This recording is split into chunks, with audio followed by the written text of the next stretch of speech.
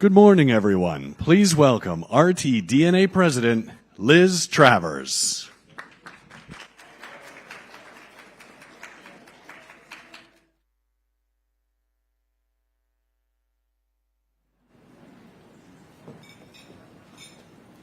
Good morning, all.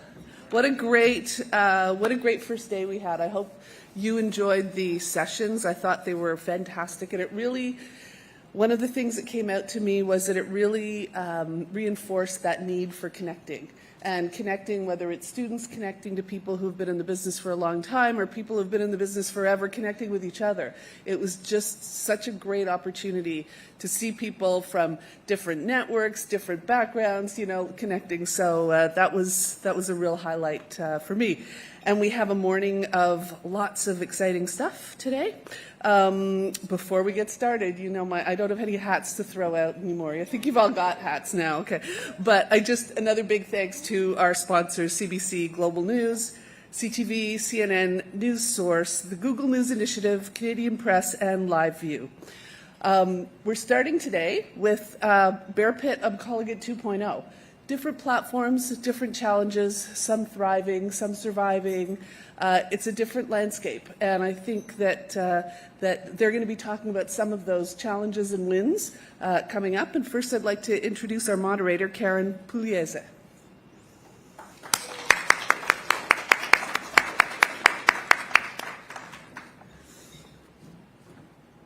said your name correctly, right? Yes, you did. It doesn't have to tell you. Oh, that's perfect. Yeah, one of the jokes is that if you listen to Canadaland, where I work now, Jesse Brown always mispronounces my name. I've never corrected him because I think it's funny. You got it right. Thanks, everybody, for joining us this morning. So I'm going to call up our wonderful guests. The first is Jeff Elgie. He is the CEO of Village Media, an award-winning online local news company serving 21 communities across Ontario. You clap. I know it's the morning, but high energy. Send some love. Next, you want to send some love for Camille Dundas. She's the co-founder and editor-in-chief of BuyBlackSpot.com, the #1 Black Canadian online magazine. And they've won 3 National Ethnic Press Awards. Fantastic. And Jordan Tim, managing editor of The Logic, which provides in-depth reporting on Canadian business, technology, the organization's politics, and people driving the innovation economy. So thanks, everybody, for joining me this morning. So happy to be here. We are going to have a discussion, and then at the end, we're going to open up for about 20 minutes worth of questions. And you can just shout them out. So we're going to start out with the new normal of media. And the industry is in this constant state of disruption. It has been for years. In broadcast where I came from, there was the cable company, or cable cutting, and we've had disruptions to the advertising model. Legacy media has not been doing well, and we've had all these startups move into that space. So we're going to get into a discussion of C-18, the Online News Act, and how that's having an impact. But before we do, I would just want to talk about what's been working for now for new media and startups. Do you want to go ahead? You want to start with me? Yeah, you're beside me. I'll just look at you. I'll just do it with my eyes and send you guys stairs. I have a bias, but we're doing pretty well. We started with one community 10 years ago. We're in 21 cities now with about 150 staff and 90 journalists. The model's shifting, right? I mean, where people get their news, how they get their news has changed dramatically. And I think, there's a few of us sitting here today that have examples of new models that can successfully meet the audience where they are and kind of when they want to engage with us. Along the way, Google and Facebook have been good partners in that ecosystem, at least for us, in terms of building reach, awareness, building up recurring audience, which of course turns into our ability to monetize the business. But certainly, I think these new models are where it's at. I think we still all got lots of work to do to figure it out better and better, but I think it does keep getting better and better as these models mature. Well, can I just ask you about, I mean, like you're doing local news, Yep. which is an underserved area. So that was probably strategic, trying to fill a gap, and then online. So can you talk a bit about that? Yeah, I mean, I come from a small community, about 80,000 people. You know, we have a daily newspaper, we have a weekly newspaper, we have a local TV station, we have multiple local radio stations, but you could see over time the decline in investment in local journalism. And so we were going in kind of the opposite direction and you know, really saw how that would work. The audience would come. The more you'd invest in journalists, the more people would come to you on a more often basis. So, you know, it's a good new model. Yeah. Okay. I just want to get a little bit about how that model works. Tell me about discoverability. Like, how do you move into a community or let people know that you're there? Sure, it's great. So we have a playbook that kind of specifies how we launch a new community. So it talks about how we select a new community, you know, when that moment in time is, what the criteria that community has for us to enter it. And then we use a variety of tactics. So historically, one of our primary tactics for a new market launch would be to use Facebook. So we would pre-launch, build up a Facebook following, you know, introduce that we were coming, get some feedback from the community, survey the community via Facebook. When we launched, we would host events, take out billboards, you know, meet the mayor, sit down with the Chamber of Commerce. But primarily, we would launch massive Facebook acquisition campaigns for whether it be following us on social or subscribing to a newsletter or just consuming content. And then we would launch Google campaigns, search campaigns, display campaigns. And we learned that if you kind of mix the right number of journalists in a community, so we're producing enough content, and I say content because it's not just original journalism, but it would be things like obituaries or more service journalism focused information like, is the school bus running today because there's a blizzard outside? So if you have that right mix of content and you use the right acquisition techniques for audience, that over time you build habit. And it's those habitual readers that our whole business is built upon. And we would call them basically a daily reader. And our whole goal and how we grow over the first couple of years of a new community launch is to build that pool of daily readers. And it's very then telling about the performance of the business in that community. Okay, that's fantastic. Thank you. Because I feel like sometimes the different content or the space that you're moving into almost needs a different strategy. So, and I should just clarify for everyone, we are very different in the sense that we're not subscription based at all. So we are fully reach based, and our primary revenue is local advertising. okay. Just for fantastic. clarity. Yeah. Yeah, no, that's really important to know. So Camille, you've got a different business, a different audience. Tell me about moving into that space and launching. Well, yeah, that's a big question. You could do the whole hour on that. In terms of what's working, though, Yeah. And then when I hear that question, I think about what's working in comparison to what, right? So if we're comparing to legacy media, I think what independent or smaller or local, et cetera, media platforms have proven is that people will pay for news and analysis that is relevant to them, as opposed to trying to kind of like, you know, force the fire hose on people and wondering why like the subscription model is failing, like for legacy media, but for some independent media like Canada Land, for example, it's soaring. People will pay for news. Interestingly, at Buy Blacks, it's so different. Like, we're not doing news, we're not doing like local updates. We don't have the capacity to do that. But what we do have the capacity for is, and what I always coach the writers on is like, we're not telling people what happened, we're telling them why it happened and how this happened and what impact it has specifically on the Black community.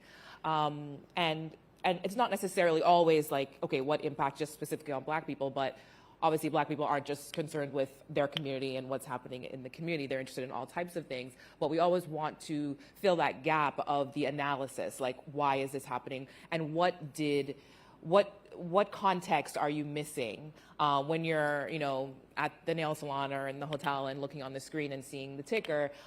There's a lot of context behind that maybe legacy media actually doesn't have the capacity to dive into. Like, we're just feeding the 24-hour beast, right? And so a lot of that context I find is missed. And so that's what we, and I think a lot of other digital media focus on. I won't say backlash, but I'll say it's been an experiment and it's been hit and miss. So while when I was still working in mainstream media, I was always pushing us to be digital first, social first, right? I used to work with Liz, and I remember always knocking on her door, being like, we need to do Facebook, we need to do Twitter, we need to have this, we need to have this. I was always pushing social first, right?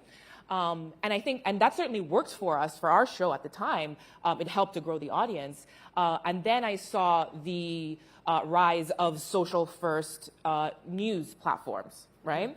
And I'm like, oh, okay, this is great. They have, you've seen people with a million followers, but they have no website, no whatever, and it's just all on social. And I'm in business with my husband, and so I was always telling him we need to do that, and he's like, no.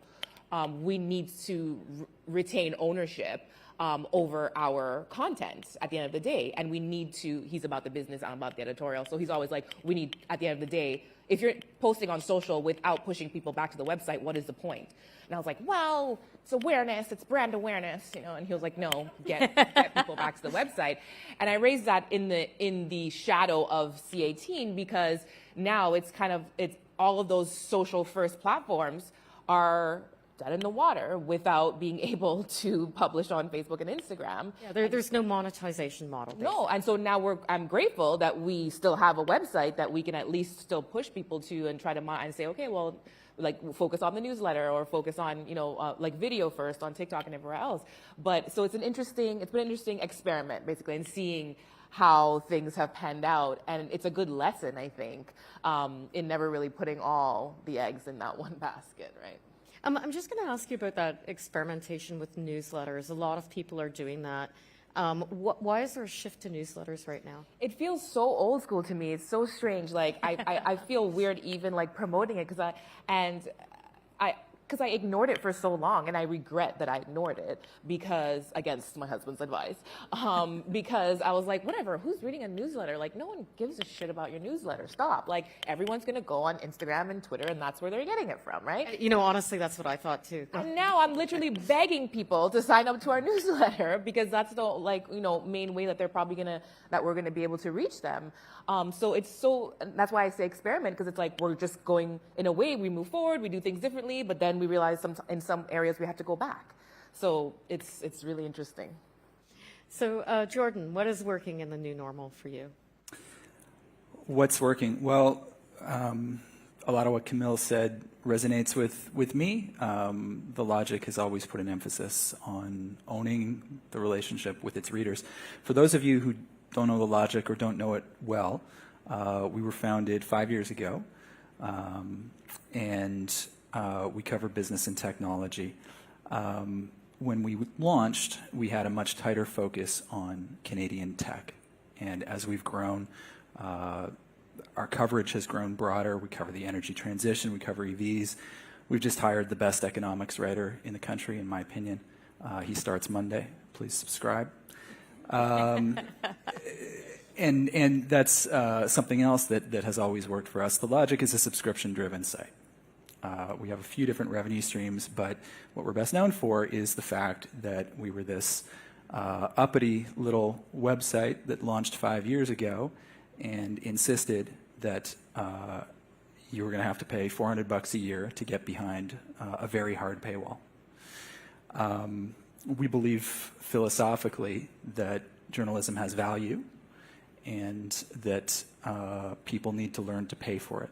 People need to learn that it's worth paying for. And there are a lot of days where that has made our lives more difficult.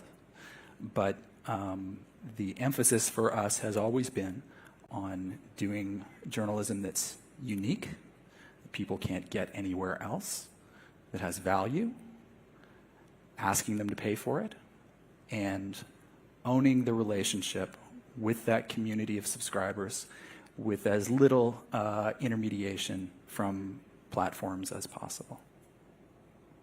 Okay. And Camille, you have a hard paywall as well. Nope. No. You're more like Canadaland with an optional? Nope. Oh, we don't. Our business model is entirely it's ad revenue Oh, based. totally ad revenue. So we've never even tried to pitch to our community to subscribe. We've never even tried it because we know how difficult it is. We know, like, I think this sums it up. I'll even say 98% of our advertisers on Buy Blacks are not Black. We don't have Black businesses that can afford to advertise on our website. All of our advertisers are corporate businesses that would like to reach the Black community. And so, yeah, it's a tricky, it's not the most solid, I guess, business plan because when those advertisers or when there's an economic downturn like we are now, you're kind of at their mercy, right? And when there's C18 where now your traffic is affected, now you don't have the bags of gold to bring to them, which is eyes, right? And clicks. You don't have that anymore, or it's a lot reduced. It's certainly had us experience like a true entrepreneurial startup where it's like it's up, it's down, and when it's down, it's really freaking down. Yeah, it's tough. Yeah, but you know we're in our 11th year, so we're still trucking. So. Okay. Before we go on and start talking about the Online News Act, I do want to talk a little bit about recruiting new talent. And Jordan, you'd mentioned a new hire, so maybe I'll start with you. How is it going recruiting new talent in I guess I'm going to call it the new normal as well. Like on one hand, we're seeing a lot of layoffs, so there should be a lot of people out there, but I'm not certain that they're not all going into communications. Yeah, absolutely. We start on a positive note. Every day it gets easier, right? Because every day people like Camille and Jeff are out there building fantastic news organizations, journalism organizations, raising the profile of the entire journalism startup community. And the longer we go, and the more we demonstrate to people, to emerging journalists, mid-career journalists, veteran journalists, that these are viable businesses, they do good work, they're stable, they pay pretty well, and if you want to be a journalist, if you want that to be like your career, it's a pretty good gig. There's still a stigma.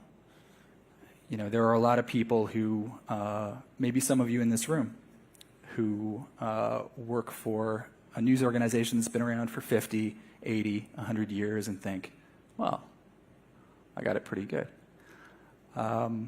The biggest challenge for recruiting talent for us has been convincing people that we can give you the opportunity to do journalism that's going to move the needle, that you're going to be proud of. We're going to give you the resources you need to do it. We're going to pay you a salary that you're going to be able to live on, and you're going to like your life. I think we're winning that conversation, and every time any of us publishes a great story, or recruits a fantastic new freelancer, or makes a new big name hire, I'd like to think the next conversation gets a little easier. But to your point, Karen, if I can continue, I have two big concerns as our businesses grow, right, and as we're out here hopefully expanding what's possible in Canadian media.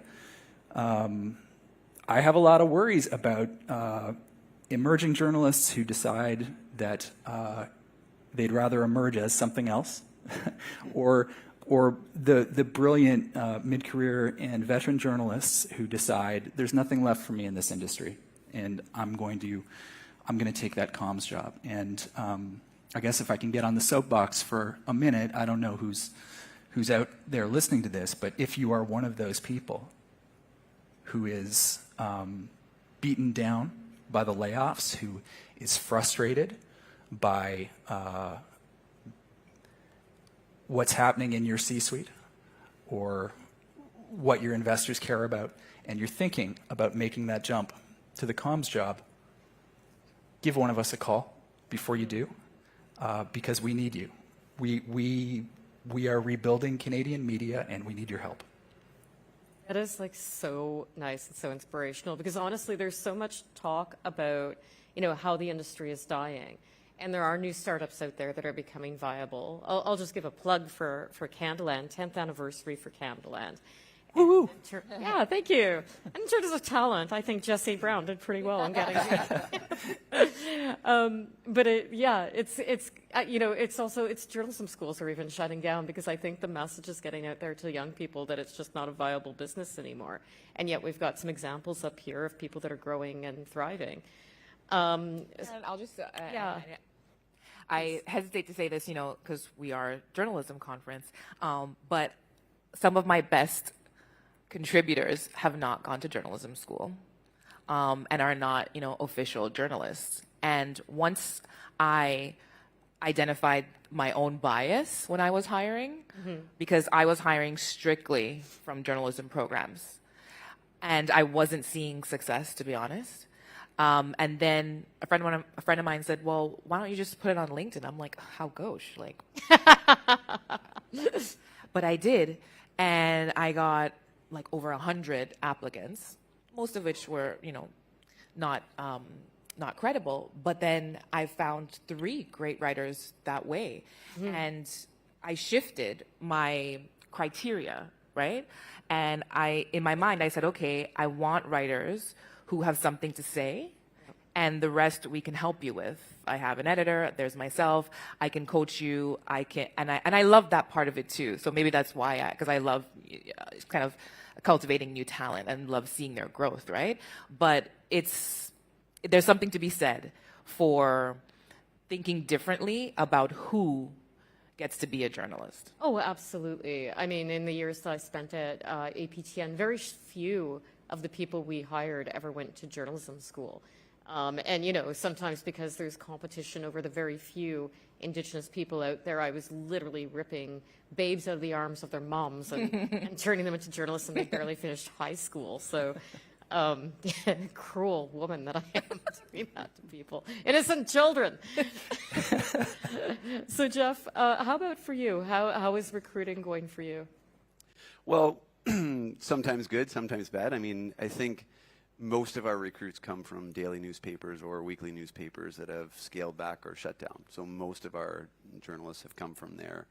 I think the industry has hurt itself over the last 10 years that I've been in the business, because I think, to Jordan's point, and Camille's probably, we keep telling kids that this is not an industry to go into, that there's no jobs here, that you can't be successful here. And so the journalism schools have really, there's a lot fewer students coming out of them. And so when you start looking at the smaller communities that we tend to serve, there's not an abundance of journalists that are applying for these jobs. We've actually even decided not to launch new communities in a couple of cases because we can't find the right talent to service them.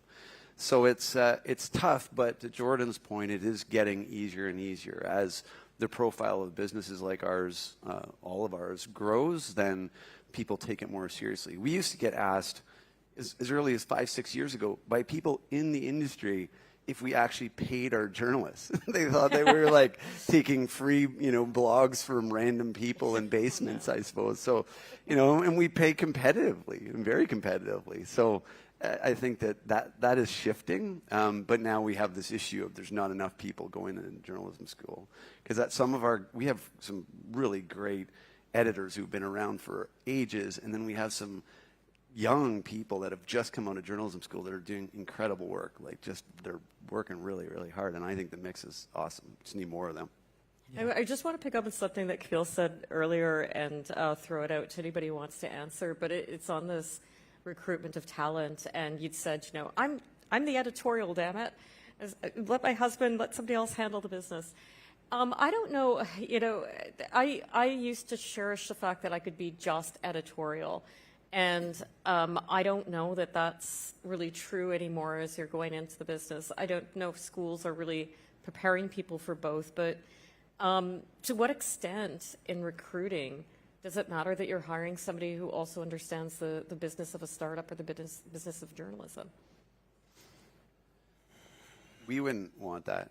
But we're at a size now where it's not maybe necessary. We'd prefer they be focused on journalism than be worried about everything else related to the business, because there are people around to handle that. So I think it depends on what part of the industry you're looking at. I think the business of being an entrepreneur and understanding digital and sales, et cetera, you know, and also being a great journalist, it's a tough mix to find, right? I'm not saying it's impossible, but they're distinct skills. It would be suggesting that I should be a great journalist too. It just wouldn't work out that well. So I don't know. I mean, I think we have to be careful. I think journalism schools should focus on journalism. I think if there's understanding of maybe the analytics around the business, understanding audience, for example, might go a long way. But there's so many pieces to making it a business that I think it's tough to expect one person to understand all those things. Mm-hmm. And what about things like, understanding brand, personal media, behavior in public spaces online, as well as metrics and clicks? And I always feel this love and hate of being in a business that's become so obsessed with audience reach, because I feel like on one hand, nobody's going to tell anybody to eat their broccoli anymore.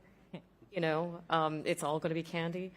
But what do you guys think? Are those skills, is that thoughtfulness necessary, or can you stay purely editorial? Yeah, I agree with what Jeff is saying.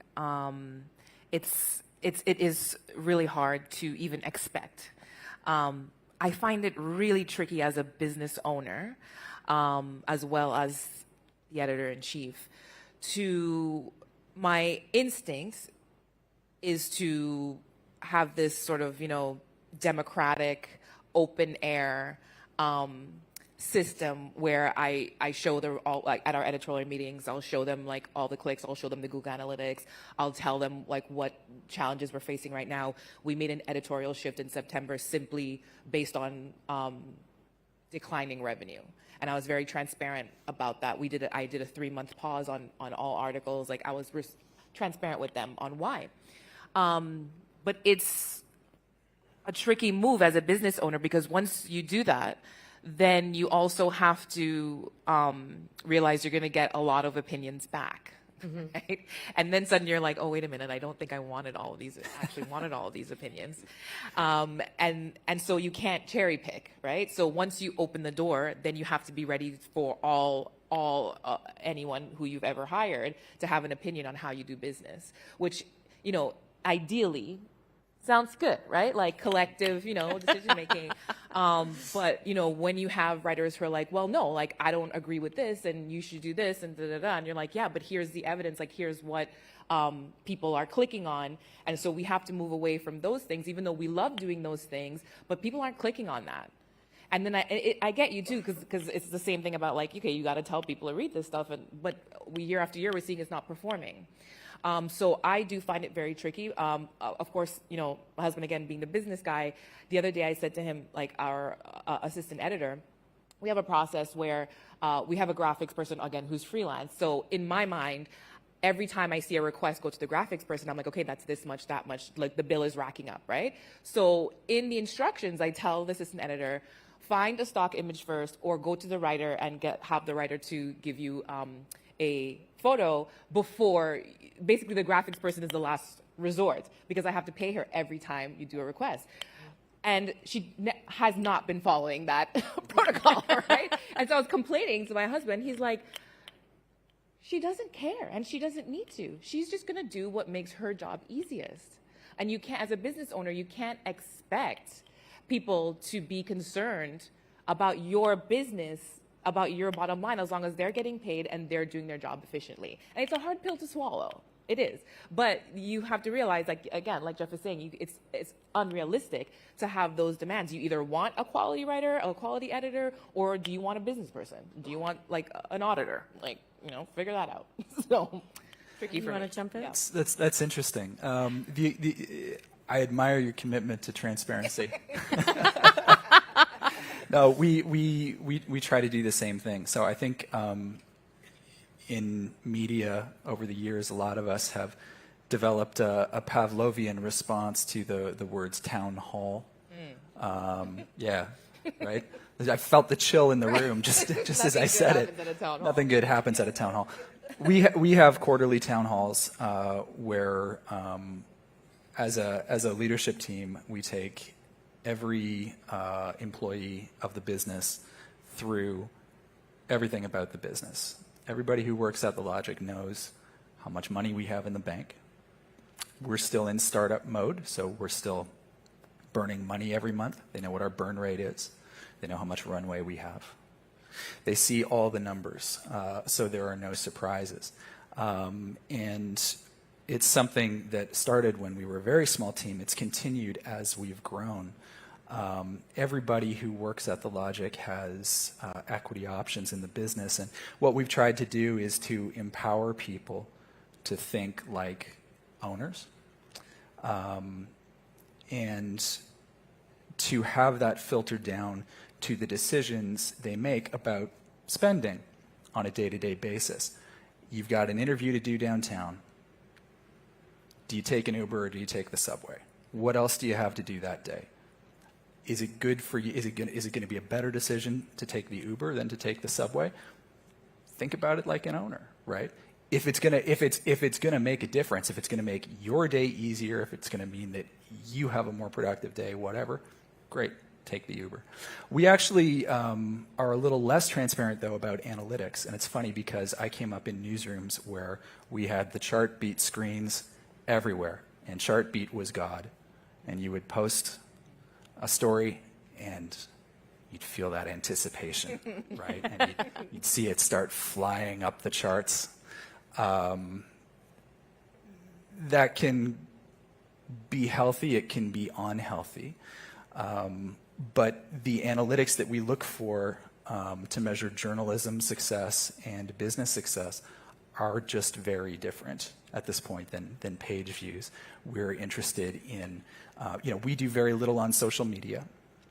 Our social media is email. When we publish a story, all of our subscribers get an email about that story. And if you're not a subscriber, but if you've shown an interest in The Logic's content in the past, we know, for example, that you're interested in stories about Shopify, or we know that you're interested in stories about electric vehicles. So when we publish a news story about electric vehicles, you're going to get an email. And it's going to say, hey, here's this story, first 2 paragraphs, here's a deal to subscribe. It usually takes multiple instances of connecting with a prospective new reader before they convert into a subscriber. So it's not really useful for us to tell our journalists, hey, 10 people subscribed based on this story. It's a much more complicated relationship with that. So I guess there's a little bit less transparency on that front. Okay, so I'm going to switch gears now, and we're going to talk about the Online News Act, because I guess we have to. The thing that just won't go away. I'm just going to throw out a general question about how it's impacting media. Just go for it. Go for it. Let her rip. Go for it. Well, I'll start by saying I hate it. Let's start there. Yeah, I mean, Not a fan. just raise your hand if you love the Online News Act. Anybody? Yeah. I don't know. You can talk if feel free to talk about what you don't like about it, or if because there's a fallout of it as well. But yeah, I won't get into the weeds of my kind of personal views of it. I mean, I just think it was a bad bill to start. Anyways, I think from an impact standpoint, what we're seeing, so for Village, our owned and operated properties, about 17% of our total traffic came from Facebook. Very little from Instagram, so that would wrap up Instagram. That is, of course, gone. It doesn't mean our traffic has dropped 17% because people will reroute. They'll come more often, those that are avids. So we see that. So we haven't seen a net 17% loss. We've also done other things to overcome that loss. We've been more aggressive with bringing back certain elements of commenting on platform, just approaching things a little differently. What we do see is in our range of markets, so there's 21 cities, some of them are really mature, profitable, large audience markets, and some of them we've launched in the last year or so, is that every market, in my opinion, at least we're talking small communities, 10,000 to 150, 200,000 people, every market now has a winner.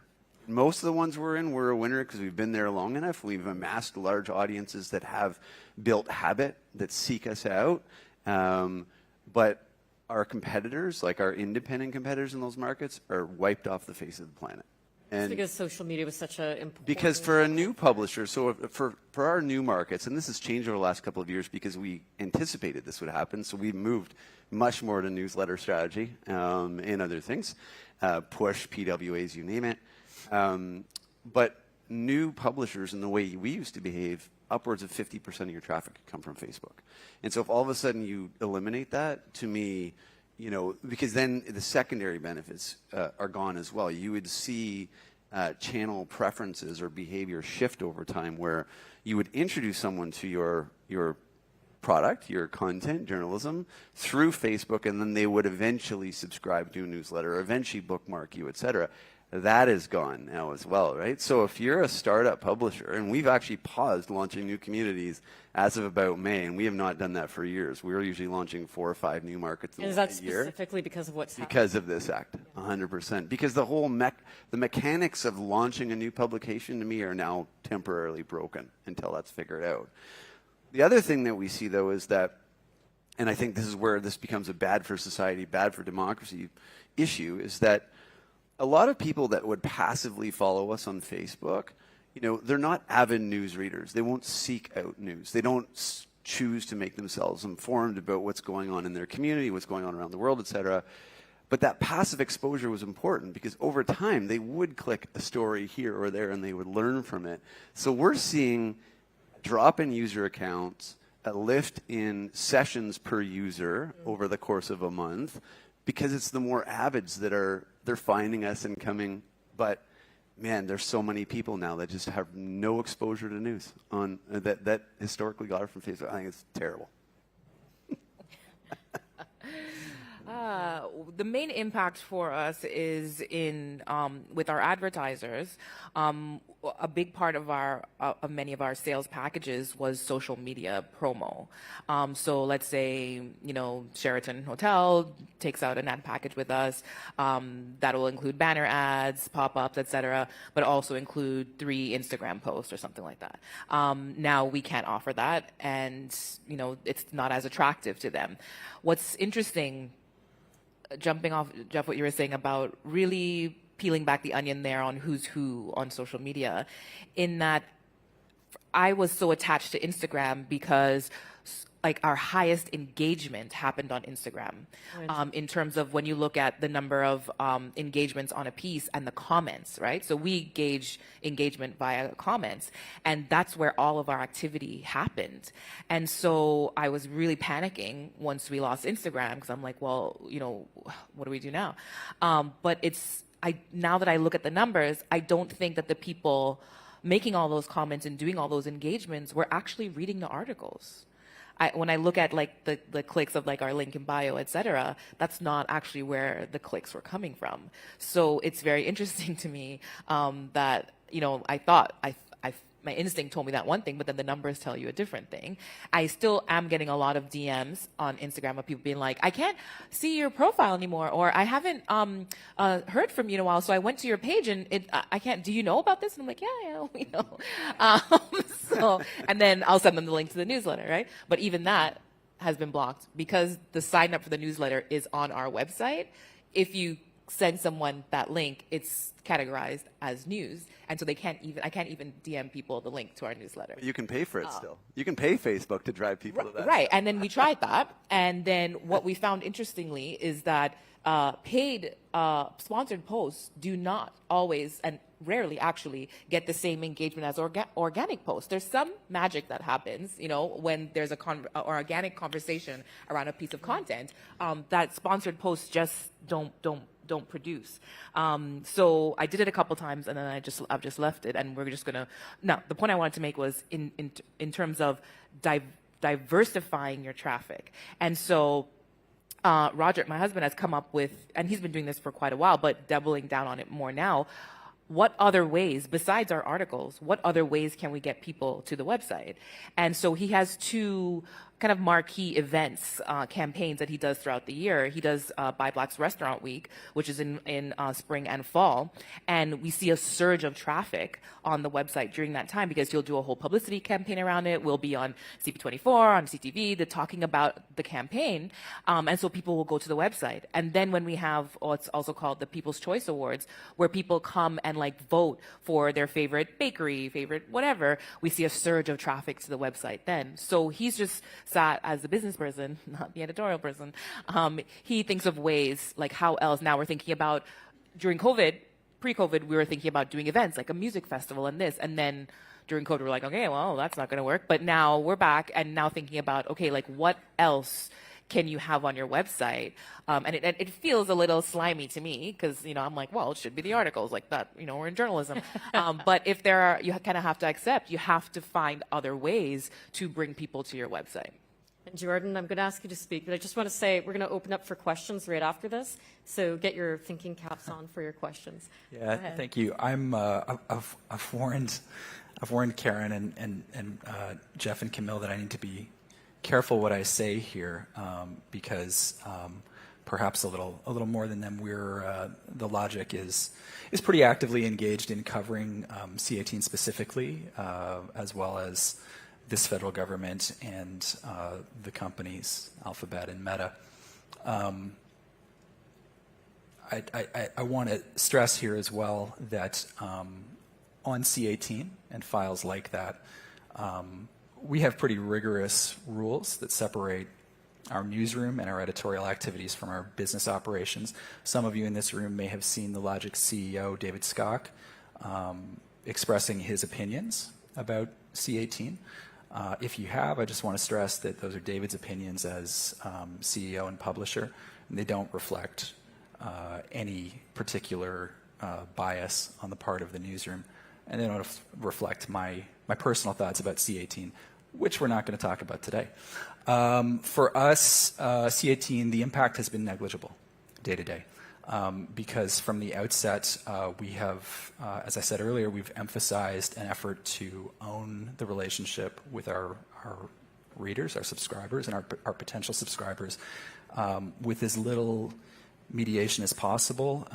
We haven't relied on Facebook or Google in the same way that some of our friends in the industry have to acquire new subscribers. That has meant at times that our growth has been slower, probably, than our friends elsewhere in the industry, but we're fortunate in that we have patient investors, and we've always seen this as a gradual growth business.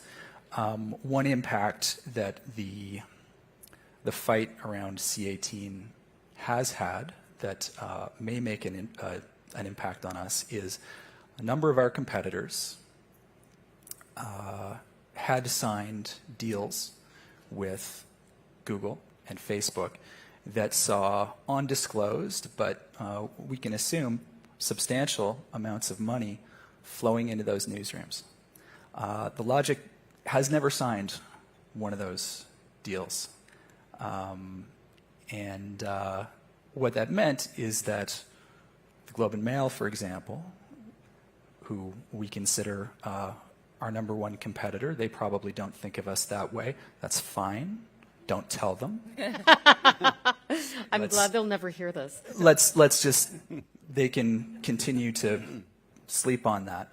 But not only are we competing now against the deep pockets of the Thompson family, but we're competing against subsidies from big tech. And that has meant that, one impact that had was suddenly we found ourselves in a position where we were having to fend off a concerted recruiting effort from the Globe and Mail, where they tried to hire a number of our journalists. and we fended them off successfully. But it has had an interesting impact on the playing field, those deals. I guess the other thing I would say about C18, and I might sound like a bit of a jerk saying this, and if I do, I apologize, because I don't mean to diminish the acute challenges and real pains that C18 has created in newsrooms large and small across the country. Not at all. But I think C18 is a little bit of a phony war because, you know, Facebook at a corporate level has been pulling back from news for years. Fine, whatever. If you haven't read Ben Smith's book, Traffic, you know, a lot of people have criticized it. It has its issues, but it has been a good reminder of the challenges that come along with building a business on the back of a very mercurial platform. The Google thing, as we talk about C18, and it's an urgent conversation for a lot of us, I appreciate that. I think we need to bear in mind that the fundamental experience of search on the internet is, I really believe, on the verge of changing completely because of generative AI. And I think that the conversations that we're going to have as an industry around generative AI and its impact on discoverability and how people get information and how people find our work and how that work is used by platforms, I think that may be a conversation that represents an even more profound challenge to what we do, and it's coming fast. Can I just ask, is that because search is, instead of bringing up a link, is bringing up a description? Is that where you... Yeah, absolutely. And look, the productization of this technology is in its infancy. Oh my God, I can't believe I just said that. Tech bro. Yeah, I've spent too much time talking kind of about tech. language is that Cut from a that, journalist? please, if we could edit that. Big words, shame on you. Yeah. And it's funny because we're always telling our reporters, don't write stuff like that. Fourth grade. Yeah. No, but you know, we don't know yet exactly how this is going to look as generative AI gets more deeply embedded in our internet experiences, right? But if I can just say, you know, hey Google, what's going on in Sault Ste. Marie today? And it says, well, Jordan, here are 5 things you need to know. And it has scraped that from Jeff's site and other sites. And it's not feeding anybody to Jeff's site. And maybe the information contained in that summary is or isn't accurate, who knows. But it's severing what links exist, potentially, already between the reader using the search engine and the source of the information. So it's an interesting conversation we're going to move to very quickly. Thanks and again, for explaining that so eloquently. not trying to minimize, again, I want to stress this, the pain and the frustration that people are experiencing dealing with the impacts of C18. I think it's just the tip of the iceberg. Okay, so let's see if we've got any questions from the audience. Yeah, right here.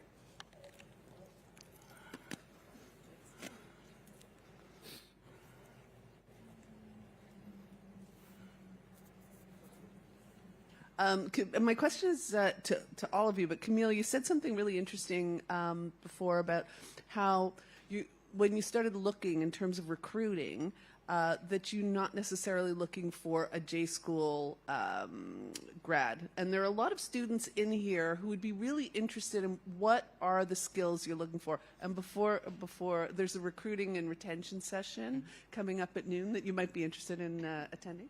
But I'd be interested in knowing what kind of skills you are really looking for when you're looking for people. Yeah, apart from, you know, basic writing skills, I'm looking for passion. I'm looking for you have something to say about something. I'm looking for curiosity. I'm looking for tell me about a story that I haven't heard before. It's still all the things that we were taught in J school, right? But there's a lot that was missing from my J school experience, anyway, that's what I'm drawing on, that has led me to feel like I don't need to have a J school graduate. I want someone who is embedded in their community, who knows what's happening within their 6 blocks, right? First and foremost, that's because I can't be everywhere. And so I'm going to miss a lot of things. And so I'm depending on you as a writer to pitch me stories that I have not heard about, or pitch them to me in a way that makes me say, I did not think about that before. I hadn't seen it that way, because that's going to turn a light bulb on in our readers' heads as well. So that's really what I'm looking for, is and so many of them are deeply afraid of that. And so I love coaching them to own their perspective. They're deeply afraid they're like, well, I can't give my opinion on that. I'm like, yeah, you can. Tell the facts, but also analyze them. Tell me what you think about them. Tell me how you have experienced this. And yeah, I'm biased in a way, because I know that that's what's going to get the most clicks. I know that our audience clicks on first-person narratives before they'll click on a newsy story. They want to know, what was your experience with, how have you experienced this news? How has it impacted you, and how do you experience it? Because what people are desperate for is relatability, particularly racialized people who live their entire lives gaslighted all the time, that no, this doesn't exist. No, that's not really that. You just, everything's fine. Everyone's nice. For you to see, oh, that happened to you? Oh, wait, that happened to me too. And you experienced that way? Okay, so this is not all up in my head, right? The other thing that we're looking for is people who are interested in historical context. When you say the word history, you might think, okay, boring, like no one wants to read. We found, when I did the Black History 365 campaign maybe 4 years ago, I decided to do a campaign where every single day I would post a story about Black Canadian history for a year. And every time when I panicked thinking, oh my gosh, I'm going to run out of information, more information. And it's all on the internet. I didn't even have to step into a library or anywhere to get this information. It's all there, but yet so hidden.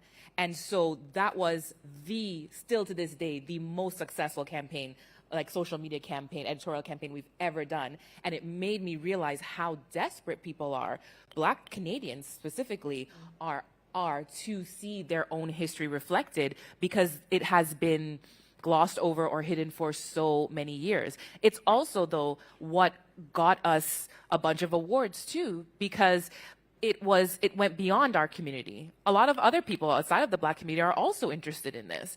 And so it was now like crossover-ish, right? And it really actually, that helped us to cross over into other communities apart from our own. So I know there's another hand up. So I'm going to do something a little controversial. There's 2 hands up, and we've only got a few minutes left. So if I could get you to ask your question, and if I could get you to ask your question, then I'll just let you guys jump in on which question you want to answer, if that sounds all right. That's fine. Hello. I am a very proud broadcast journalism, multi-journalism teacher, Yes. television news professor at Fanshawe College. Yes. Worked in legacy media, many different things for over a number of decades. And I love what you guys are doing. Love what you guys are doing. And I'm very happy to say that we are training our students to work for you as well as we are for the legacy media and everybody else, because I'd rather that they don't cross into the dark side. I have actually avoided that in my career, which I've been very happy about. But so I wanted to say that our students, we train them as storytellers. We talk to them about the fact that they may not be working at a CTV or a CBC, that they may end up working for you guys and telling good stories. And that's really, and by the way, our enrollment has doubled this year. So, and we just did a PAC meeting, and there's tons of jobs right across the country. We had participants news leaders from right across the country, tons of jobs. I also wanted to say, so thank you for being here. I want to get all your cards. But how important is video? I'm the coordinator of the television news program, and everybody who does everything, they write, they do radio, they do television, and we absolutely, have been told that everything that has a video is going to get more clicks, and people are going to be more interested. So everybody's learning to tell video stories. How important is that? And just before you answer, I'm just going to ask the gentleman over here to shout out his question.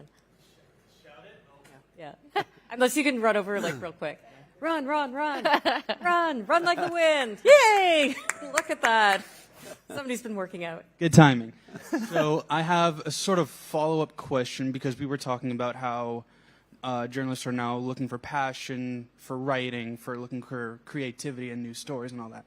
And I was kind of wondering if journalism nowadays should focus more towards people that may not be interested in journalists but have a passion towards writing over people that have strictly gone in towards journalism as a field or career.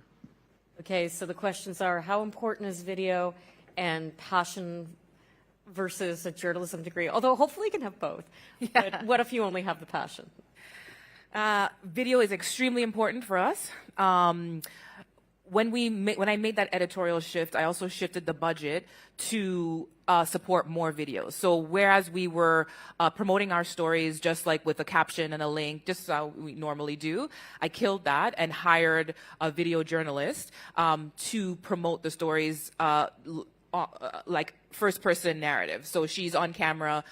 She didn't write the story, but she's talking about the story, like any TikTok video you would see. And that's the guidance I gave her, TikTok style, because that is what we have to go video first, because in the landscape of competition, you really cannot compete against video, because it is what, and I always tell them, what would you stop and scroll? What would you click when they write a headline, when they do a 1-minute video? I said, would you stop your scroll for that? So that's their guiding light. About the passion, I don't think, I don't mistake my comments for saying that I've completely disregarded journalistic integrity, because I don't think that we need to elevate one over the other. I certainly do think, and I commend you for the changes, the pivots that you have made in your program. I wish that I would have seen that consistently around other programs, because this is probably the reason that some of them are folding, because they have either made that pivot too late or simply refused to make that pivot. I think that the integrity that you learn in journalism school is absolutely crucial to the way you conduct yourself as a journalist. But I think it has also been limiting to marginalized communities, to racialized communities who do not see journalism as something, a career that they can aspire to, because that's a white people thing. That still happens a lot. I went to journalism school, it's almost 15, 20 years I've graduated, and I was one of 200 students, one black person in the entire graduating class at Carleton University. I don't think it's much better now, 20 years later. We have a wonderful reflection of our community in our classes. We are absolutely caring for the community. We have lots of people of color, and it's from different backgrounds, and we're really proud of that. Yeah, so what I'm saying is that I'm not going to discount one or the other, but before I used to my bias was all on, real journalists. But I had to confront that bias first and then drop it. And I hope more of us are doing that, especially those of us in legacy media, because we have to widen that door, because we are missing out on so many great voices, on so many great stories when we don't widen that door. Okay, so we're a little over, but please, Jeff and Jordan, if you want to just... I would be curious to hear you speak about the importance of video in your business. Okay, very quickly, video for us, not highly important. Not unimportant, but I would say we've learned that from a monetization standpoint, so driving enough eyeballs and being able to drive revenue out of that, we can do much better with print-based articles, basically the equivalent. Where we find video super helpful is to help build brand and build community around us. So we run programs like random acts of kindness programs, things like that, that are really well received, and it's really hard to convey that kind of emotion not using video, so we love it for that. But the notion of, we've tested everything. We've had full newscasts, like full virtual sets we've constructed, and we've just learned that there's very specific ways that we use it where it is generally not to make money. It's for other purposes. And Jordan? I'll just maybe speak to the journalism thing. I think Camille made excellent points, and I obviously I'm a white guy, but I endorse them all. I would just say that one of the things that I fret about with the, kind of the talent ecosystem is writing. And I know it's, like you got to be realistic about it. When I was 22, I thought I was such a good writer. And maybe I had a little something, but I was not such a good writer. And I was fortunate enough to, work in some newsrooms that were blessed with very talented and very patient editors who showed me in a constructive way that maybe I wasn't quite the writer that I thought I was. For me, the thing, because we don't currently do a lot of video or audio, because we're smaller newsrooms, in a daily news cycle, we don't necessarily have the same breadth of resources to take that 22-year-old S-hot, kid and sort of bring them along. We try, but realistically, we don't have the same depth of talent. So, and I guess I also wonder, when I was a kid, I won't tell you how long ago it was, right? But we were getting 2 or 3 newspapers in the house. I was reading those newspapers. You kind of learn a little bit about writing, about news writing, and about the structure of a news story by osmosis. And I know that kids these days aren't necessarily getting that. So I have some questions about how the craft and those fundamental skills are working at the student level. But I'm very inspired to hear what our friend from Fanshawe says, and if there's ever anything that I or anybody else at the Logic, and I'm sure I speak for my colleagues on stage, if there's ever anything we can do to help you at Fanshawe, to help you at any other J school, or to help any student in the room, come find us after this, or find us on one of those social media platforms or whatever. I'm sure we'd be pleased to hear from you. Jeff, Camille, Jordan, thank you. Thank you.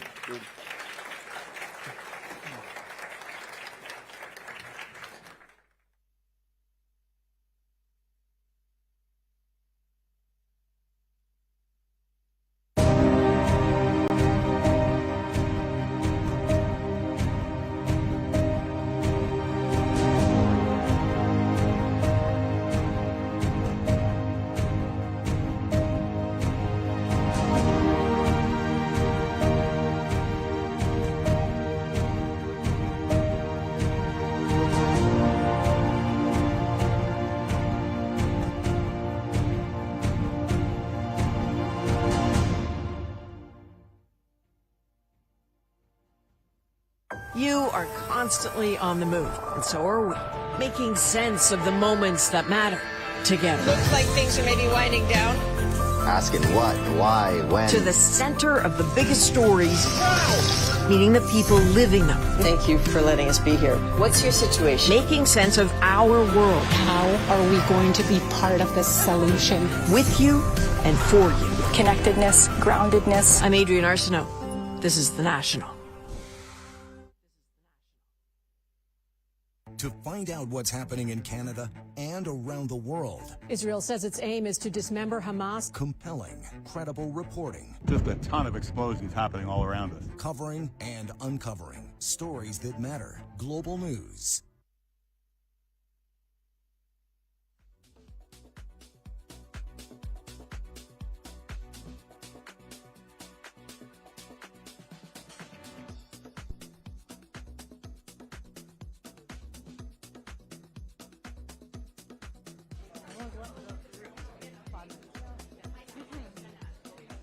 We will be continuing in 5 minutes with Omar Sachedina and reporting on refugees and asylum seekers. 5 minutes.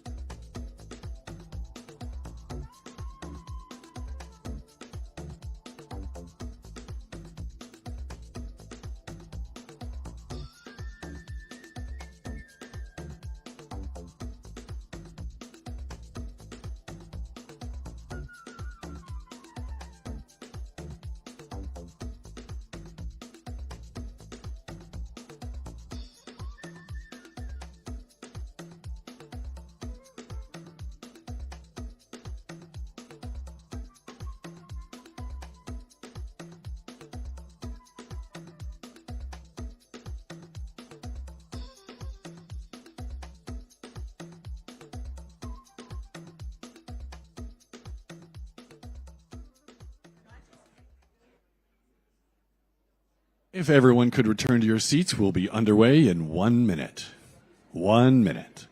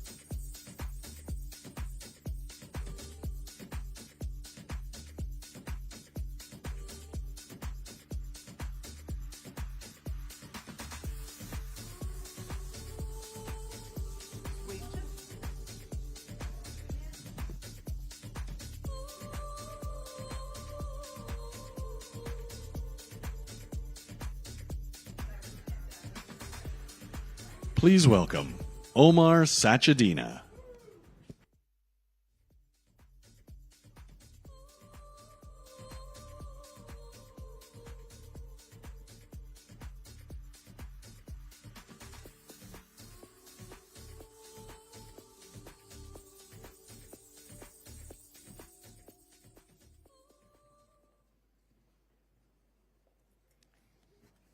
Okay, good morning, everybody. Thanks so much for being here and for joining us. This is Mélanie Gallon from UNHCR, the head of communications, and this is it's a really important conversation that we're having at this time. It's a staggering statistic. Between 2021 and 2022, the number of refugees around the world went from 27 million to 35 million. And the reason that's important is because it shows that the number of people who are being displaced, huge populations going from one country to another, that's only going to increase as a result of armed conflict, as a result of climate change, some of these conflicts that we've been covering in the news for the past several months, and also what we've been seeing as well in the news, those horrific pictures for the past couple of weeks. So the reason it impacts newsrooms is because the language we use and the pictures we use not only can shape public consciousness, but also, it's important because you have to give dignity to these situations as well, while at the same time conveying the gravity of what's going on around the world. And it is a very major issue that we're dealing with. So to walk us through all of this is Mélanie Gallon. It's really great to have you. Do you want to say a few words about that? Thanks for having me. Yeah, your question of is it only going to increase? I think we've been seeing, as you said, images of the past few days, and it's not going in the right direction. But above and beyond conflict, I think climate change is also something that we're all aware of, and this will be driving massive movements of people. So definitely not going in the right direction. We're seeing that in Sudan, right? We're seeing a situation where you've got climate change, conflict, driving populations. Egypt now has 9 million refugees. 300,000 of those are Sudanese. So instead of making it sort of like a university-style lecture, we're going to make it as engaging as possible. So we've got a few examples that we're all going to talk about collectively. What best habits, what works, what doesn't work. And I think we can start with by putting some of those up and deconstructing those. So I think we've got some examples from various publications. Again, the goal here is not to shame, but it is just to highlight and look at what works and what could be done better. So on the issue of language, so this is a headline here, Labor's plan to protect borders torn to shreds as key candidate supports illegal migrants. And you guys can read that first line. I think there might be another slide, Owen, or no? Is it? There we go. So I'll just pick it up from here. For anywhere between $50 to $70 per trip, they will carry migrants to the end of a small path roughly 25 minutes north at Roxham Road.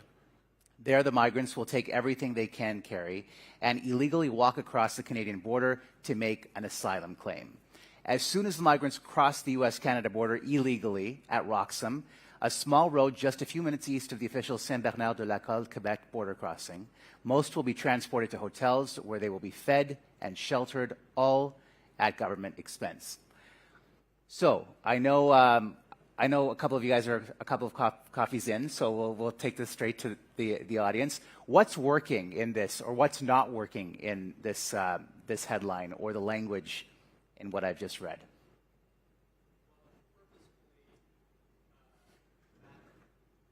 Sorry, Michael. Purposefully. And can you highlight a section of or some words that? Yeah. Okay. So let's see if we can go back to the headline of this piece. Thanks. So right off the bat, to me, this is already a combative with the idea that candidates are supporting illegal migrants, which probably isn't the exact stance that they're taking, but it's certainly one that this publication is going with. And the whole thing is just very much putting a us versus them mentality right off the bat. Like, the whole thing here is not looking at our role in, well, actually, I shouldn't say our role because I'm not sure where this publication was, Canada, the U.S. But very much a combative language of us versus them, of separating migrants from people, of making them non-human, of basically putting it as the government is giving your money to these other people and they're not helping you with it. The language and the tone of this is just completely well, from my opinion, the opposite of what we should be aiming for. So you may have just passed the test with an A+, but I'll... Good job. I've got stickers. No. So there are actually two different examples, the ones we went over. So this one is a British example, and the other one is a Canadian example. But as you were mentioning, and just to mention, like Omar said, this is not to shame or to tell people or to tell you, the experts, how to do your job. It's just to start thinking about the impact of language and the perceptions that language can lead to. So as you said, exactly. And also, one of the things that we wanted to highlight in the first example is that not only is it qualifying the act as illegal, it's actually saying that the people are illegal. So you're starting to qualify people as being less than ideal or less than legal. So a very good answer. That's exactly why we chose that example. And we're going to get to the more granular elements of what language we should be using, Yes. because you guys have just come out with a journalism guide that we're going yes. to go through. But in this specific case, I suppose swapping out the word illegal for irregular would be more responsible. Yes, exactly. So this is a bit different in that they're not necessarily qualifying people as being illegals, which is the most problematic use of the word. One of the things in this example that comes to my mind, from my point of view, is also that there's a lot of steps and information missing from what actually happens at the border. So it's just going from illegally crossing to, and then the government gives them all this money and they're going to a hotel and, it's great. But there's a lot of steps in that process, right? People get screened, people get health care, they get immediate attention. So there's just a lot of gaps here. Without knowing if it was done purposefully or not, I think it's a bit leading the reader to think about the issue in a certain way. That's not exactly what happens. Great. You're getting a free journalism guide after this, as is everybody else, so well done. Let's shift the slide and move on to our next example. I think we had a question. Oh, did we? Forgive me. Yeah, can we rewind back to the language? So there's, as you were saying, so much stuff is missing. Like, so who did they pay to get there?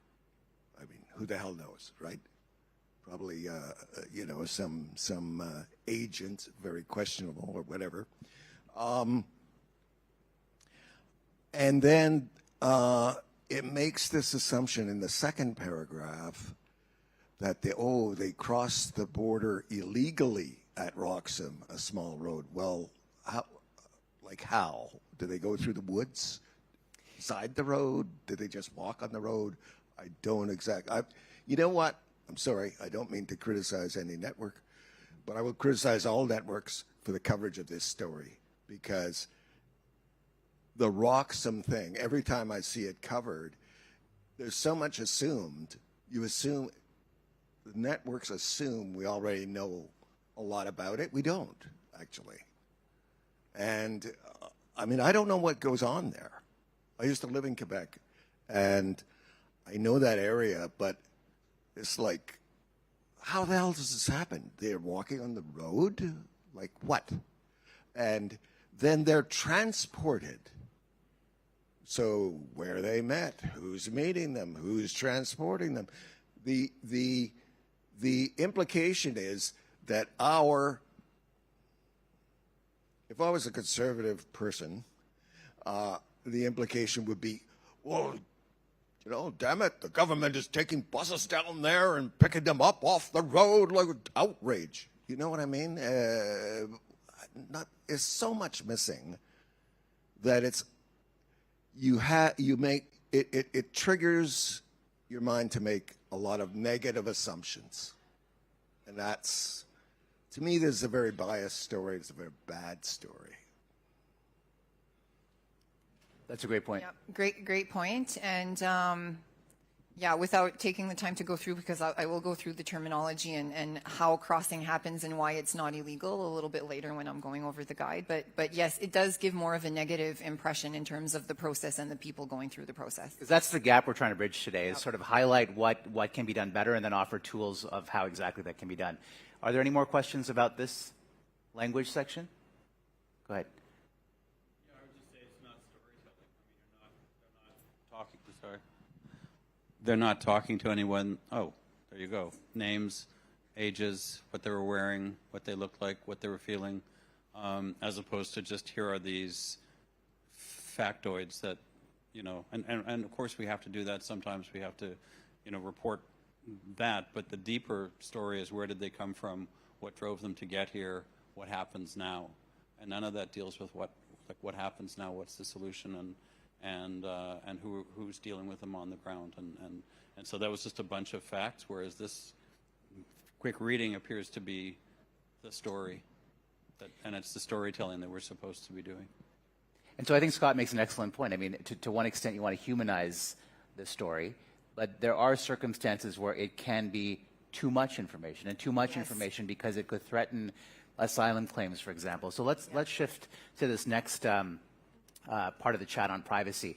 One of those migrants is David Jesus Binto, 17, who arrived to Roxham Road in a taxi with another young man, Jesus Binto, wearing sneakers, jeans, and an old-looking windbreaker over a T-shirt. Says he and his friend are from Venezuela. We heard about Roxham Road through word of mouth. We left Venezuela for economic reasons, he said in Spanish. What's working here, what's not working here? Yeah. So I think excellent point from the gentleman that segues right into this example. Definitely more storytelling, lots of information on the person, definitely humanizing the person. The reason we brought this example up is, as in many other cases, if you would report on victims of violence or anything, there's also concerns in terms of the security and privacy of the person. And that's very true in the case of asylum seekers, because an asylum seeker essentially is someone who has not yet been determined to be a refugee by the government. So they are waiting for their case to be heard, and any information that is published can, and we have seen it be used for or against an applicant in their case to become a refugee in Canada. So I don't know if there's anything wrong with this example. You know, consent could have been given, but it's just to get thinking. So this person who says, for example, we left Venezuela for economic reasons, got here through word of mouth. It's possible that the person actually left because his house was burnt down and, you know, they threatened his family. People don't necessarily understand, or, you know, he might not necessarily understand the impact of what he's telling a reporter. He may not want to get into details and just wants to keep it very simple, like it was really hard to live, we had to leave. But this could be used against him when he then claims refugee status. So a judge or a lawyer could say, well, you left for economic reasons, that's actually not a grounds for refugee status in Canada. Of course, they will dig a bit deeper. They're not just going to use a headline from a newspaper. But it's just to be conscious that when speaking with someone who is an asylum seeker, to make sure that they understand how their interview will be used, that it could be put on social media in different channels, like just to make sure that they properly understand, especially in the case of this person who's a minor. So a 17-year-old is still considered a minor. So extra care would need to be taken in terms of getting consent and proper informed consent from a person. And from a journalist perspective, I mean, it's in our DNA to ask the 5 W's and the how, but it's also being cognizant of the fact that what is reported, how it's reported, can have an impact on the future of this individual who's obviously fleeing desperate circumstances. Yes. Does anybody else want to weigh in on this slide specifically?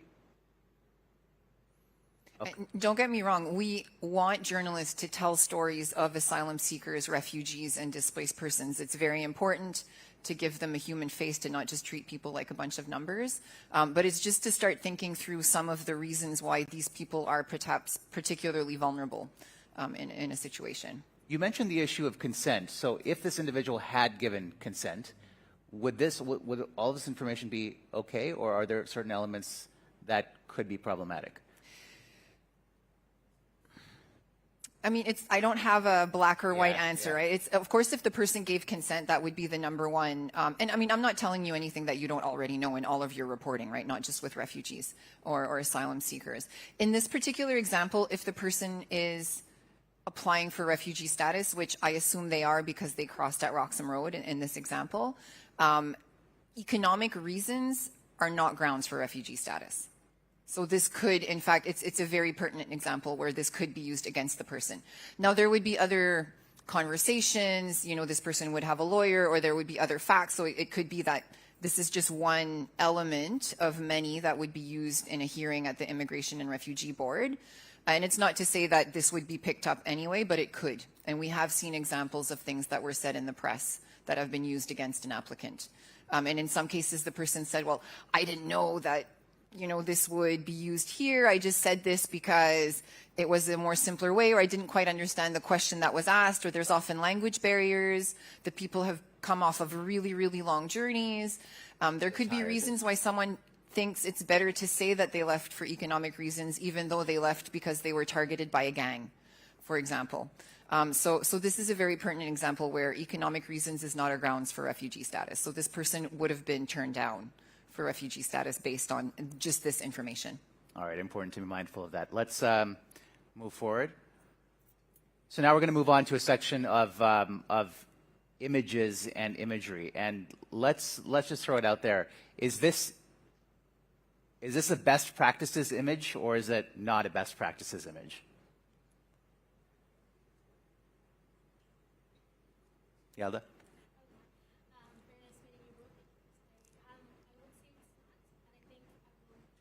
Sorry, can you just start again? Good morning, everybody. Yes. Just to answer the question very quickly, I would say the answer is no. First, because I see minors. Second, because just to circle back to your previous question as well, from a journalistic perspective, although we want to tell the truth and we have to tell the truth, I think a sort of at the cost of their cases or legalities, issues that it will bring, putting a picture like this, it will also build this perspective when we were talking about earlier that we want to tell the truth, but at the same time, what repercussions will this family in particular and communities from this that are similar to this family will have. So I'm just, I guess, trying to say first, from a journalistic perspective, I don't think it's right, but then I want to hear your thoughts on where if I make, what do we do in that situation where we want to tell the truth, but at the same time, what do we do about the repercussions? So your question, Yalda, is the same question that I asked Melanie, and it's great that we're talking about this because I don't think that there is a black and white answer, right? You obviously want to come up with a powerful picture and image because that's what's going to force people to care and take stock of what's happening. But it has to be done in a way that's responsible, compassionate, and is not othering any segment of society. I'm not going to put you on the spot because I know it's not a clear. Okay, I'm here to be on the spot. That's all right. But how do you balance those? Right? It is. You do want to engage people, yes, and they're going to get engaged when they see a striking image such as this one. But what's the line, or at least what are some of the guiding questions that newsrooms should be asking before they publish this or put this out there? Images are so important, right? Because usually as a reader, if there's an image with an article, the image is sometimes what you will see first. So you're already starting to think about the issue in a certain framing. And if I tell you, for example, don't think of an elephant, the first thing that's going to pop up in your mind is an elephant.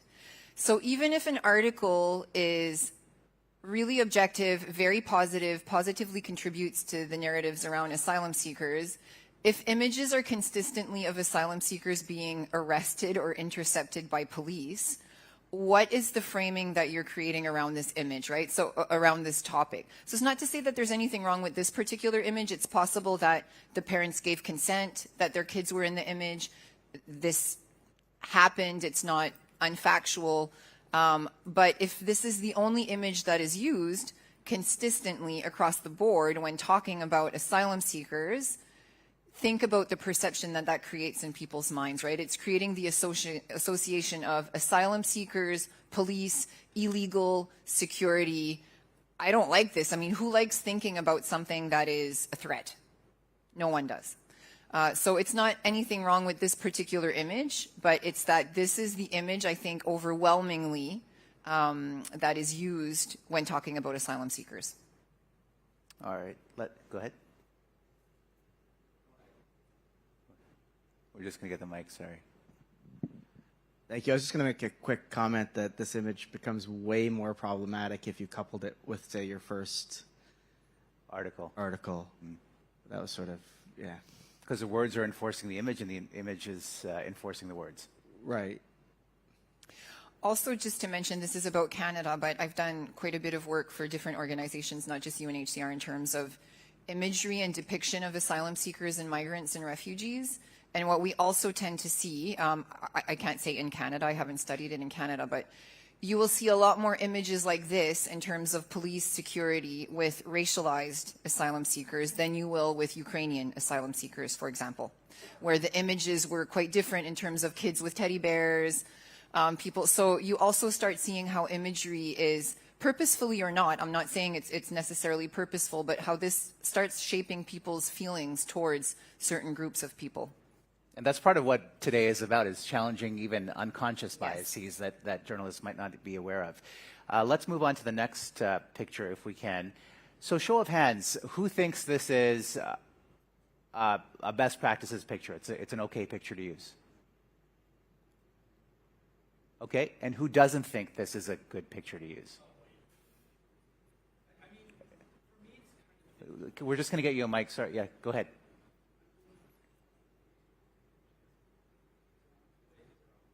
Nope. Oh, is it not working? Okay, this one works. I kind of hesitated a bit too quickly, but I mean, I guess the general kind of question that I have is, like, is this more, like, how many assumptions does this really leave the reader, really, and how can you really judge? Because there's so many photos within journalism that readers are going to see, and they're already going to make an assumption of what the headline is going to be about, what the story is going to be about. So I guess my question would then be is, how would you, as a journalist, use certain images that kind of create this dynamic within the story and kind of reflect it near perfectly without having the reader to make too many assumptions of what that story is going to be about? Yeah, that's a very good, sorry, was someone else? I was just looking for hands, but go ahead. No, very good point. And I think it's normal for this image to be a little bit like, I don't know, maybe not, because it's definitely an improvement on the first image.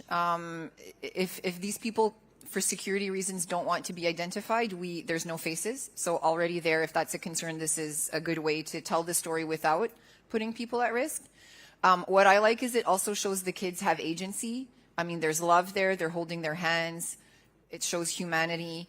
They're not being intercepted by the police, though it does seem obvious that they're in some sort of a border crossing area. So I would say there's definitely elements that have been improved in this story in terms of showing another side of the story. And if this were coupled with more images, for example, of asylum-seeking families when they're settled in an apartment in Montreal or somewhere else, then I think we would start seeing more of a balanced narrative showing, you know, different parts of this story that's not just about crossing the border and being arrested by the RCMP. And Melanie, I think that's a good point. I mean, we're looking at these pictures in an isolated setting, not in terms of the totality of the coverage. So we're sort of lacking that context. But this is just a useful exercise to get the conversation going. Anybody else who wants to weigh in on this picture? Oh, I think we have it. Go ahead. I think for me, one of the things I like about it is the fact that it focuses more, in my opinion, on the humanity of the people. That this is a relatable image to a certain extent, but it's also an understandable image of being, throwing everything that you have on your back, in your bags, and carrying that to the point that you made as well, showing the compassion with the children holding hands. There is something more human about it, and I think that has the opportunity for, when we show these types of images, to, again, lessen that othering that we tend to see in the headlines that we previously saw. So for me, this is a strong image that I think aids a story overall. Yep. Great. Go ahead. We're just going to wait for the mic. Just in front of you, Owen, there's... I'm just thinking about some of the words in the last text that talked about he crossed from Venezuela, his sports jacket was ratty. It was, you know what I mean? Like, it created that image of that. And I feel like for this family, this is a big day. This is a huge day, potentially a new life. They're wearing their matching shirts. They're proud. Like, I don't know, it just gives you a different perception of what this day is about for this family. And it'd be very different for somebody else, but I just appreciated that there's like a little bit of pride in there, right? That's how you dress your kids up if it's going to be a big day. They're going to be in their good stuff. So. This is the start of their new life in a new country, so there's absolutely that aspect to it as well. Couple more. We're just going to go behind you, Scott, and then we'll come back to you. Go ahead.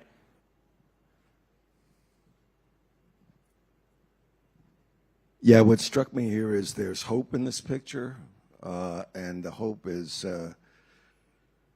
personified by the youngest child, who seems to be rushing a little more quickly towards paradise, the new country. Definitely the sense of the future leading with the youngest child. And also there's dynamism in the shot, right? There's momentum. People are moving in a certain direction. So there is that aspect of hope and optimism and looking forward to something. Did you have something to say? Just what you had said about the continuum of the story, and in newsrooms where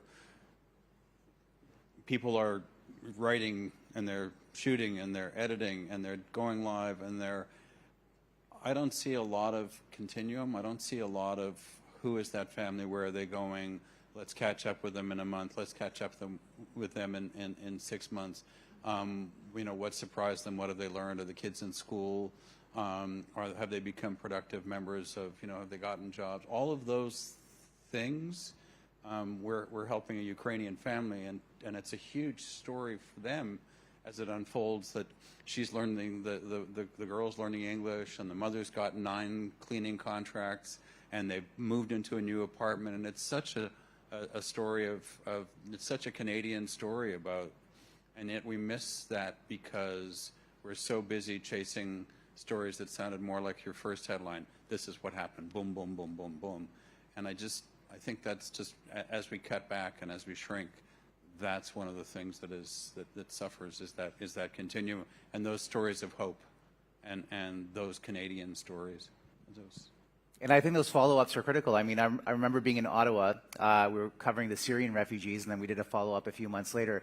It's not as though all of the worries and the troubles just, disappear once they come here. It was difficult for the family that I was talking to even get English language classes once they got here. So there are a lot of, positive things that happen from escaping a war zone or a disaster zone, but there are incredible challenges for people who make this country or choose to make this country home. I think we have one more picture, and then we're going to get to the guide. We've just got a few more minutes. So talk to us about this one. Yeah. So this is just to keep in line with the examples, the headlines and the examples that we showed. So this is more around privacy. So this person, and it's possible, like I said, that consent was given, and this is a totally legit image, not saying it's not, but it's just to think through an example.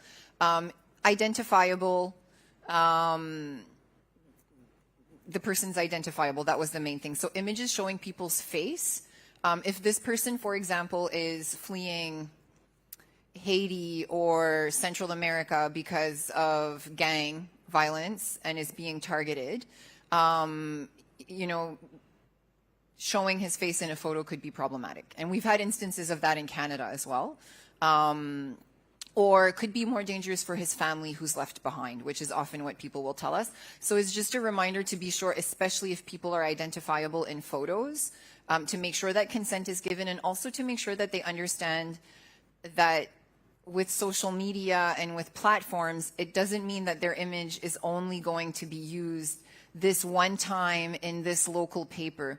And that's something that, you know, many refugees and asylum seekers understand and are media savvy, but making that assumption can be problematic. And if this image, for example, is used all over the internet and makes it back to Honduras where the person fled and their family's still there, you know, could be problematic. So it's just to think through the issue a bit more holistically than just the one image. And spending some time on it. Okay, let's move on to the journalism guide, which is okay, great. The checklist. And this is literally hot off the press. It's hot off the press. I got here late a little bit yesterday because I had a problem with the printer. So it is hot off the press, let me tell you. A little bit hotter than we would have liked. But it got done and it's here. This is divided into multiple sections. I'm mindful of the time. I'm going to we don't have to go over all of the sections. Well, we can go through this. I'll stop after each section. If anybody has questions, feel free to jump in. We'll try to get to as many questions as we can. So. Okay. You lead. What's the checklist? So, as I mentioned, this is in no way, we have immense respect for what journalists are doing, and I know that you operate in a very tough and increasingly tougher environment. So this is in no way meant to preach or to say that we have all the answers, but it is a guide with some helpful information, terminology, without having a lot of legalese, just enough to make sure that if you need a handy reference to, well, should I call this person a migrant or a refugee or an asylum seeker, that it's in one place. And of course, you can always contact us as well. We're happy to give background briefings. It doesn't need to be me. It can be a colleague. We have legal experts. Or even if you are interested in having us visit a newsroom or something, we're more than happy to do that and also go over these issues. So all that to say, that's the goal of the journalism guide. So we do go over terminology quite a bit. What we tend to see, and I mean, can happen to us too sometimes, is the interchangeability of migrants, refugees, and asylum seekers. And I'll use an example very recently in Toronto with the unfortunate case of people sleeping in the streets. We saw those terms used very interchangeably, right? They're refugees, they're migrants, they're asylum seekers, we're not sure. So these terms have very real legal definitions that can have ramifications for people. So it's just to start being conscious that it's not all the same thing. It's quite different. So does the term, yeah. So we have a checklist in the guide as well at the end, and you have copies on your desks, and I have more copies if some are missing. So the first thing in the checklist is this terminology, right? Has this person claimed or do they plan to claim refugee status, which means that they're not a migrant, because people migrate for different reasons, for economic reasons, for education, to reunite with their family. But not all people will be claiming refugee status because of persecution. So it's to start thinking about the specific case of that person. And does this person already have refugee status, which means that they're not an asylum claimant, they have been recognized as a refugee, which is also a very different category. And we have in the guide as well what the different criteria is to be a refugee. So that's also interesting just to better understand what does it mean to be recognized as a refugee in Canada? When you observe some of the reporting, is that the major issue that you found, is people seem to be conflating? Yes, that's one of the major issues, not just in Canada, this is across the board. And it's not to say that I don't understand it, because also to the public, sometimes this terminology can get confusing or maybe doesn't matter. I think it's not a blanket one-size-fits-all approach when you're referring to a group of people. It could be that saying migrants is fine. I work a lot in the Americas, and what we're seeing in the Americas is that movements are mixed. Some people are migrating for economic reasons, but other people are migrating because they were raped by a gang and are still at risk. So it's not homogeneous in terms of a person's experience and a person's situation. But that is one of the main things that we see as terms being used quite differently. Okay, we've talked about the issue of consent. Let's fast forward. I think we have we've talked about anonymization as well with the images and the articles, photos, videos. There is a graphic that I think we've also prepared, so we can quickly go over some of those. This is one that we didn't quite. Yeah, so let's go back one if we can, because I think this is an important part of the conversation as well. So this point is not to put the responsibility on a reporter for having to arrange psychosocial care for an asylum seeker, but in the very same way that you would take extra care, I would imagine, in interviewing a rape survivor or a victim of gender-based violence or a victim of torture, many refugees and asylum seekers are that. You know, they are victims of rape, they are victims of torture, they are victims of persecution because of their sexual orientation or because of their political views or because they're part of an ethnic or a religious minority. I just basically went over the grounds of refugee criteria. So it's just to be conscious that your interview with this person could make them relive traumatic events in their mind. So to be conscious that most of the time asylum seekers are people who've gone through quite traumatic experiences. So to be conscious of that. Also, to be conscious of the potential trauma that it can have on the person doing the interview. So to make sure that you're prepared if you're interviewing a woman who's fled El Salvador and is a victim of gang rape by a gang, are you prepared for that story that she's going to tell? So it's also thinking through the impact that this has on everyone's emotional health and well-being, because they're very traumatic experiences, very serious subject matter that comes up. Let's open it up to the floor now. I'm just curious if any of you have had a situation over the past little while where you have debated a certain image or a certain use of language in the past couple of weeks, the past few months, and how you have dealt with that in your newsrooms. Or if you're a student, how you've dealt with it in your classes. Liz? One of the things you were talking about before in terms of privacy and when these pictures go right across the internet, what do you suggest? Because a lot of people but archive photos or archive pictures. And to me, are there any guidelines where it comes to that, without necessarily updating that story, but just use it as a general refugee shot or a general Roxham Road shot? Are there any guidelines where that's concerned? Yeah, that's a really good question. And in fact, it's something we struggle with as well with our own database of images, like within UNHCR, and I know other organizations as well. I'll give you an example. When the Taliban took over Afghanistan in 2000 and, sorry, I was going to say 11, I think. I want to be younger. 2000, yeah, the recent takeover. We had to go through our own images because we were contacted by a lot of women and girls who no longer wanted their images used in our materials because they felt that they were at renewed risk because of the recent political events. So it's something that we struggle with as well. I think definitely if you get a request from someone saying that they would no longer want you to use their image, we would say that consent can be withdrawn at any point if it's a security risk for that person. Now, acknowledging that you have your own guidelines in your own newsrooms, but that's one for us immediately if there's a concern, even though we've invested in the story and the photo, we remove it because it could be life or death for that person. You know, it's quite possible. In terms of a guideline of reviewing photos, I would say it's always good to review older photos to make sure that it's still consistent with what's happening and to ask the question, but it's tough, right? You may not know that this photo puts a person at risk. So I guess if you're still in contact with a person and would believe that perhaps this person has had to move because of a security concern, then maybe using their photo as a stock image is not the best idea. But it's a very good question, and I think not an easy one to do in a systematic way. Because it's tough to do the follow-up after once you're out there. So you may not, and it's the same for us. I mean, we don't keep track of every single person. It's easier for us in some ways because we continue working in that region and maybe in touch with the person, but sometimes you won't know.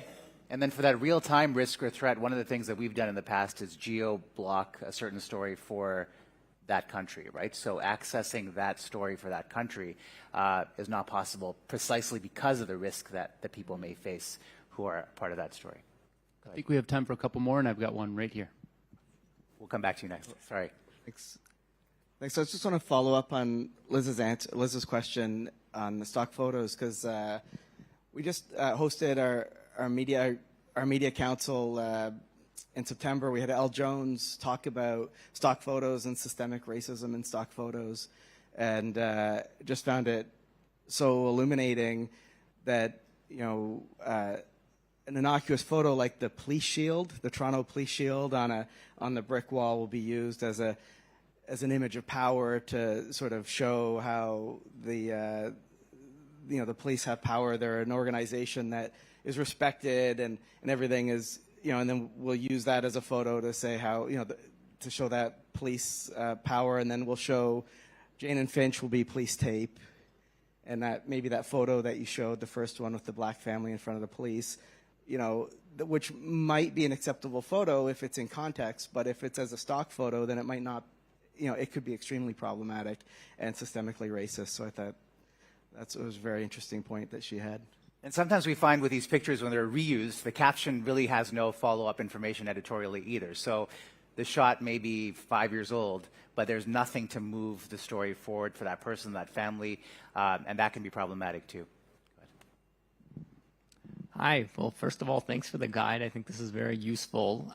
We had a situation playing out just a couple of blocks away from here a few months ago where there were tons of asylum seekers sleeping out on the street, and that was challenging. I think for a lot of people, that might have been the first time we were trying to figure out what's the difference between refugees, asylum seekers, etc., and we have both in our city's shelter system, so we were talking about both, but that language was often conflated. I just want to ask about privacy again. And whether you have any guidelines for best practice around, say, live coverage, because we had crews out there quite a bit, you know, trying to give people a sense of what was happening out on the street and the situation of these people. But to your point about their particular situations, I was kind of conscious of the fact that we don't know what each individual's situation is and whether it might be putting them at risk somehow by showing them being there. It's a little bit easier to handle around still images, but in a live coverage situation, do you have any kind of examples of, you know, better practice? Yeah, I mean, that's a really good question, and I think it's really tough in live coverage because obviously people who are around are going to be part of the shot, even if the interview is of one particular person. But I think it goes back to a point you made a few seconds ago, right? If you're in a the way I might handle it is if you're in that situation and, you know, obviously the camera's on, the interview's rolling. If somebody then comes up to you and expressly says he or she doesn't want to be part of it, I think you have to respect it at that point, right?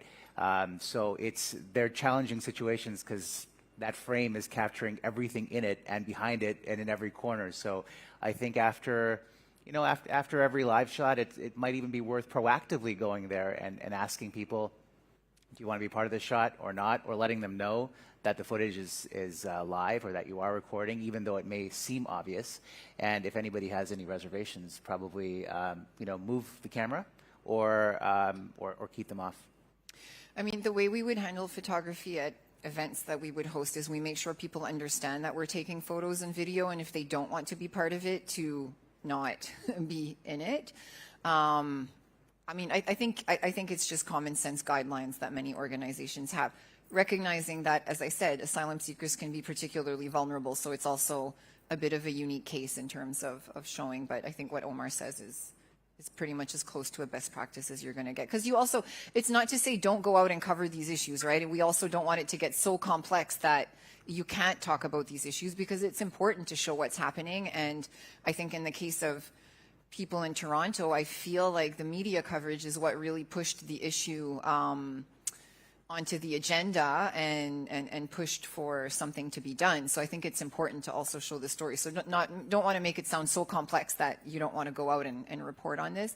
One of the things that's interesting in terms of footage that shows a lot of people, I will give another example, maybe not so much around privacy, but it's around dignity. If some of you went to some of the churches that were housing large numbers of asylum seekers, I went to a few weeks ago. And the first one, we got there really early in the morning, and they had men and women separated in different sections. But people were just waking up, were in their PJs. You know, women had like curlers in their hair. I mean, kids. So we were going to take images, and then we paused and said, this is probably not how I would want to be photographed, right? Or how asylum seekers want to be photographed either. I mean, they have the same... They also want to look good in a photo and have the same dignity as we do, right? It's not to assume because they're in a tough situation that they are different in that respect. So that's just something that came to mind that we also deal with when we report in the field and take photos for our own use. So trying to show people in dignity and how they would want to be portrayed.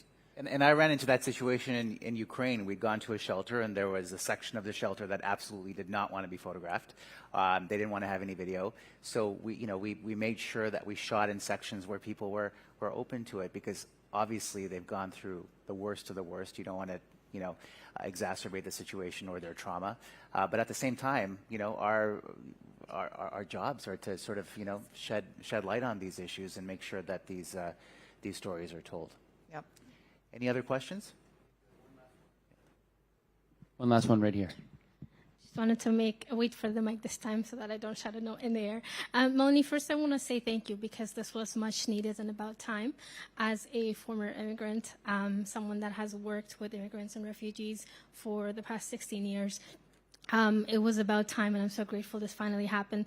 But I guess the question is, how are you, from a journalistic perspective, reaching out to institutions, whether it's mainstream media or journalism schools across the country and even outside Canada, and ensuring that this information is actually tangibly available to journalists or upcoming journalists? Because as someone, again, who's been at least on this pursuit and quest of journalism for the past at least 12 years, I have never come across this document or this guide, but I knew that it was needed the whole time.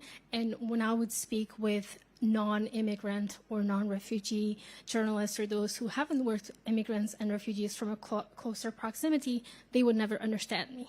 It would always feel like as though I'm speaking to a brick wall every time. And so just want to know, how are you really reaching out beyond these events and these galas? Because I will admit, I'm as grateful as I am to the kind soul who brought me here today. Getting to these events is not easy, available, or accessible to a lot of journalists. So Yelda, I think one of the positive, and you raise an excellent point, I think one of the positive things by us having this conversation today is that certainly the nuances and the specifics of the language, the fact that we're having this conversation and it's part of the public consciousness, and obviously people like, you've thought about this years before, but now it's coming to a level where we can all have these conversations, is a very positive step. I know that Melanie and I have conversations quite frequently about these issues. I think the fact that the guide is available as of today, it's on, you've tweeted about it. And in French. We also have a French version, so it's available en français for Francophone journalists. But also to add to that, I would tell young journalists like yourself, don't stop, right? It's the beginning of a journey. This is how change is effected. This is how things get better. This is how reporting gets stronger and more nuanced, and how context is added. So this is a great step, a great development, but we certainly need the voices like yours to push the needle forward as well. Yep, I think we need allies.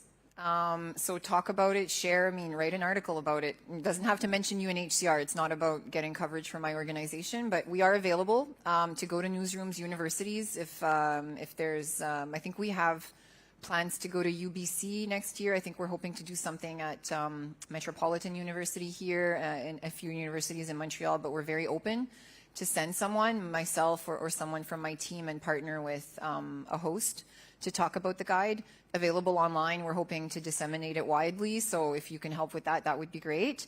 But also just in terms of being advocates within your own organizations and raising these subjects, to have the conversation. I think if the conversation is had and people start thinking about it, that's a win for us, right? It's not to be dogmatic in terms of it's always like this or like that, because they're complex issues that are not black or white, but I think having the conversation is really important. We're hoping to get some of this into the Canadian Press Style Book next year, so terminology or something around that. And if I can mention just one last thing, I just had a retreat with my staff, and we had someone from Abacus Data come in to do a presentation on how they're seeing public opinion in Canada shape up, and it's not rosy. It's a little grim on this issue. On this issue particularly, but I mean just in general, and we know that when issues like cost of living, housing, healthcare go up in terms of concerns for populations, support for immigration, refugees, and diversity tend to go down. We see this everywhere. This is not just a Canadian thing. So all that to say that I think these issues will become even more important as we all face, a tough time economically, myself included. Like, we're all part of that. But I think it's a very timely conversation to have. Does that answer your question, Yada? It does to an extent. Again, I'm going to be blunt, but I think I want to focus on UNICEF. Yes. Very humongous organization, and I would say one of the greatest allies who use power to immigrants and refugees and asylum seekers. But I wanted to know, in addition to Western media reaching out to you, what are you doing in terms of promoting this guide and reaching out on your behalf to these organizations, because they might not necessarily Yeah. because the majority of the time they're owned by corporate organizations. Mm-hmm. Either they don't care, they don't know, or they just won't do it. Yeah. We're going to be reaching out proactively for sure. Absolutely. If you have any ideas, you should get in touch with me. Yes. But we'll be reaching out proactively for sure, and including to media outlets who might not be aligned on these issues with us. I think we also want to engage, a variety of stakeholders around this conversation. So we'll definitely be looking to do it proactively as well. And that just leads me to my second thing. Like, we're available in Canada. We have representation here. We're also present in 136 countries around the world. And I know a lot of media outlets are facing cuts, especially in terms of your presence and coverage internationally. And we also support journalists in getting out to the field, covering international issues. So we have a dual mandate. We do refugee and asylum seeker issues in Canada, but of course we also talk about forced displacement across the board internationally. So so don't hesitate to reach out if ever you want some support or connections in terms of covering a story internationally as well. All right. I think we're going to leave it there. Thank you so much, Melanie, for being here. Thank you for for the having conversation. me. Thank you. You're here, so if anybody has any more questions, feel free. And the guide is also, I'm not sure. There's some on your tables. I have more copies if copies are missing, and it's available online for download. Or if you want me to ship copies, I can also ship copies anywhere in Canada. That's a really good point. Thank you, Melanie and Omar, for this this very, very interesting and important discussion. We would put the link on RTDNA on our website and also promote that and so that it's available there as a guide as well. And I think that's one of the ways that we can get the message out, or help to. We are going to have a 5-minute break, and then we have 2 more sessions coming up. Diversity, putting words into action, and also after that, recruitment and retention. Very important issue for a lot of people from all the sides, from students getting recruited and from companies looking for people. So that those 2 last sessions in about 5 minutes. Okay, thank you so much.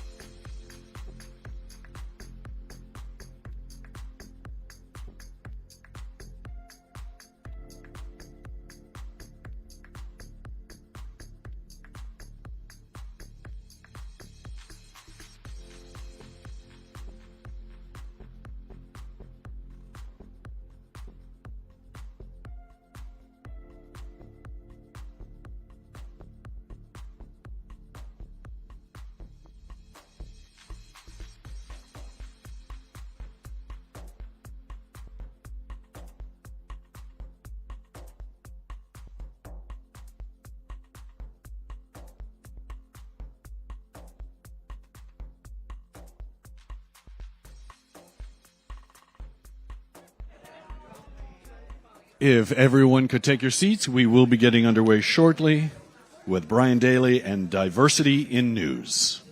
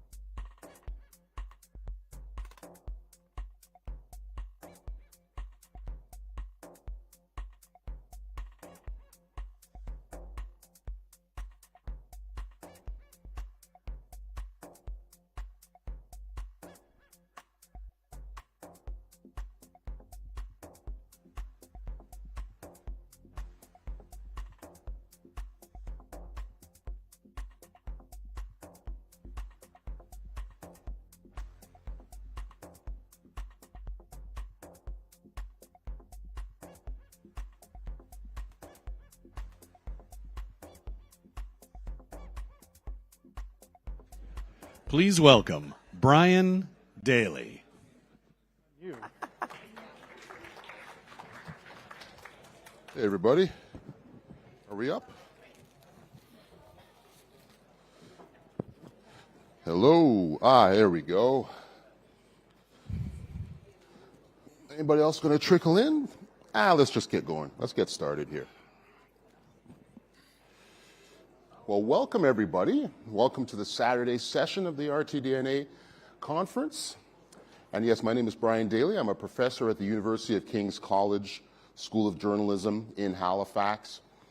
Before that, a longtime broadcast journalist. And I've seen so many familiar faces here from broadcasting, including the members of our panel today. And so this is an ongoing issue, the whole question of diversity in news. So the next two sessions are actually going to be talking about recruiting and retention. There's so much we can say about the diversity question, but I wanted to make sure that we spent an hour showing everyone some tangible, some very realizable solutions to the question of making sure that our newsrooms are reflecting the community as much as possible. There is a disconnect, certainly, now that I've shifted from the television newsrooms into academia. I have a lot more contact with Gen Z, and also my kids are in that age bracket too, and there is this massive disconnect. Obviously, we know that people in that age bracket are not consuming news the way that we did, and sometimes not consuming our output at all. And there are some very specific reasons that some of my students have given me for why this is, which is that they understand the newsroom culture now. They either know people who work in newsrooms, they've seen some of the doom and gloom forecasts, and the jobs in our industry are not as attractive to young people as they can be. But the good news here, and this is actually not a doom and gloom panel, good news panel, because we have some ideas that we can share with people as to how things can improve. So first thing I'll do is introduce our distinguished panel, and I thank you so much all for coming here today. To my immediate left is Nick Davis, who's the Executive Director of Equity and Inclusion at CBC English Services, and thanks for coming, Nick. All right. Bhupinder Hundal is the News Director and Station Manager at Global BC. You might have traveled the furthest of almost anyone to get here, and so thanks so much for coming. Awesome. All right. And my friend Sherry Okeke, who's the Assistant Professor of Journalism, recent Assistant Professor. She and I have entered academia very recently in the last couple of years. She's at TMU, and before that, she was a Senior Producer at CBC. Thanks for coming, Sherry. Thanks for coming, Sherry. I appreciate that. So before we launch into some questions, I did want to show you some data from the Canadian Association of Journalists, their diversity survey, which is now going into its third year.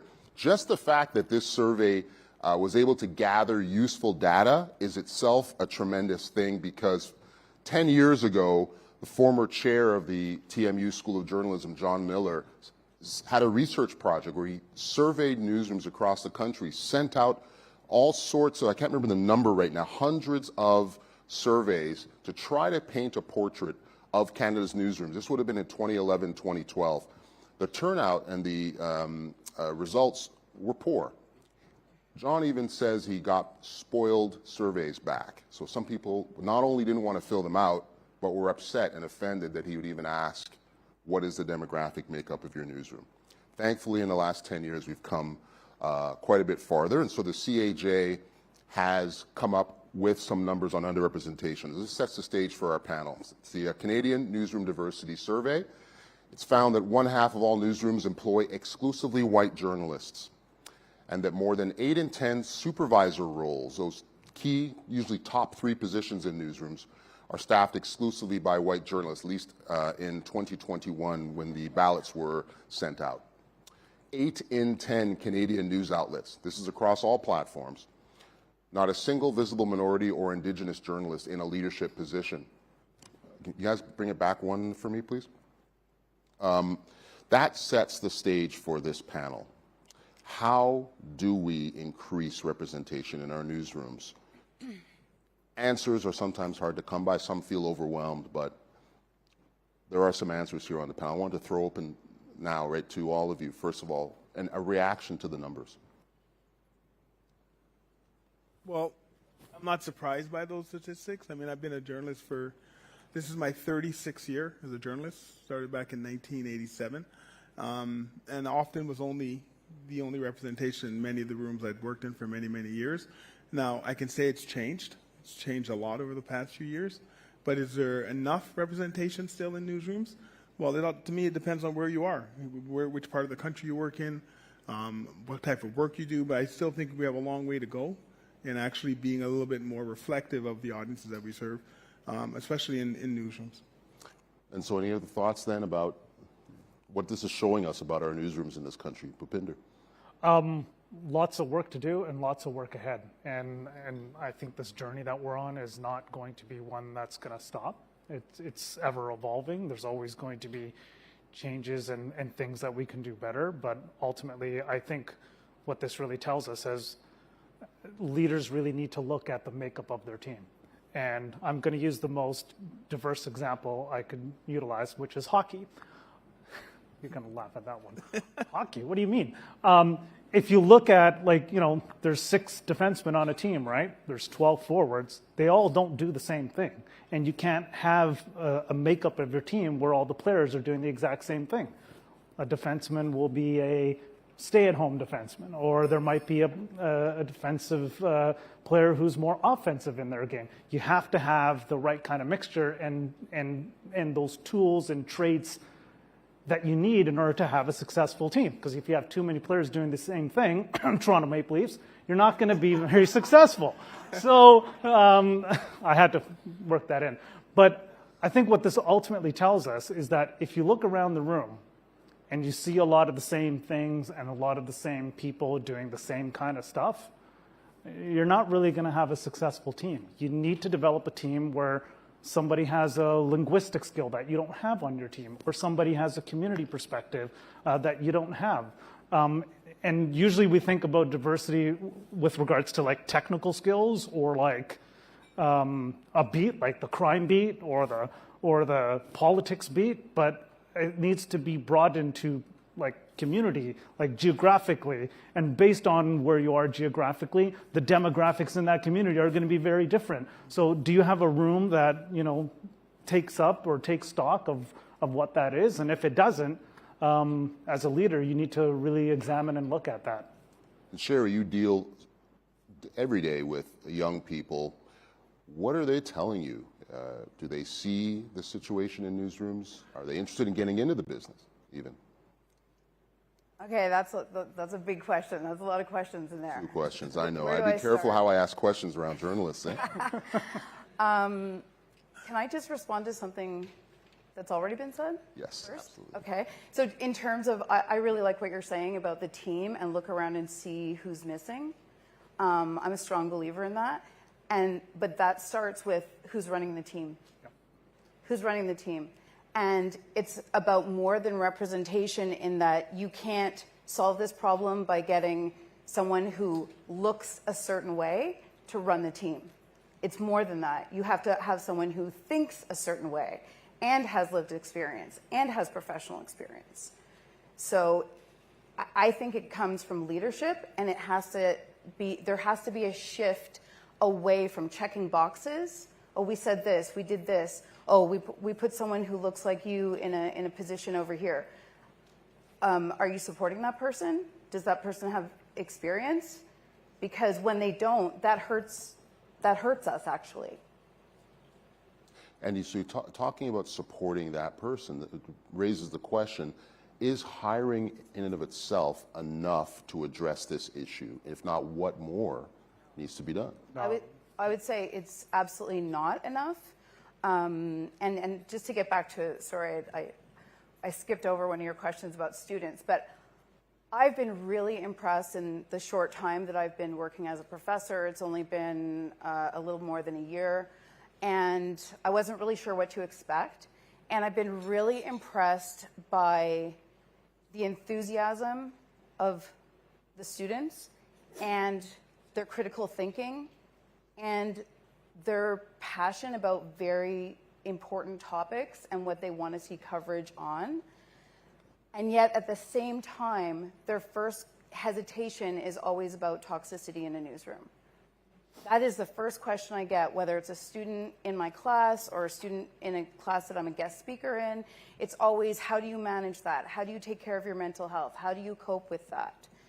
And it's a good question to ask, because I think when we look at, we're more trauma informed now than we were before, but we tend to only think of the journalist's well-being when they're in a very obviously traumatic situation. They're covering war. They're covering a murder trial. You know, and I mean, I haven't covered war, but I've been in courtrooms with horrific details, and even in that, and my students have asked me, so what kind of support were you offered? And then and I've talked to other profs of my generation. I've been doing this since I've been a journalist since '97, and we have to be transparent and tell the students, like, nobody talked about this stuff when we were learning. We were learning about journalism, and they're demanding resources, and they're demanding strategies, and I think that's a positive thing, and I think that's a healthy thing, and I don't think that we should dismiss that or look down on people as not being tough enough to be a journalist. So that's and so I think it's more than representation. It's more than representation, just visually appearing to be representative. I mean, because sometimes people will look at a room and say, oh, wow, there are lots of people of different skin colors here. But maybe, like, we all have the same educational background. We're all from the same socioeconomic background. And maybe we've all learned how to make all a gone very... to the same J school and learned the same much. Yeah. Think about journalism the same way. Yeah. I mean, the question you asked about, is it more than just representation? Is that enough? Like, just hiring people? Well, of course it's not enough. It's not enough for anybody, whether you're black, white, Asian, doesn't matter. It's not enough. What we need to do is make sure that when we do bring people in, it is that question about how are we supporting them.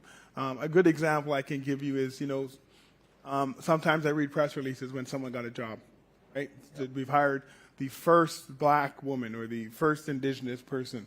I mean, and I see them to this day still, and I think, like, why aren't we embarrassed that we're actually saying that in 2023? Like, it should be embarrassed. We should be embarrassed. We shouldn't be celebrating that. We should be embarrassed by that. But why aren't we selling why we hired them? Like, why aren't we talking about their track record, the stories they've done, the journals they've done, the things they've developed, the initiatives they've created? Like, that's what should be in the press. That should be the lead. Like, if I look at the picture, I'm pretty sure I'm going to recognize that that's a person from a color. Like, I'm pretty sure you don't need to have that on the headline. And we still do it. And I think we do it for good reason, but the reason why it's not a good thing to do is because when I walk into that room and you say I'm the first black, and it happened to me when I was the editor-in-chief of the school paper at Excalibur, they made a big announcement I was the first black man to be the editor-in-chief of the paper. Everyone questioned whether I was only there because I was black. Like, that's the first, because that's the first thing you put in the press release. And they never talked about the credentials about why I got the job. That, I was an award-winning writer in this other space here. I had created these other programs while I was at university for writing. I'd done a bunch of different things, but no one ever talked about that. It was just this. And so it actually sets me up. It's actually not setting me up for success or support and that's the kind of support we need. And how are we making sure we're supporting people in those roles? And then I'll just take it one step further before I let someone else say something.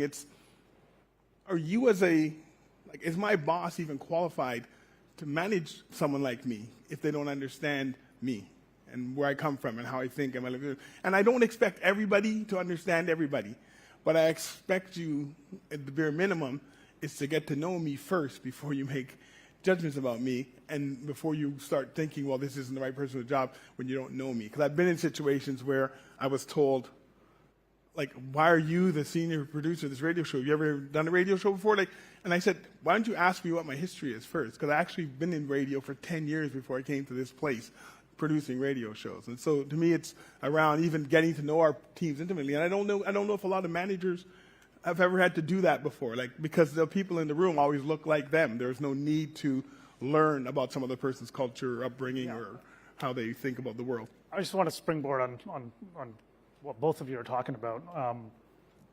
When it comes to hiring, it isn't enough. There's a lot of other pieces that need to come into play as well.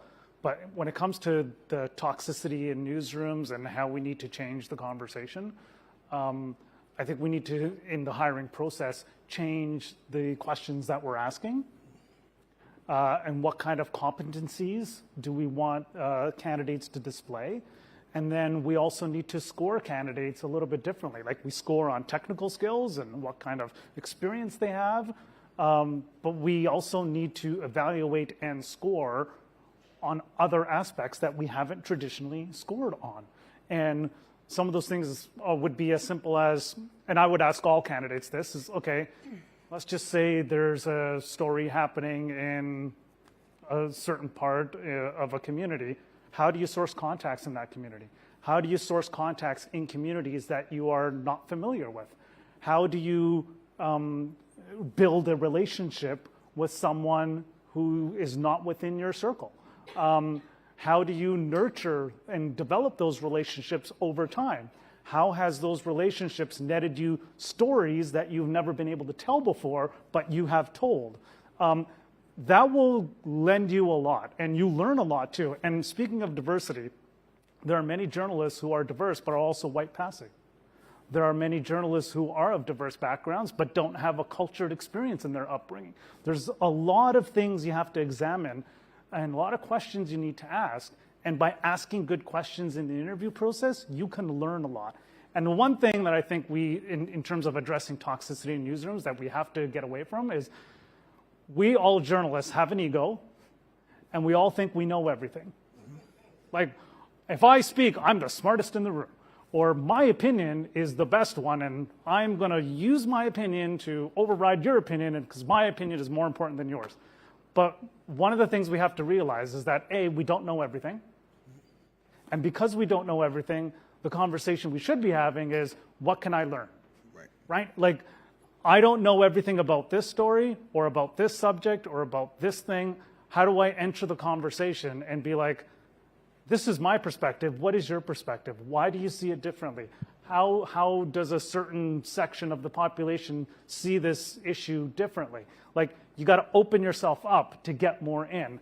And if you have conversations that are more like this instead of like this, that's what's going to cause people to leave. So I think we all have to be in a constant state of learning in every interaction that we do, that we don't know everything. And because that we don't know everything, we're acknowledging the fact that we need to learn something else. And that's going to make us better, and it's going to make the people around us better. Right, right. And I wanted to piggyback off that to get to the next thought, which is one of the solutions that's been implemented in our industry over many decades now is the employment equity, certainly targeted hiring. I wanted you to all to address that one specifically, because I was brought into the CBC out of journalism school under one of these diversity programs, and it was a total disaster because the executive producer wasn't the one who made the decision. The money didn't come from his funding envelope, but yet he was my boss. So he did everything he could to get me out of that place, and he did within 12 months, and it didn't work at all in that situation. I felt as though I had a target on my back. Mm-hmm. Like I say, the funding for my salary didn't even come from the station's budget. It came from another part of the country. What can be done to set people up for success when they come into these positions? Or is there another solution other than making it clear to everybody, this person is here as the diversity hire?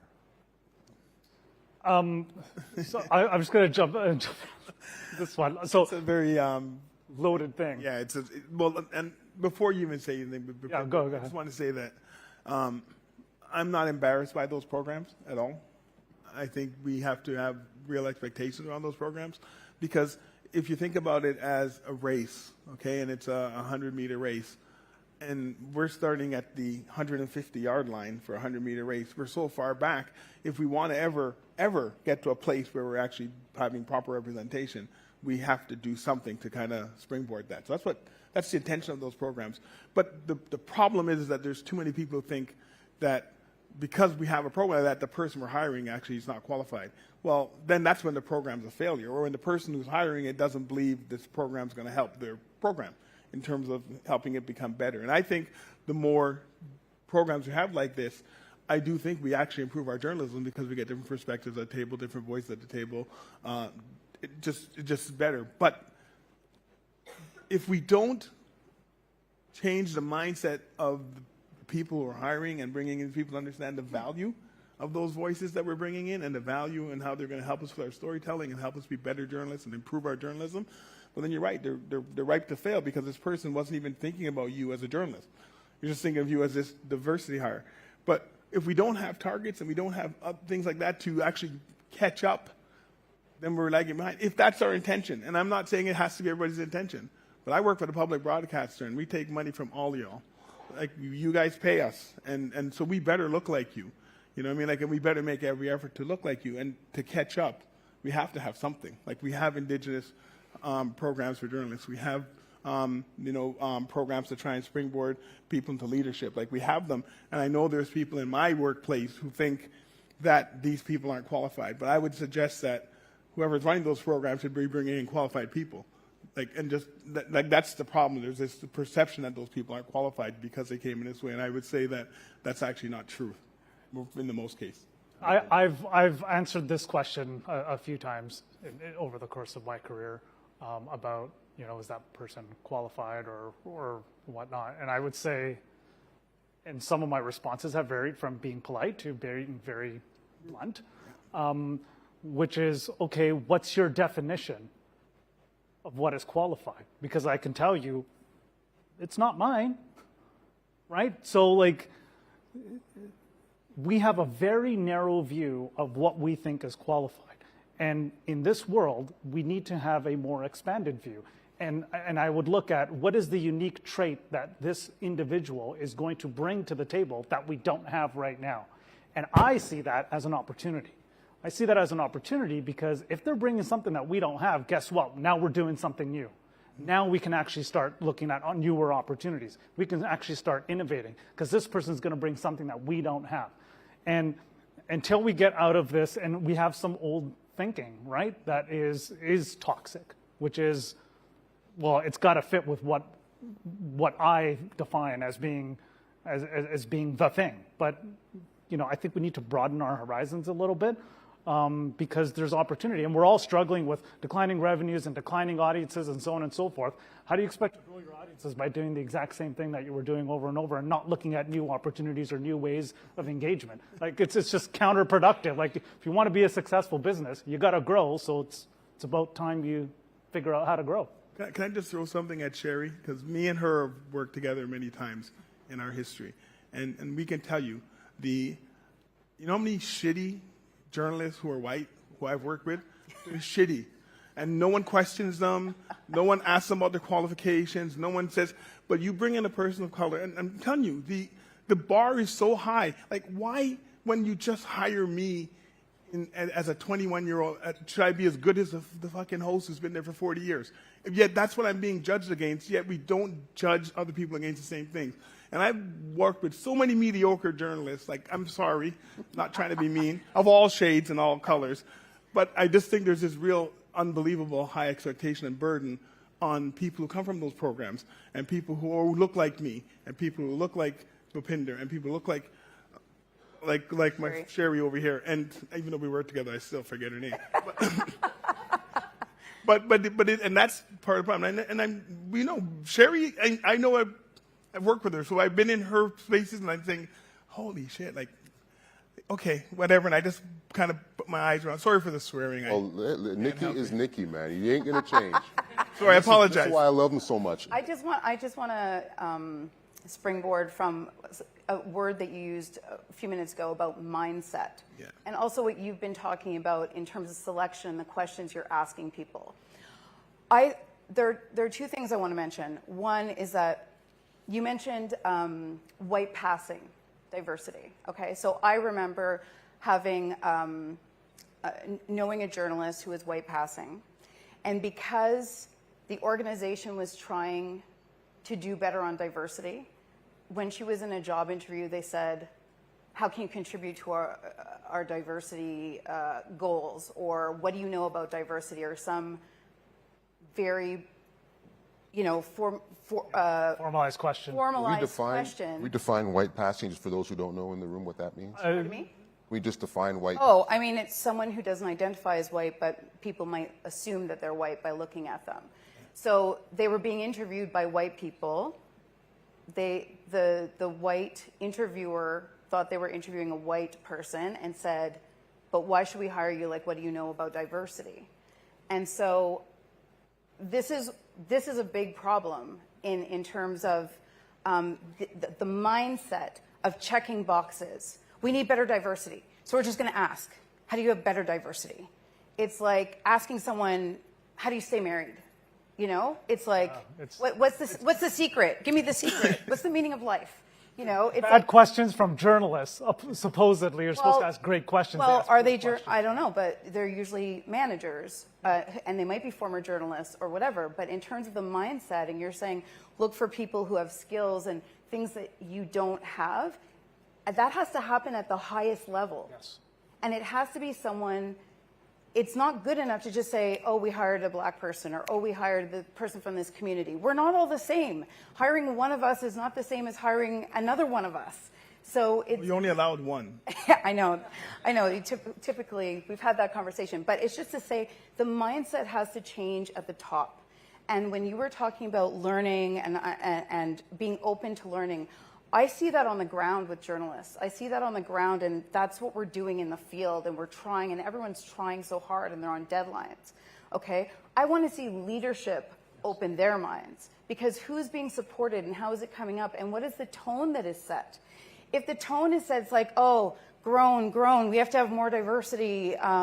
Someone says, oh, I know a good student. Well, are they white, or are they not white? And it breeds a resentment on the ground. Yes. And it leads to a lot of tension within the newsroom, and that's problematic when ultimately this isn't about doing people favors. This isn't about hiring unqualified people. This is about being better journalists, better representation, more accuracy, accurately represent the region that you're reporting on. How can you do that if you're always having the same voices?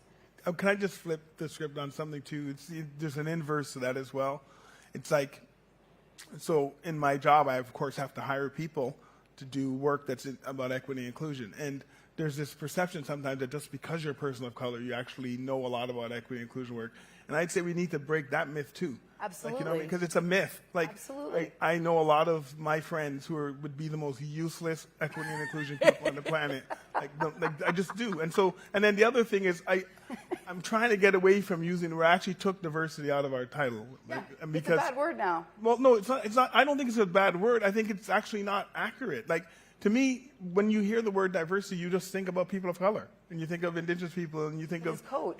But no, diversity is everybody in the room, white, black. That's diversity. So to me, I'm really trying to figure out how we can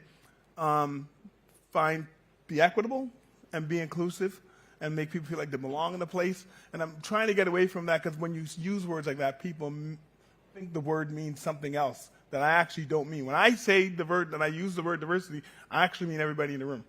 Yeah. I mean everything from geography to politics to age to color to race. And I mean everybody is included in that definition. If I want to talk about black people, I'll say black people. If I want to talk about indigenous people, I'll say indigenous people. And I'm going to be really clear about what I'm talking about. And when we create particular programs to promote, like at CBC, and this could have changed since I last checked, but at one point last year, there was not a single black or indigenous male who was producing a current affairs program in the entire country. And we have lots of black and indigenous males who work at CBC. And so when I target a program to fix that, I'm not going to water it down and make it about other things. It's going to be about that specific thing. And those are the kind of initiatives and actions you have to do to make change. Right. Like you have to see where your gaps are, where your opportunities are, and you got to take advantage of them. And so it can't be this broad thing like that's diversity. It's that I just want to make sure that we understand that.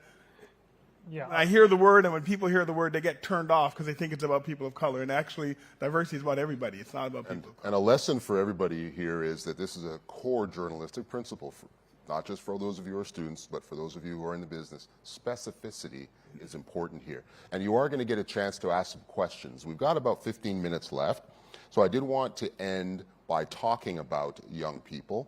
Listen, young people in my classes, 2/3 of our students at King's who are currently enrolled in the School of Journalism out in Halifax have told us that they do not intend to get into the business, only about 1/3. Maybe some of the things we're talking about in this panel might have something to do with that. So let's spend the last 5 minutes or so talking about what young people are telling us and how we can get them engaged and interested in getting into this, what for me personally was a wonderful career, tremendous industry. That's my personal view. I'm going to the professor on this. Something that struck me last year was I had a student, a young woman of color, who was quite panicked about a grade. And she hadn't even done the assignment yet. So this is not a grade that she was unhappy with. This is a grade that she hadn't even done the work yet for. And she was panicked because she told me, I have to get into law school. And I said, you have to get into law school? I mean, that's great and everything, but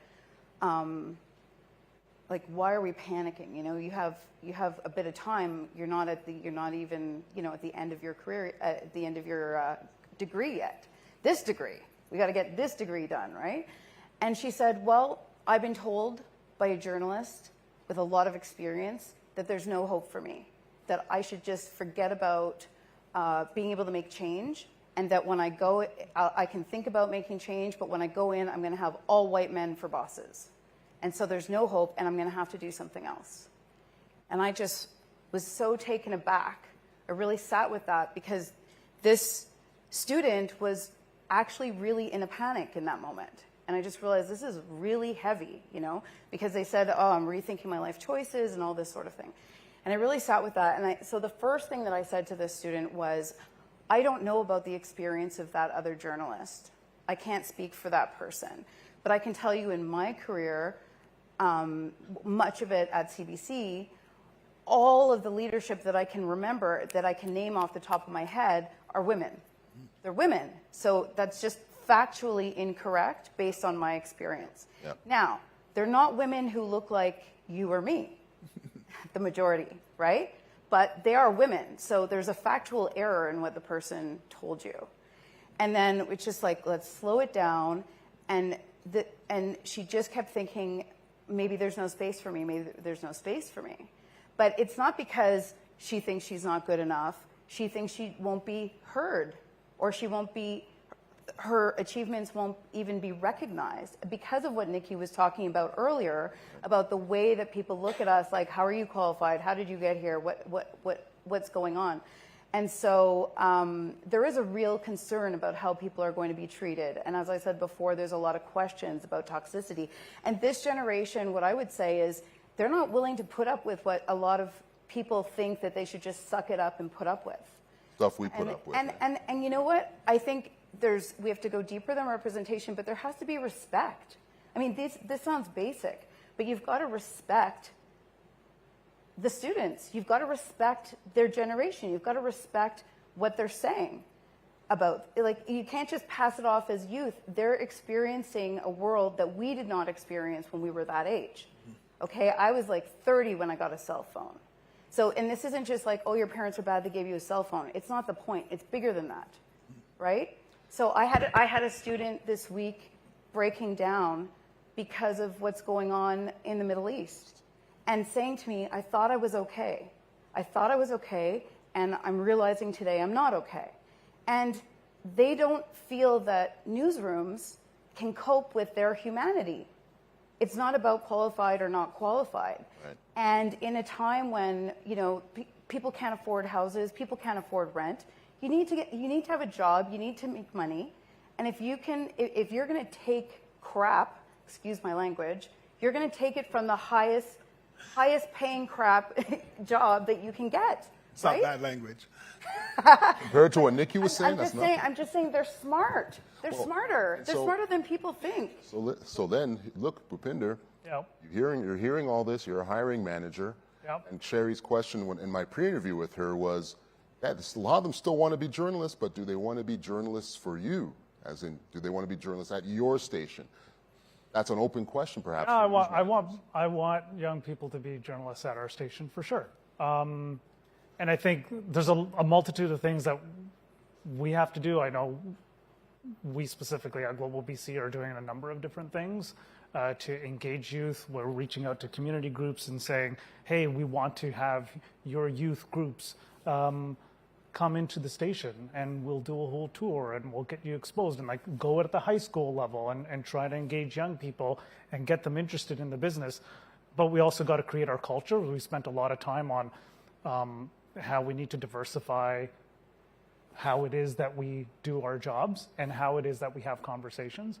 One of the things we've also done is we've done extensive editorial boards. I know CBC does a number of those. We have done them at the local level too, but they're not one-offs, right? We have designed them to be consistently ongoing with like 8 or 9 people in them, because we all know, to your point, just because one person and you've checked a box, there is a massive diversity of opinion that exists within a particular group. There is not one only opinion that exists throughout an entire community. And to show that and demonstrate that, we expose our teams to those kinds of conversations. We play stories and be like, hey, this is a story we just ran. What's your feedback? And the kind of feedback that we get through that exercise is an important exercise for our group to be exposed to that kind of conversation, a conversation that they wouldn't ordinarily have an exposure to. So there's all these initiatives that we need to try. I would say to young people, like, I've experienced this all my life on a personal level. There's nobody that looks like me that is in this space.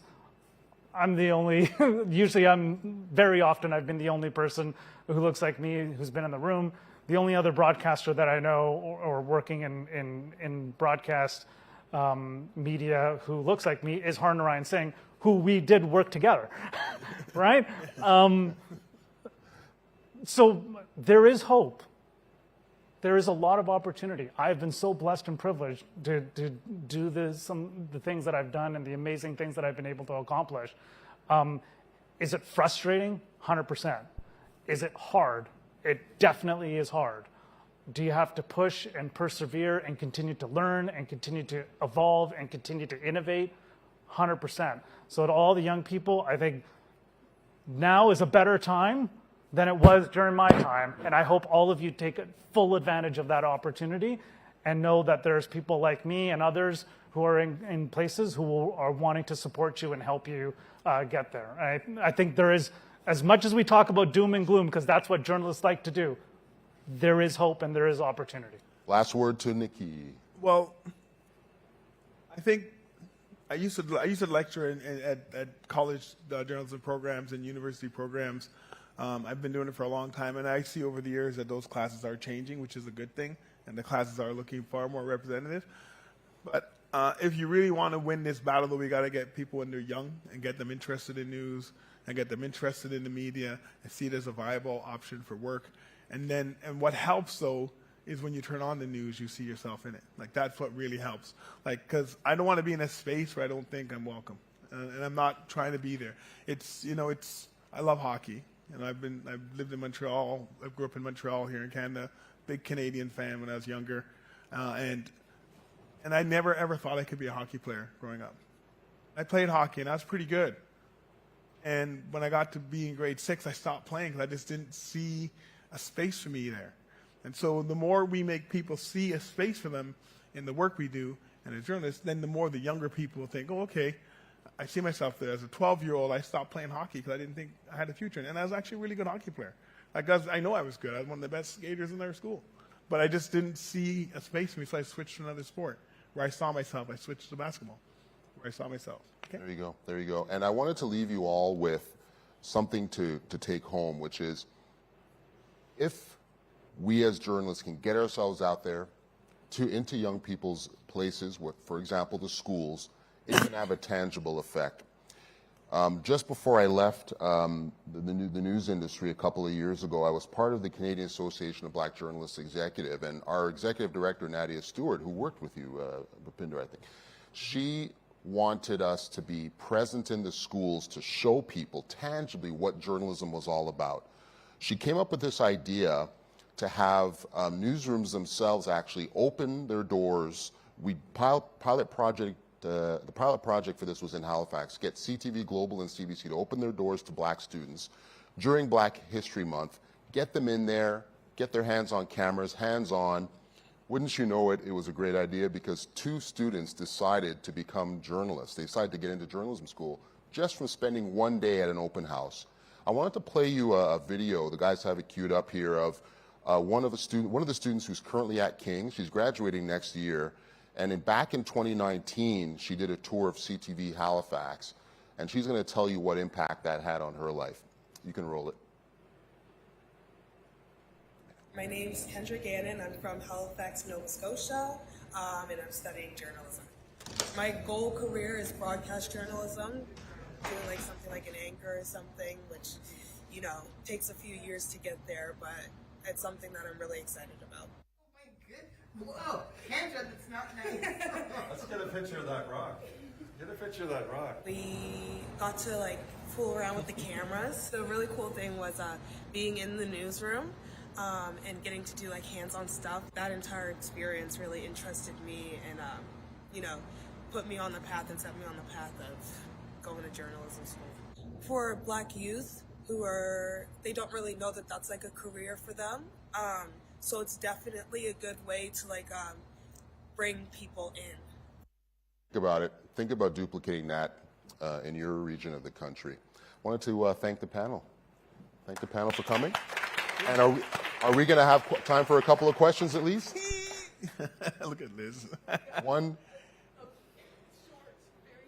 Let's. We're running a bit. We're running half an hour late right now, so. We can get a question. We'll squeeze one question. I wanted to say we're from Fanshawe. We have a very diverse program in television news and broadcast journalism, which is great. We also are diverse because we have people who have family on both sides of the Israeli-Hamas conflict. So those are discussions we're having in class, you know, in real time, which is really, I think, very valuable. I also wanted to say that in the 90s, I worked at the #1 station in Vancouver, and we brought in, well, we didn't, the management brought in some interns of color for all the wrong reasons. And I think it put the whole thing, sort of the whole idea of diversity and the positives, about 10 years behind, because they weren't doing them any benefit either. It was really very not good. And also, you spoke about toxicity in a newsroom. It's people that make it a toxic work environment, and managers have to know to get rid of the toxic people, and there will be a less toxic work environment. Hear, hear. Right. Okay? Good idea.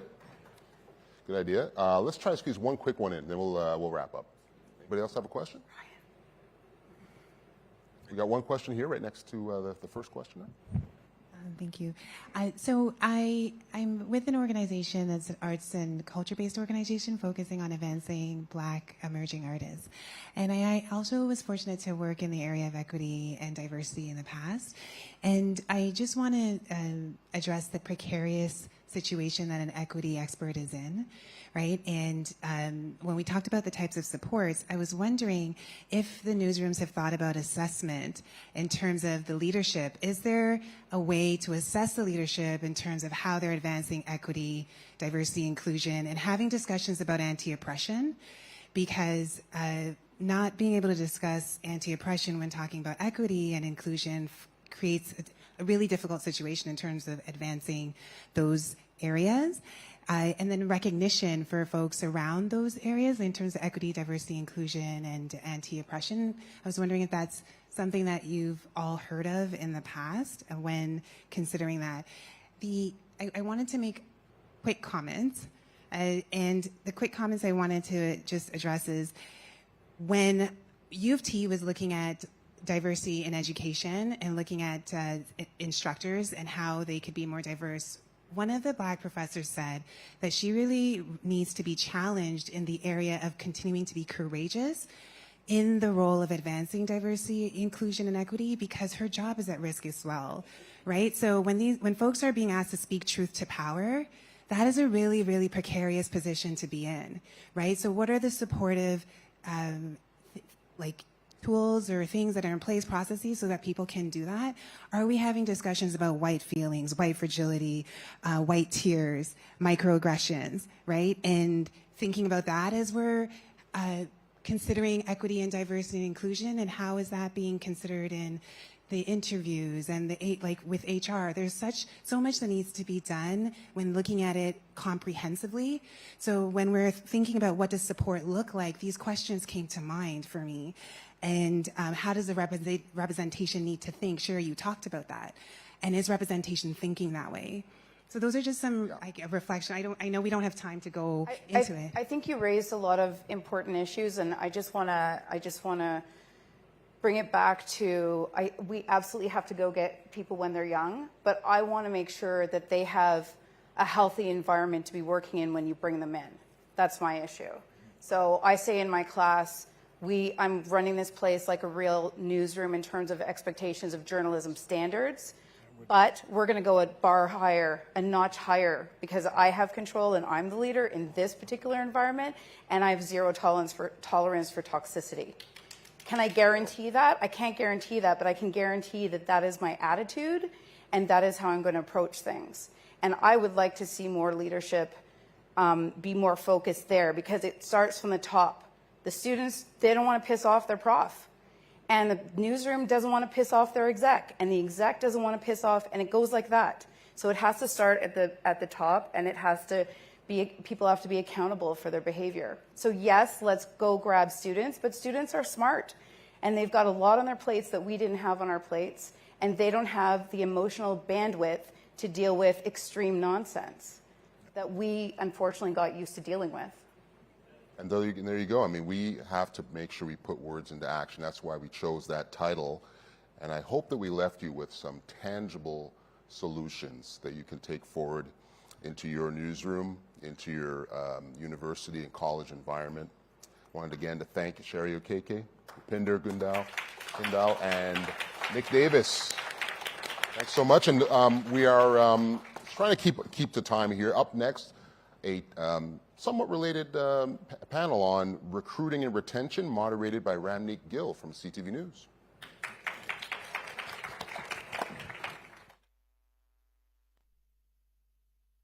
It's a story impacting every Canadian, coast to coast. Are you surprised that there's still that anger out there? Welcome to another Miracle on the Prairie. Thanks for joining us here. The stories making news. It's stunning to me how much gas costs right now. 100 firefighters fought the blaze throughout the night. Good evening, everyone. We begin tonight with breaking news. We have exclusive details. I'm Heather Butts with CTV National News in Regina. Do you think you would have resigned? You can see the force of Fiona everywhere. For protesters here, the delay on the final vote doesn't go far enough. A story you'll only see here. You can see the extent of some of the damage. Just several. It's impacting so many people. This has made you a prime target. At CTV News, making sense of what's going on in Canada and abroad is our commitment to you. If it's important to you, City News is there. Bringing you the stories that you care about. From neighborhoods we share, Up to the minute information. wherever it happens, To wherever you are. City News delivers the news you want, the way you want. Watch nightly on City TV or stream it on City News 24/7. Listen on the radio at City News 680 or on your smart speaker and visit citynews.ca. City News, everywhere.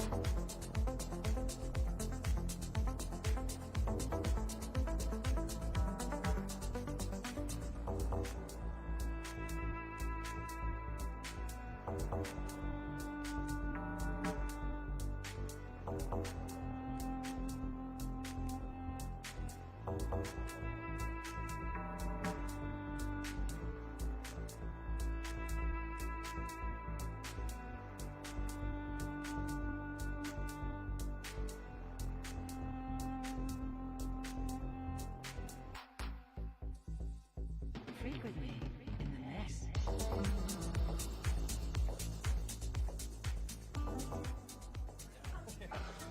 If everyone could please take their seats, we will be beginning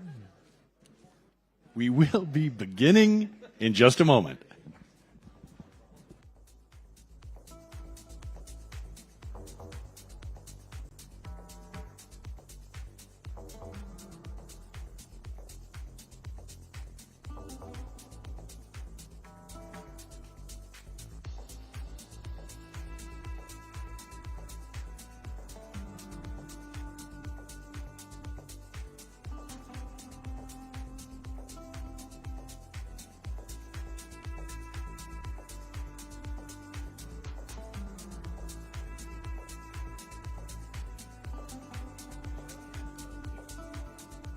Please welcome Ramneek Gill.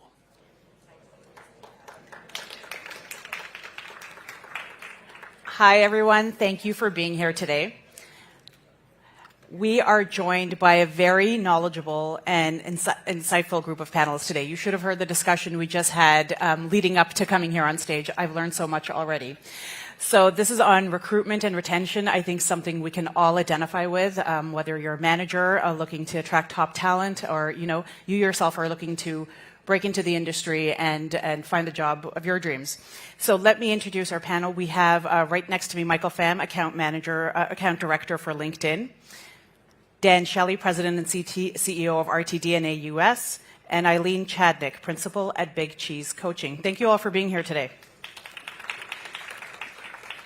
I do want to point out we are going to leave some time at the end of our discussion for your great questions from the audience. So why don't we just dive right into it? I mean, you can't talk about recruitment without talking about ways to recruit, and LinkedIn is obviously an essential tool now more than ever. So Michael, can you give us some best practices or tips on how to use it effectively? Yeah, absolutely. So I think oftentimes when we think about recruitment and we're looking for very specific job titles, the common mistake is to solely pick that job title and look for individuals that match that job title. But really what we're looking for is the experience and the skill sets. So when you use the LinkedIn Recruiter platform, though that might be a jumping off point, is to search the title, we want to ensure that we're actually looking for the skill sets. Just because every organization titles their roles differently, and simply because they have a different title doesn't mean they're not a good fit for the job. So with that being said, I did prepare a little bit of a PowerPoint, if they could put it on the screen, and I can kind of just walk you through if you ever used this platform before. So this is what our recruiter dashboard looks like. Just for the purposes of a quick demo, I've put in there as a job title, as a starting off point, as a journalist in Canada. As you can see, there are tens of thousands of results, but we want to ensure that, again, we're kind of reducing that number and being able to sift through to find the right talent. So then if you move forward, this is where I would typically recommend for you to live in, is the keyword box. Forget all of the other filters. The keywords, because the reason I use this more so than anything else is because every LinkedIn profile is different. People put different skills, people put different experiences, and they write things differently. So if you notice there, I wrote writing and reporting, and then I put into brackets and quotations different ways to include different words that might be written differently on different profiles. Again, we don't want to exclude someone simply because they wrote something differently. So again, utilizing that keyword search will help you effectively find the people you're looking for based on their skills and experiences, and not so much their title or where they've worked. And then, as you can see, that dramatically dropped the results down to about 800 plus, I think it says. But yes, again, the goal is to get that number as close to a number that's manageable, that you have enough bandwidth to actually go through and view those profiles, and then identify the right fit. So going back to what I said earlier, if you remove the job title, now the results increase. People might have different titles. They might be a reporter, but they have journalism skills. They might be doing other things. And so again, I don't want people to, focus on the job title. I would rather you focus on the skills.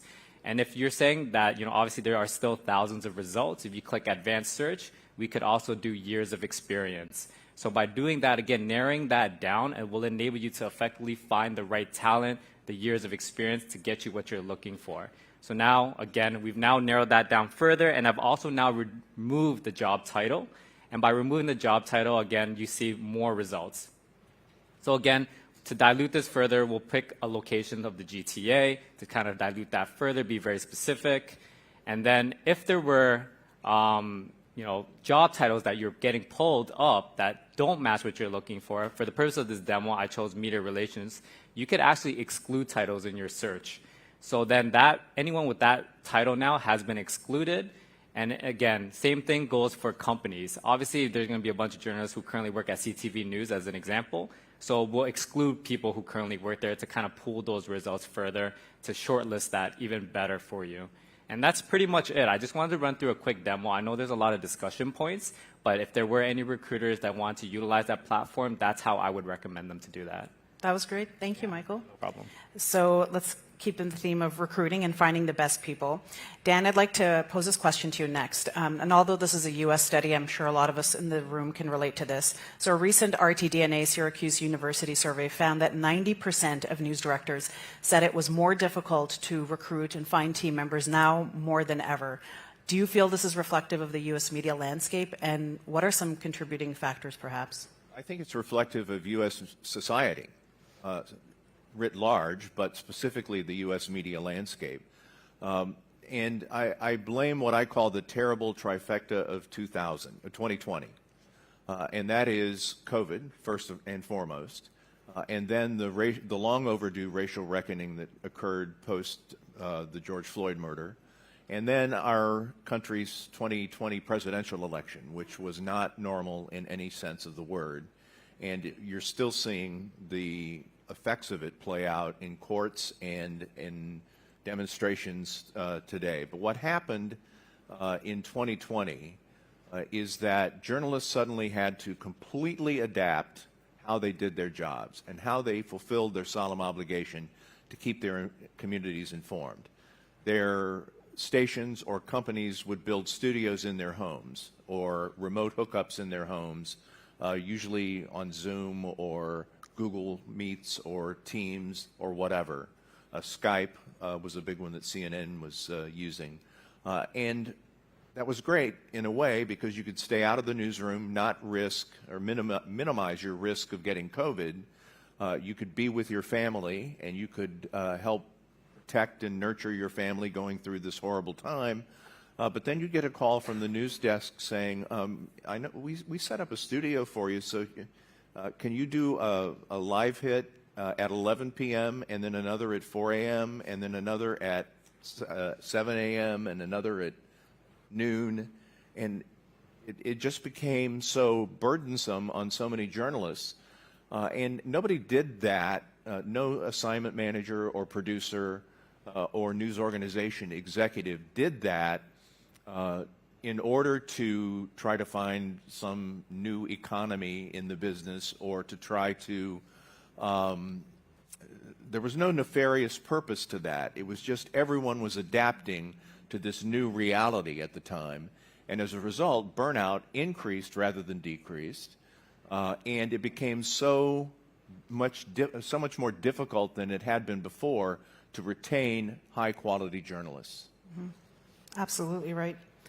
And so now more than ever, it is really important what we do as employers to make sure that we make our roles most attractive to candidates. So Eileen, this next question is to you. How do we do that as employers, and how have the needs of the emerging workforce evolved?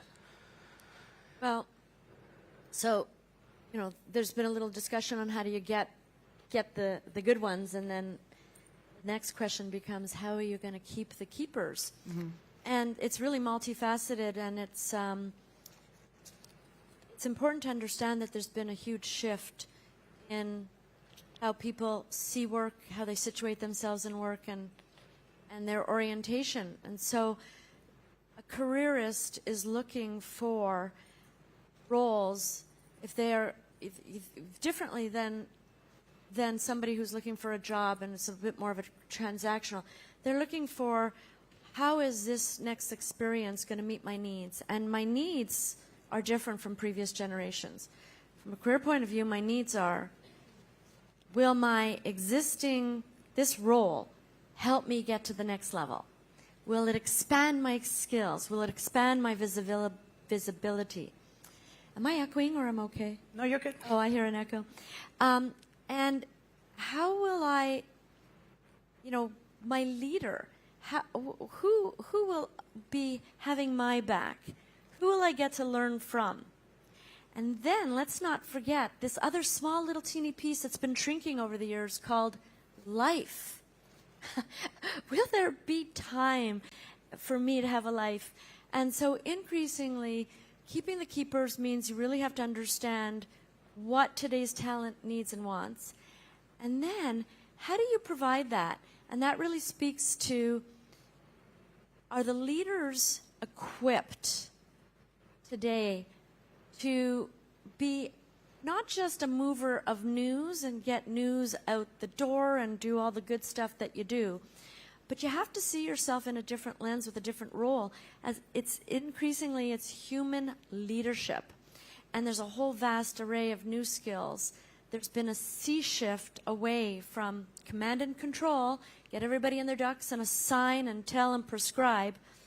Increasingly, today's leader needs to coach more, connect more, human being to human being, create collaboration, create more team-safe cultures, and often in remote, even with remote. So there's a lot of new things that leaders need to learn how to do, and they weren't necessarily taught that. So it's quite a big conversation. I'll just stop there because I have a hunch some of the questions we'll get at some of the other points. No problem. I was just going to say, Eileen, to add to that, what's the saying? People don't leave bad jobs, they leave bad bosses. And, previously to this, we were just all chatting about EQ and how important that is. If you want to expand on that and why it's more important now more than ever. Dan, Eileen, whoever wants to start. Well, I'm actually certified. Is that Go okay? ahead. Yeah. I'm certified in EQ. So in the work that I do, I work with both individuals who are thinking about their next role or trying to get to the next role, but I also work with leaders, a lot of leadership development. So I'm really seeing both sides of the fence. So emotional intelligence is not like IQ. IQ is something that you kind of have, and that's what you have, your cognitive kind of ability, your potential. EQ is something that can be developed. But a lot of people, both individually and also even structurally, organizationally, don't realize that we have to invest in our growth. And what is EQ? It's personal skills, it's social skills, it's learning how to navigate the stresses of the world, it's learning how to navigate your internal world, learning how to relate with people.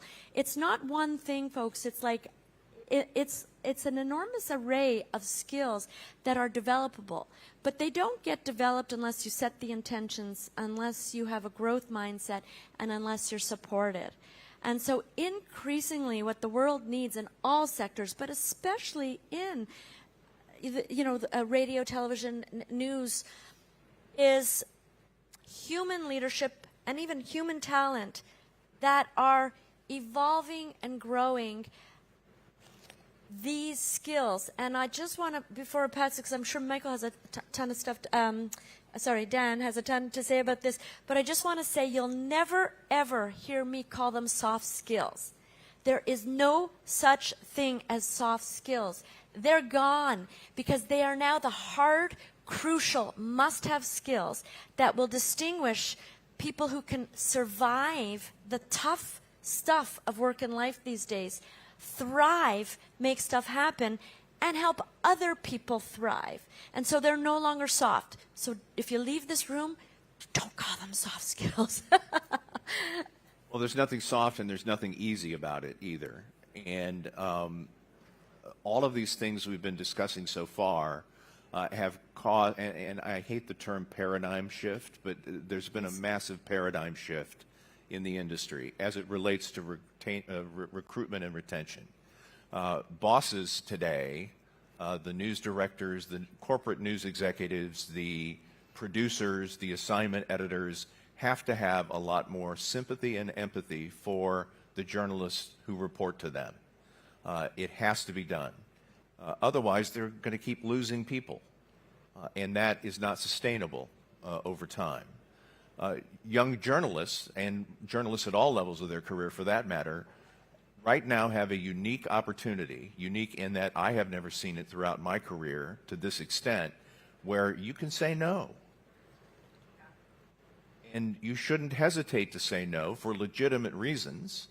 Like, look, I've been working 6 days in a row I just need a couple days off. I need to decompress.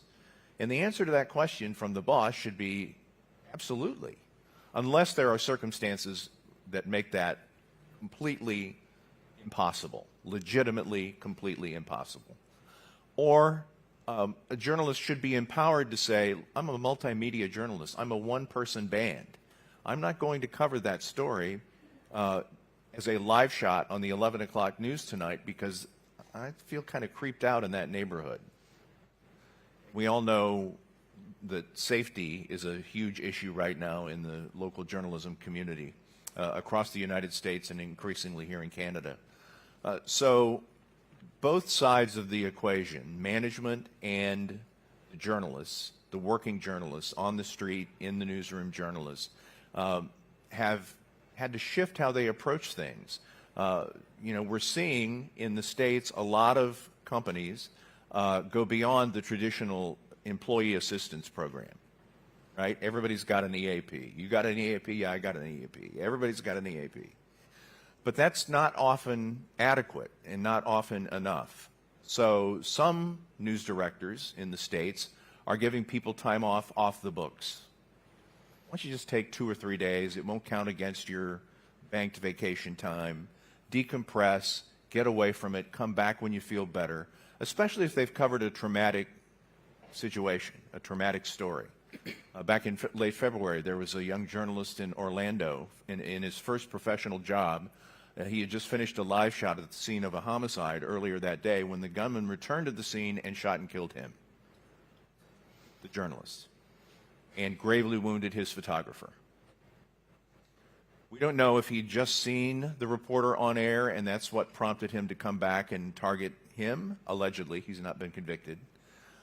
We don't know, but we do know that that was an incredibly traumatic event, not just for that young journalist's television station, but for the entire Orlando journalism community. So what did they do? They brought in outside resources. They brought in outside experts. They brought in folks. They had sessions where they could just talk it out and have these cathartic moments where they could talk about, yeah, I feel afraid, and what happened to Dylan. Oh my God, that could happen to me. And they talked through all these issues, and it became ultimately this is a broad generalization, and I realize that. Ultimately, in my view, the Orlando journalism community is stronger today than it was before that because they recognized the inherent, not just dangers, but they recognized the inherent challenges of the business in today's environment, and they did something about it. They made changes to assignment schedules. They made changes to various aspects of newsroom operations so that people can feel like that they are valued as journalists while they're serving their communities. And it made a tremendous difference. And it's a shame that it took such a tragedy to come to that. But this is Orlando, where there has been a lot of traumatic news in recent years. The nightclub shooting, the political and ideological attacks on Disney by some politicians in the state of Florida. So it's been a very tough time there. And I don't want to dwell on Florida, but that is a great example of how newsrooms and news leaders can and should adapt to today's environment, and how journalists should learn to speak with their own voice, respectfully, but assertively, and not be afraid. When I was a street crime journalist years ago, you never would raise your hand and say, "I'm not. This is the 5th murder this week. I'm not going to go see another beheaded body." It's not going to do it. That was never even a concept, or a notion, or an idea. But now it should be, and it could be, and in many places it is. You have to learn to say no if you've reached your limit, and you have to know to be able to recognize when that limit's been reached. Thank you, Dan. Obviously very important to support our team members, So support, very important to this emerging workforce, working for good leaders, as you said, Eileen, looking for careers, not just jobs. So, Michael, are we doing enough as employers to convince candidates that our companies are the best place to be? Yeah, I think there's a very common mistake that when we're talking about employer branding, oftentimes a lot of these organizations, they will talk about how great the organization is, how well the business is doing, but they tend to forget that when we talk about employer branding, you're marketing to candidates. And in today's world of work, it's completely different than it was a decade ago. Candidates are much more savvy. They have more demands. They expect more. They're looking for an employee-centric organization, an organization that will humanize that process and look at you as a person and not just another number. So how are we communicating that? How are we giving that first impression to potential candidates and top talent that this is a great place to work?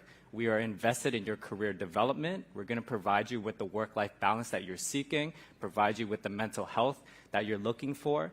These are all factors that we oftentimes don't prioritize as leaders, and we forget because obviously we're looking at other more important factors, whether it be profits or whether it be, production, whatever the case is. And I think it's something that a lot of candidates now actually prioritize over compensation, over working for a big brand. Yes, you might be, for example, CTV News, but as a candidate, as a top talent, as someone who's going to give you my life, what do I benefit from? How do I benefit as a candidate? Why should I work for this organization? What does it mean for me? And so until we put ourselves in the candidate's shoes, in their experience, in their time as an employee, to echo everything that's been said about the employee life cycle, I think it's important that we provide that employer branding and not only just, say it, but actually live it and then actually execute on it, because not only will it benefit for your ability to attract talent, but again, goes back to retention. Your employees will be happier. They want to stay there. They're not going to go and leave for whatever reason. So I would just implore leaders to think about that and prioritize how they look at how they treat their employees and the space that they provide them.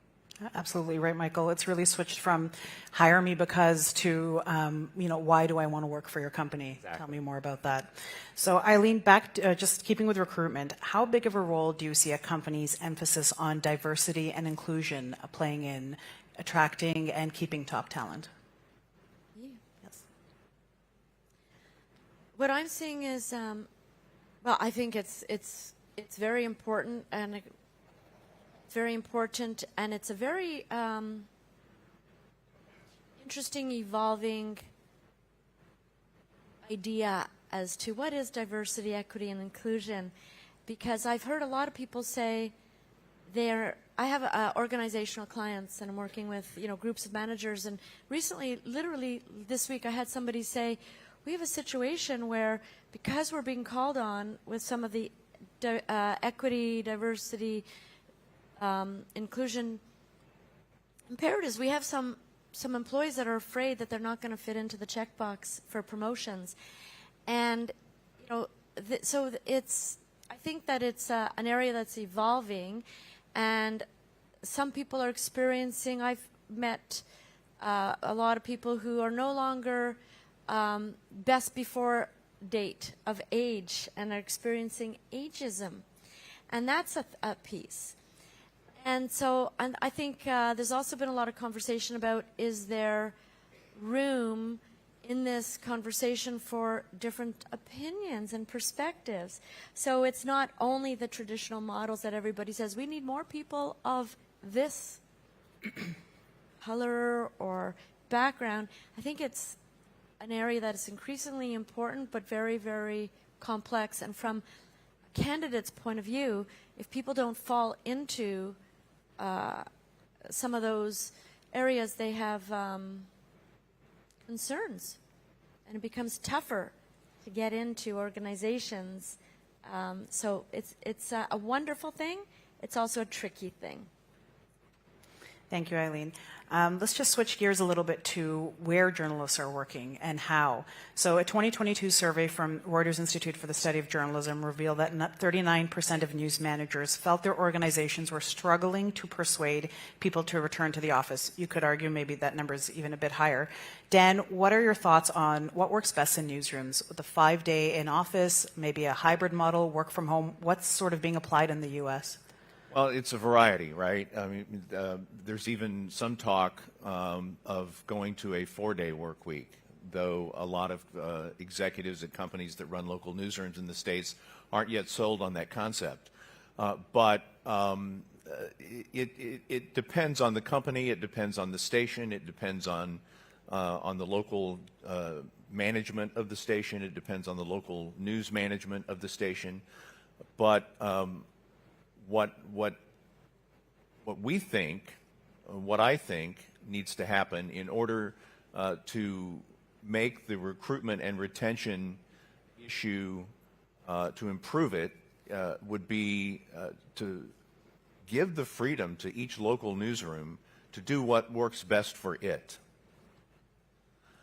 Because a lot of this is generational too, right?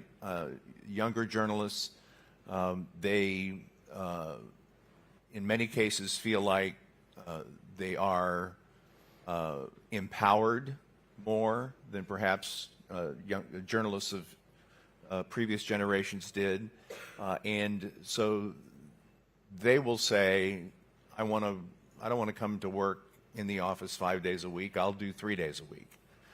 And the news director will say either yes or no, and then there's a problem or there isn't. But I think that leaders in local newsrooms need to listen very carefully and carefully balance the needs of in-person staffing and the final product, what goes on the air, with the needs of their employees, and with a slight edge to the needs to their employees, which traditionally and historically has not happened in our business before.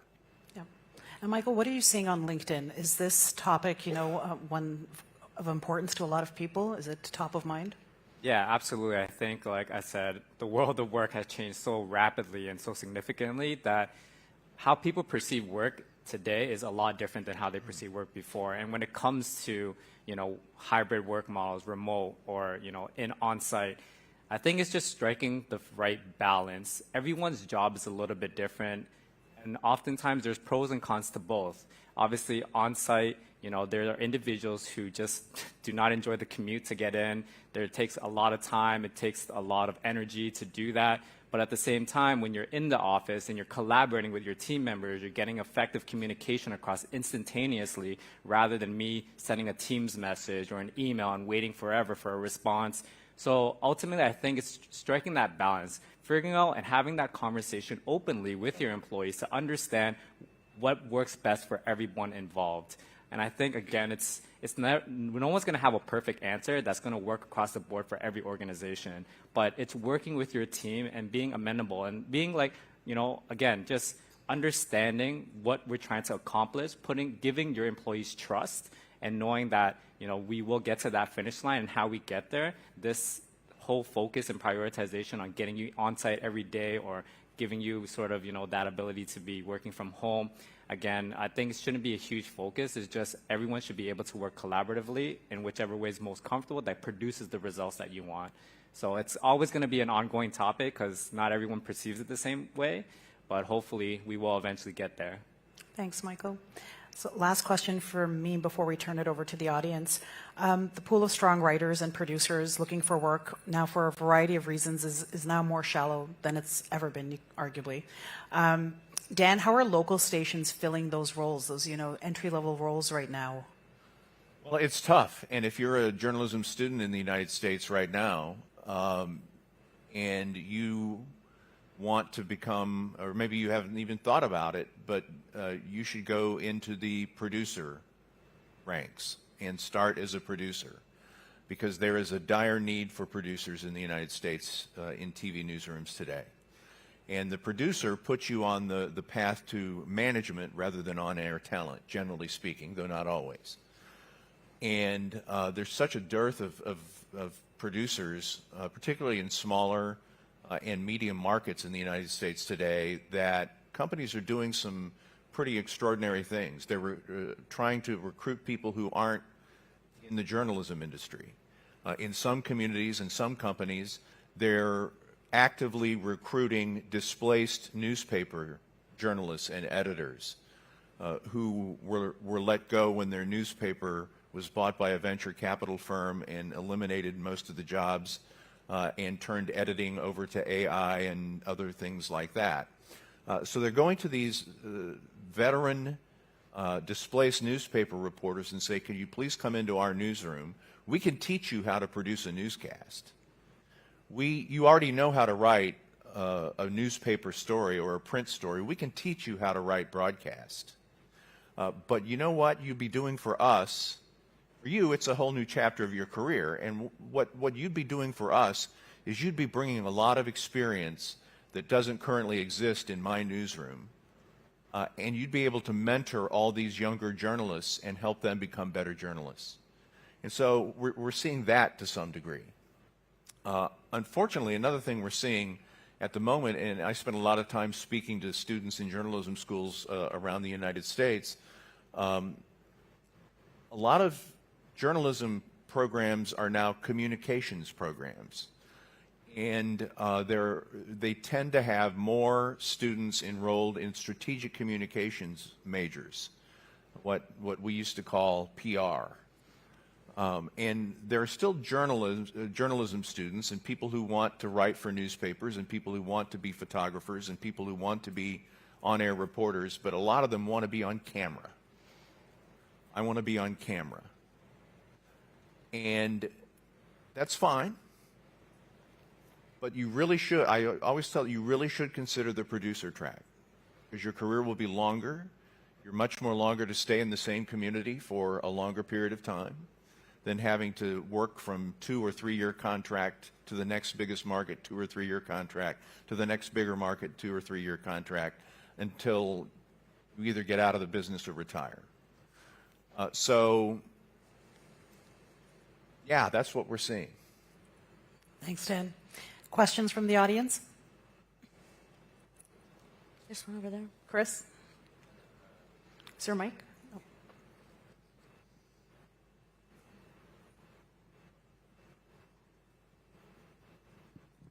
Hi there. I'm the camera supervisor at Global in Toronto, and we've had some jobs open up recently that we haven't been able to get great candidates for because of, it seems like a disconnect of what's being taught in schools and what sort of the needs are in our newsrooms. How do you see that relationship between broadcasters, media companies, and schools, excuse me, and how closely should they be interacting? Does that dynamic need to change? Because we can't find people that know how to use the camera that we're using. They teach a different style of camera that's more production-y, smaller format. So when we get candidates, they've never seen, they don't know how to turn on a camera that I'm using. So I'm sure this happens in different aspects of media. Does that dynamic between the media companies and the educators, does that need to come closer together where you're almost in collaboration on a school-by-school basis with, like, here are the skills that we need to fill our recruitment needs? Yes, and respectfully, you answered your own question. I think that news organizations need to reach out to journalism schools to ensure that their curricula are truly reflective of what's going on in the industry today. And I think a little investment of your time and conversations with deans and professors and developing a common understanding of what's needed in the industry today, I think you can help mold those journalism programs so that they do produce the kind of candidate that you need for your newsroom. And they're generally very interested, the educators are generally very interested in such collaborations. They crave them. So don't wait to get called by the dean of a J school. Reach out to him or her or them. Especially internships. Like in a lot of different, I've done some work with different colleges in different aspects, not necessarily in radio and television, but one of the things that tends to work well in different fields is having internship opportunities so that you have students who get to spend some time and learn, and then they're learning in your playground, if you will, and they're learning the toys and the equipment. And then sometimes those interns do get an opportunity to stay on or come back for summer roles, and that's a way to tap into talent, but train them and nurture the skills that you need that complements whatever they're getting at the school. Thanks, Eileen. Excellent point. Any Hello. other? Go ahead. Hello, everybody. I'm an educator at Durham College. And There you go. I'm sitting beside an educator at Fanshawe and another educator at BCIT. And we have in the college system in Ontario professional advisory committees. We call them PACs. And so I invite you to contact us at Durham College. We'd love to have you on our PAC. We also have, Fanshawe as well. So for anybody who is interested in really helping shape what it is that we teach in our curriculum, find out what we're teaching, we look up different journalism schools in your area where you are hiring, and we are always looking for professional advisory committee members. We also at Durham College, I think at Fanshawe, and I think at BCIT, we also have internships. So we have a load of students here from Durham College who are currently looking for internships. So those are pathways definitely for you to find new talent. I didn't think I'd be a matchmaker today. We're making connections. Great. Again, speaking as an educator, clearly you haven't talked to Fanshawe or any of our colleges, because we change our programs to reflect the actual reality of the industry. That's what we do. We want our students to be as supported and as prepared to go right into the industry as possible. So if we need to change our camera training, we need to know that, right? Because, we revise every term. I also wanted to ask you, being from the U.S., and this is probably a little bit reflective of Canada as well, so everybody needs so many people. I have a friend who's a news director in Seattle at one of the major stations, and she can't find people either. But when are the companies going to start paying more to their employees? So they retain people, because it's not just about 4-day weeks. I worked at a company in Vancouver that did the 4-day week, and it worked out really well. But they paid a living wage as well. And in the U.S., a lot of places for sure, and in smaller markets in Canada, these companies are crying for employees and good people, but yet they're not paying a living wage. Well, and then they wonder why they don't get the people they're seeking. I will tell you that some companies that operate local television newsrooms across the United States are doing better. They do understand that there is a direct cause and effect relationship between what they're paying and whether they get candidates and are able to hire open positions. Unfortunately, there are a couple that haven't yet had that revelation occur to them. And it's also an issue of retention. It's not the best case scenario, to put it mildly, to expect to hire an entry-level television journalist at $15 an hour U.S. when that journalist literally could walk across the street and make $18 or $20 an hour working at a McDonald's. It's not sustainable, and I think companies are realizing that, particularly in the post-terrible trifecta of 2020 era, where the power really has shifted in many respects from the companies to the journalists. The power to negotiate good working conditions, to negotiate good salaries, to negotiate not just paid time off, but if I need a break, I need a break. So a lot of companies are listening. A lot of companies are making significant improvements. Some, unfortunately, are not. And the ones who are not will ultimately learn the hard way. How do you... Oh, sorry, Liz, you take priority. Just checking. What advice would you have for overcoming location? I'm sorry, I'm back here at the back of the room. Overcoming location, because I'm a news director and I speak biasly of, I think, one of the best news talk stations in the country. We pay great wages. We absolutely look at the work-life balance that is needed in our industry, especially in the news talk format. But Saskatchewan is not a place people consider. It's not a place that a person thinks they would get a great career at. But hey, you know what? You could end up being a really big fish in a small pond.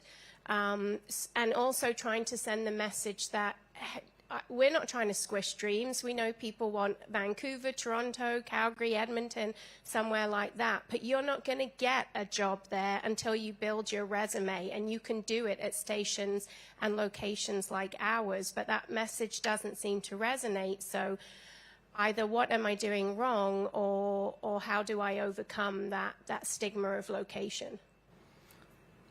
For either of you, anyone? Who? Go ahead, Dan. Oh. Don't know.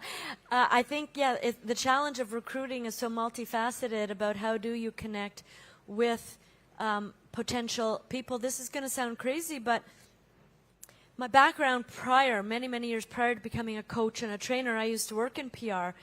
And I'm almost thinking you need a PR campaign for life.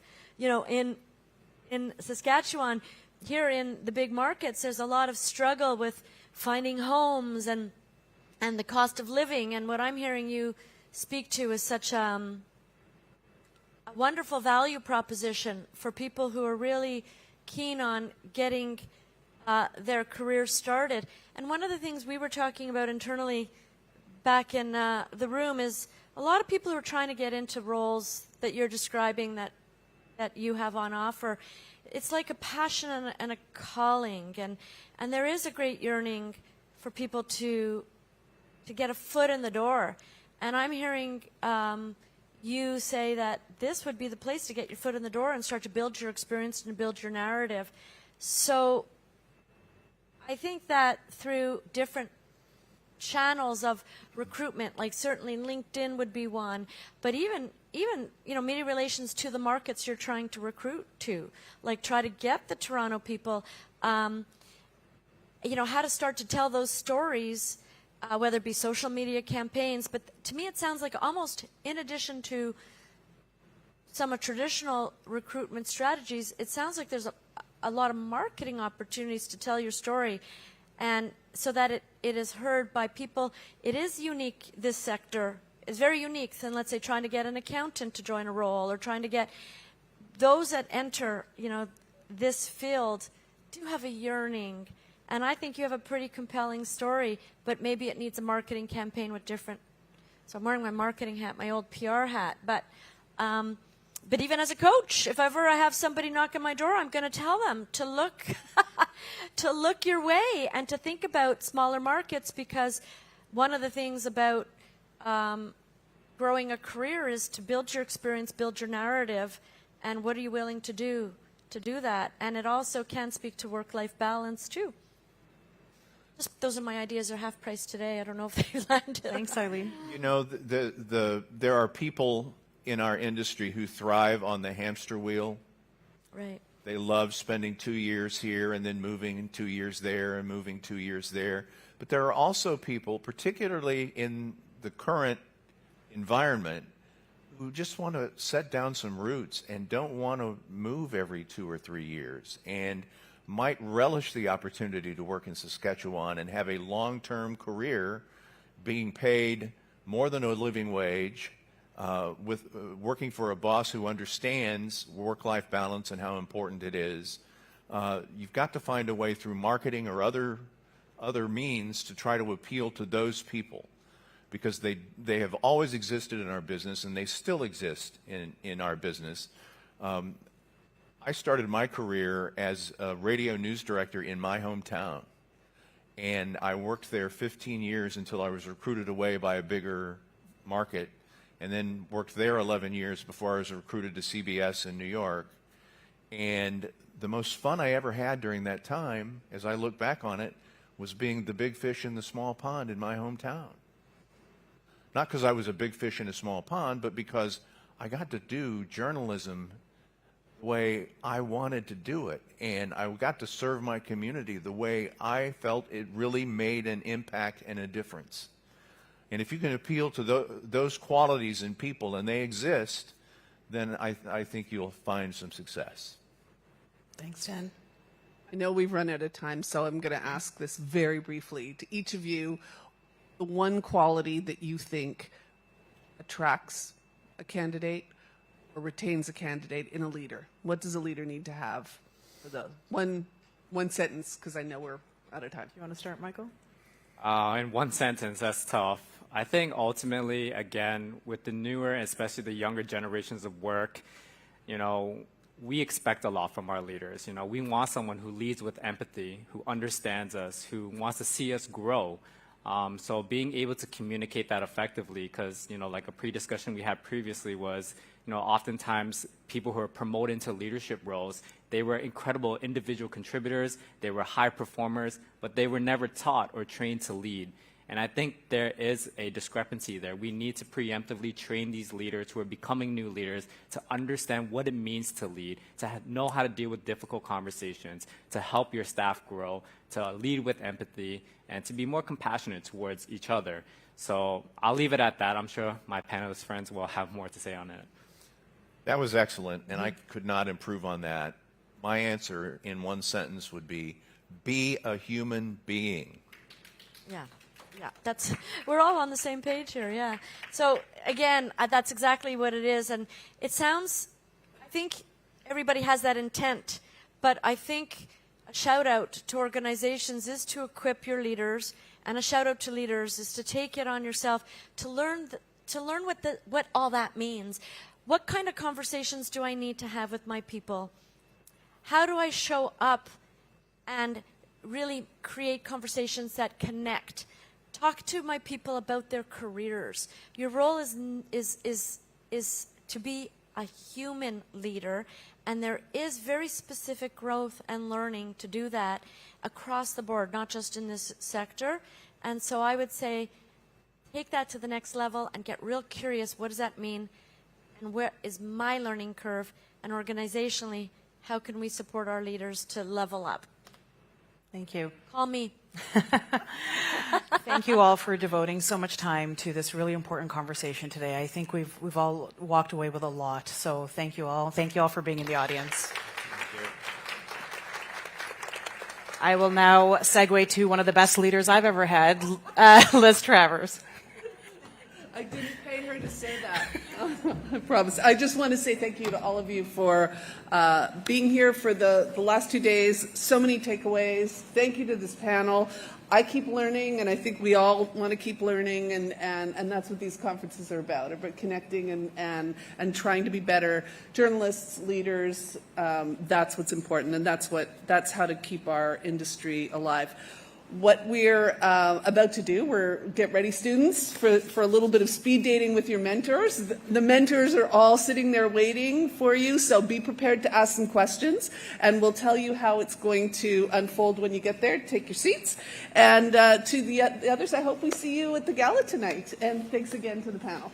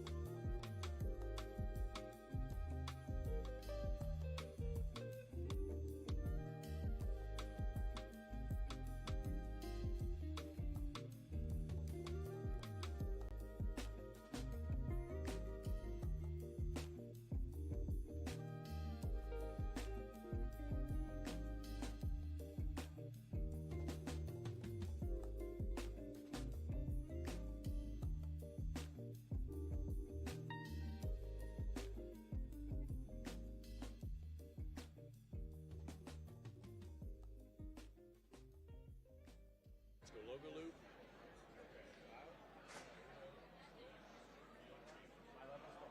Good evening, everyone, and welcome to the 2023 RTDNA Awards Gala. Please welcome your hosts for this evening.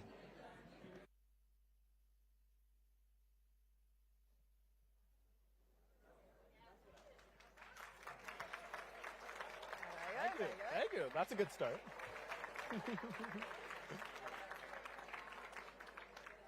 You could keep going. That's okay. That's all right. There you go. There we go. Right on. There we go. Excellent. Hey there, everybody. Please welcome to the RTDNA Awards Gala. This is a night, you know this, of recognition, of inspiration, and of celebration. I'm Adrienne Arsenault. And I'm Raheem Ladani. Before we begin... No, it's all right. It was made very clear to me that Raheem the Dream is the appropriate way to respond. Yeah, thank you. So... I'll take it. He seems a little fussy about it, so just keep it in mind. My news director has a less flattering term for me, but that's okay. Yeah. Before beginning this evening, we'd like to acknowledge that the Sheraton Toronto is built upon the traditional lands of the Mississauga, the Anishinaabe, the Haudenosaunee, the Chippewa, Wendat, Métis, and many other Indigenous people. It is only when we are accountable for the past that we can move forward into a future of reconciliation in the spirit of partnership and collaboration to learn and work together. So as you know, it's an honor for us to be asked to do this and to be with you tonight, and it's really good to see you. And it's good to celebrate Canadian journalism, and I want to give a shout out to everyone here, regardless of whether you're picking up an award, because the reality is, and you know it well, we have networks that are dropping reporters, they're dropping producers, they're dropping editors, shooters, hosts. We have cutbacks, right? We have a climate where it's hard for Canadians to access news, and now we live in this world where the demands for accuracy and fairness are so high-pitched. So yeah, it's hard, and yet you show up. And we may all be competitors, but when one journalist breaks news or goes right to the heart of a conflict, like the one unfolding right now, it makes all of us better, and Canadians need all of us at our best. So that is what we're here to celebrate and acknowledge that.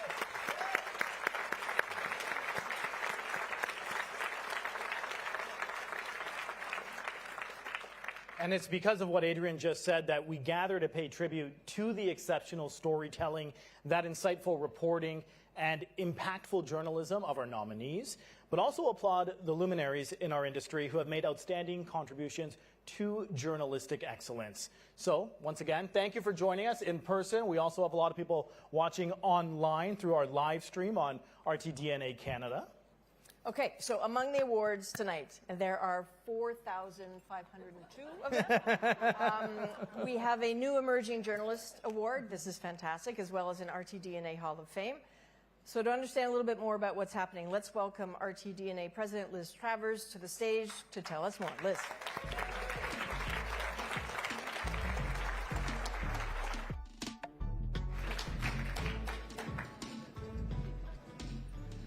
I don't think I needed glasses last year, so, you know, it's what happens to all of us.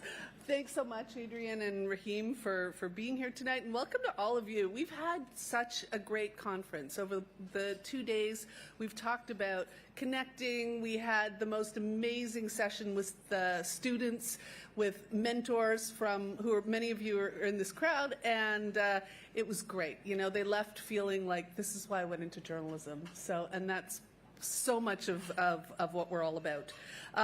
Last night was a very special evening. It was the President's reception, and the recipient of this year's President's Award is Ward Smith, who you will see here.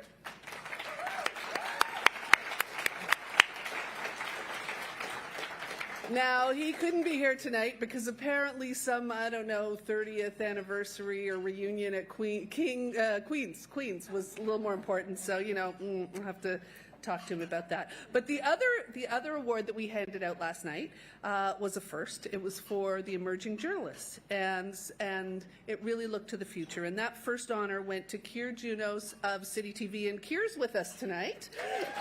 Please stand up.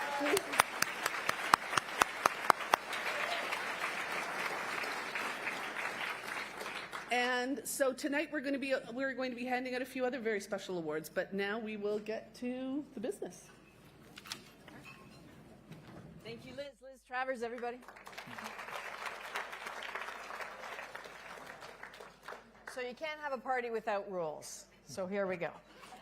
Before we dive into this, presenting the National and the Best Canadian Local News Awards, just a couple housekeeping things. Most importantly, winners, and you're all winners, but winners, when the winning entry is announced, please make your way to the stage. That's where you get to collect your hardware and you get your official photo.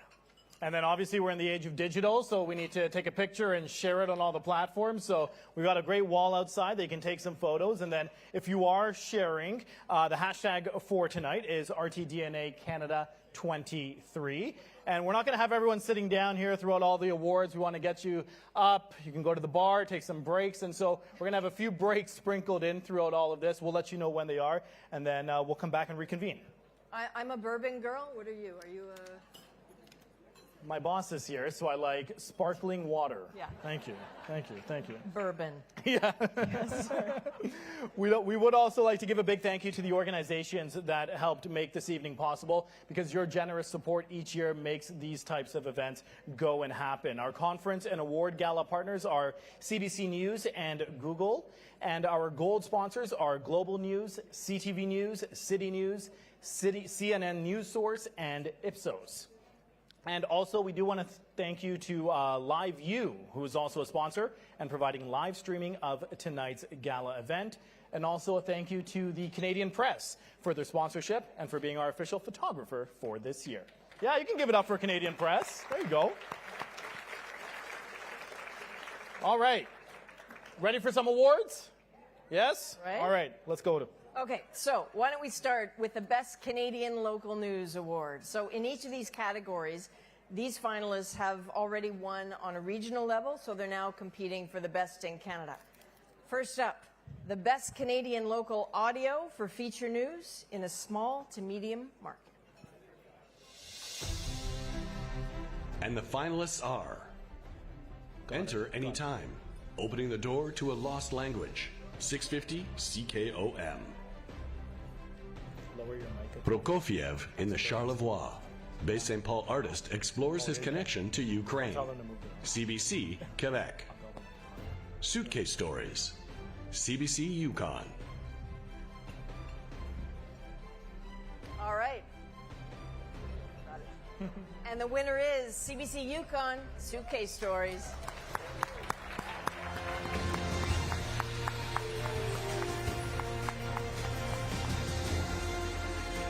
Oh, come on, CBC. There you go. Nice to meet you, sir. There you go. There you go. Oh, there you go.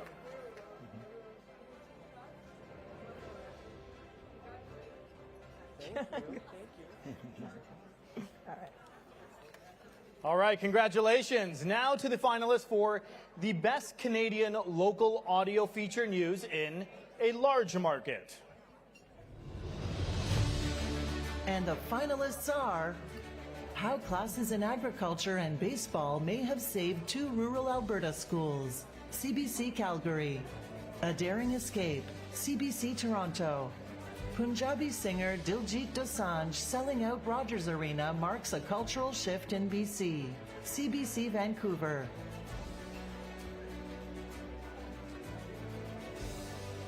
And the winner is CBC Calgary. How classes in agriculture and baseball may have saved 2 rural Alberta schools.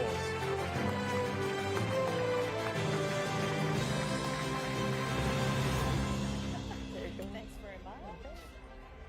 Oh, there we go. Oh. Thanks.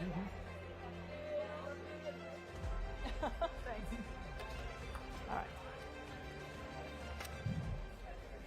Okay, we see you all on your digital devices, and we're okay with that.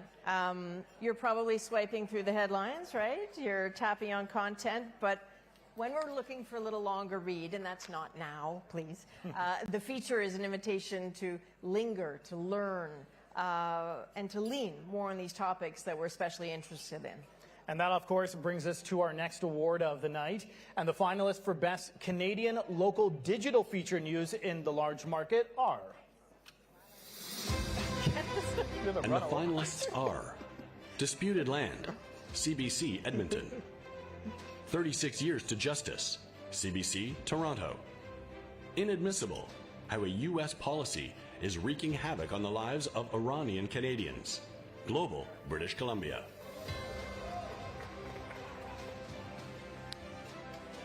And the winner is the table that was just cheering right there, Global BC. Inadmissible, how a U.S. policy is wreaking havoc on the lives of Iranian Canadians.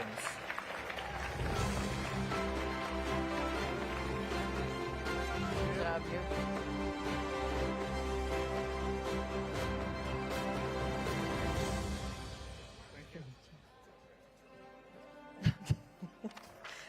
All right, here we go.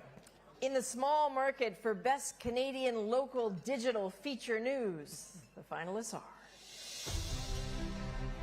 And the finalists are Going Home, Namaska Cree Seek Apology, Reconciliation After Forced Relocation, CBC North Cree Unit.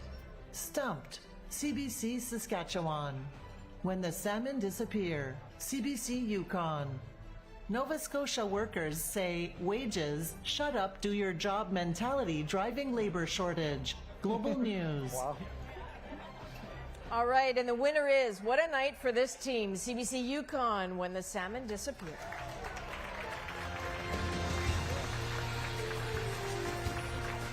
Two in one night. Nicely done. Congratulations. There you go. Oh, right there. Perfect. Congratulations. All right, we're going to turn to video now. And for Best Canadian Local Video Feature News in the small market, the finalists are. And the finalists are Percy Henry, The Last Speaker, CBC Yukon. Orange Air Ambulance, A Day in the Life, CTV News, Northern Ontario.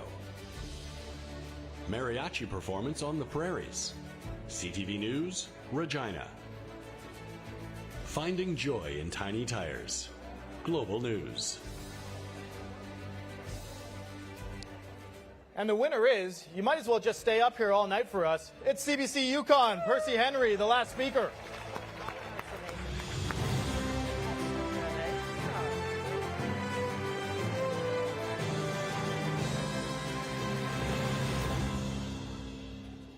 All right, now let's move on to a large market. We're talking about the finalists for the Best Canadian Local Video Feature News, and they are.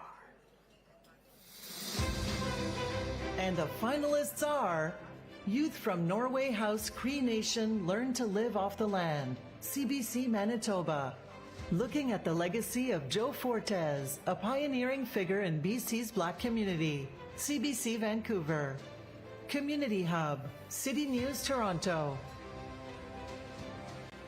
All right, and the winner is CBC Manitoba, Youth from Norway House Cree Nation Learn to Live Off the Land.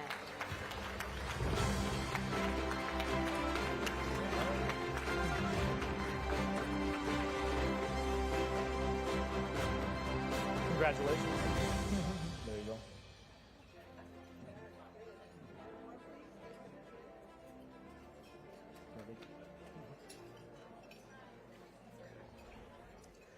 And we mentioned this off the top, but just for the people not able to join in person, a live stream is provided by Live U. Do we have a video for Live U? Maybe, maybe not.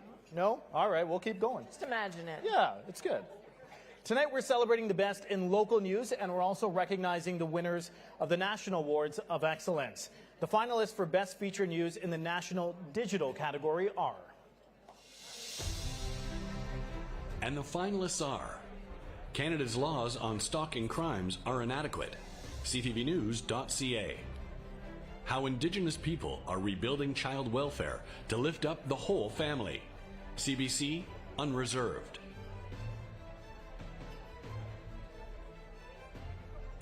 And the winner is ctvnews.ca. Canada's laws on stalking crimes are inadequate.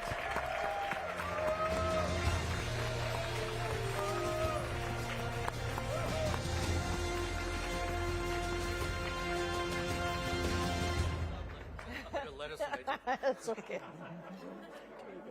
Oh, here.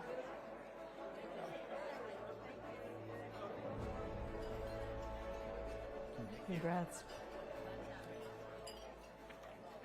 All right, our next award is for the best feature news in the national video category. And the finalists are.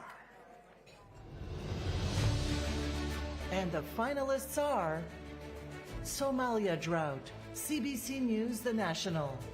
Washing Away, CBC News The National, North Network Team, Tuktoyaktuk, Northwest Territories. The New Reality, Canadian Shield, Making Armored Vehicles for Ukraine, Global News. Okay, those are all fabulous stories, like really. But the winner is CBC News The National, Tuktoyaktuk, Northwest Territories, Washing Away.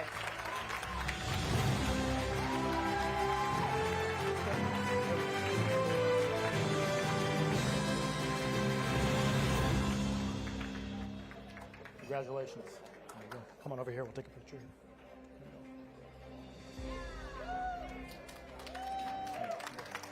That's our boss.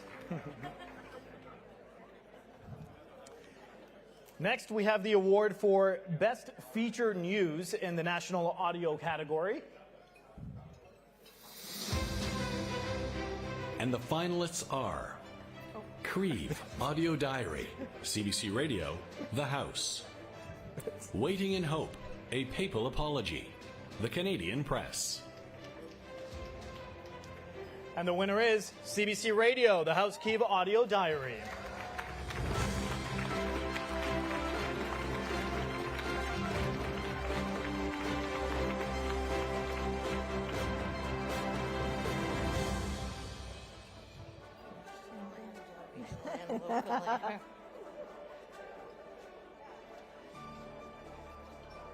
There you go. All right, so this is a moment where we need Liz Travers to come back up because this is the moment to present the Distinguished Service Award. Liz?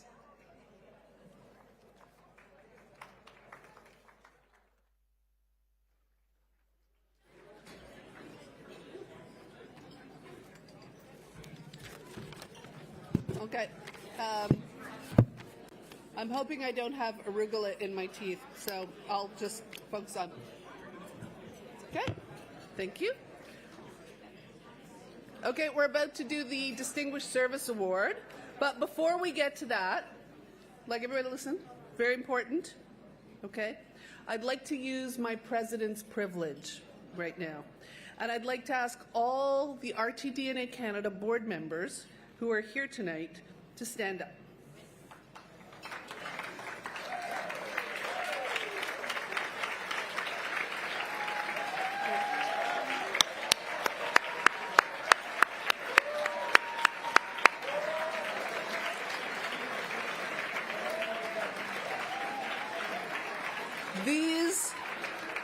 These are the people who give their time, their energy, their ideas, constantly improving everything we do, trying to bring value to you and what you need. And so the conference, you know, through membership, everything, these are the people who make it happen. So a big thank you there. And a very special thank you, and I don't even know if they're in the room, but I'm hoping, but to Sherry, Neva, Sheila, and their elves from Naylor and Associates. They never sleep. The show could not go on without them. And my last, what is to Creative Harbor. It's the first time we've worked with you, and they've been doing such a great job. They're on it. They don't budge when I go, can we change one of those things? And it's sort of at the last minute, and they just roll with it. And so thank you very much, gentlemen, and yes, for that. Okay. So Joanne McPherson has distinguished herself with a tireless commitment to RTDNA. Asking for money is never easy. Maybe when things are plentiful, but when times are tough, it's not that easy, but she never gives up. She is a wealth of ideas, and I learned this weekend that she's also the princess of punctuation, keeping us honest. And her CBC colleagues could not agree more. Let's have a look. Joanne, what is the latest from the police? Everyone at CBC's London Bureau used to love working with Jo. She was smart, she was hardworking, and she was kind. congratulations on your Distinguished Service Award. I was also pleased to see that it mentioned that things started to go well for you when you went to Washington in 1995 to work with me. Congratulations, Joanne, on this award. I think it's great. And I suspect it had everything to do with your commitment, your energy, your intelligence, and the fact that you're excited at the prospect of change. Hi, Joanne. Congratulations. I'm really pleased that you're getting this award. You well deserve it. We only had the one shoot together, an anniversary of Chernobyl. First thing that happened was you were told that you didn't have permission to film the plant. You could only film the 3D model of the plant. But you convinced them otherwise. You found us an interview with a couple that had to abandon their flat after the accident. What she missed mostly was her piano. My piano? And you eyeballed me to not miss the shot, and I got it. It's one of the moments I'm most proud of. I am so very proud, as I know my husband Joe Schlesinger would have been. He admired Jo and all her accomplishments. We want to say congratulations to one of the key members of our team here at CBC News Morning, Joanne McPherson, and we wanted to say welcome to this very healthy baby boy. I worked with her most closely when she was the executive producer of our morning news program.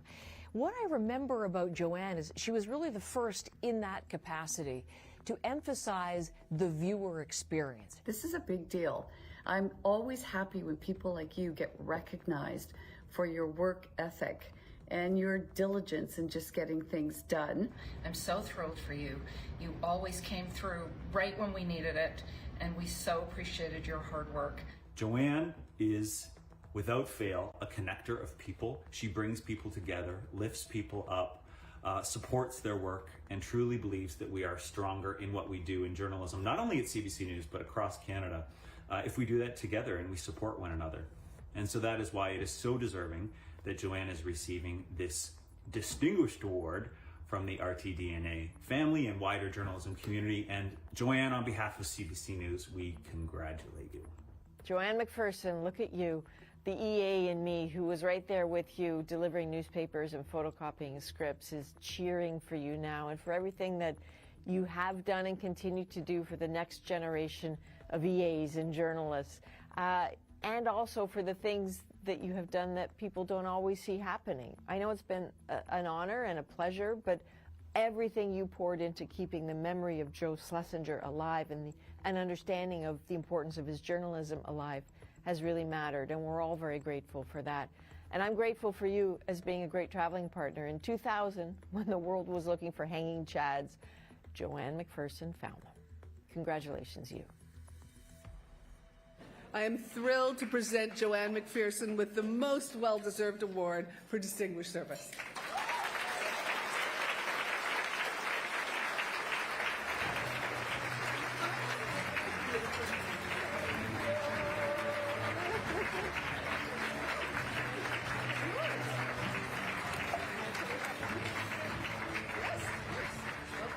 Get a picture, photo op. Wow, and I get to... Get a little photo op first. Oh, okay. Yeah. Pardon me.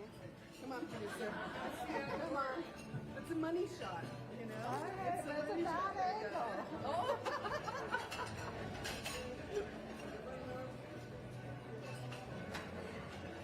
There you go. Thank you so much. Can I give it to you? Wow. What an incredible honor. And wow, where did 30 years go? And I get to speak, unlike everyone else deserving of their awards tonight. I want to thank everyone for such a lovely tribute. And I want to thank the RTDNA, all the board members, all our members, everyone who's here tonight, everyone who's deserving of their own nominees, or nominations, and awards. The RTDNA pours its heart and soul and endures hours to prepare for this conference and this gala tonight. Liz Travers, thank you for your leadership as our president. As you mentioned, Sherry, Neva, Sheila, your entire team for running the show in meticulous detail. To Live You and the fabulous production team who's enabling this to be streamed throughout the country for those who aren't able to join us tonight. I want to thank my colleagues at CBC News.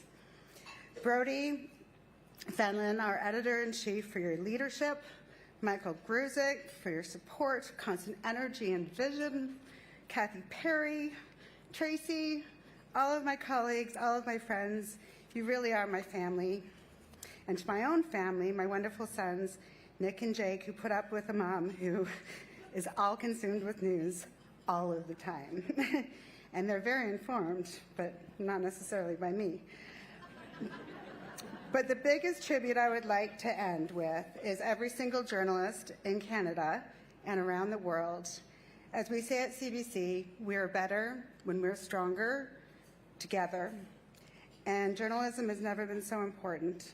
So thank you for everything you do, and thank you for this award. It means the absolute world to me. Have a great evening.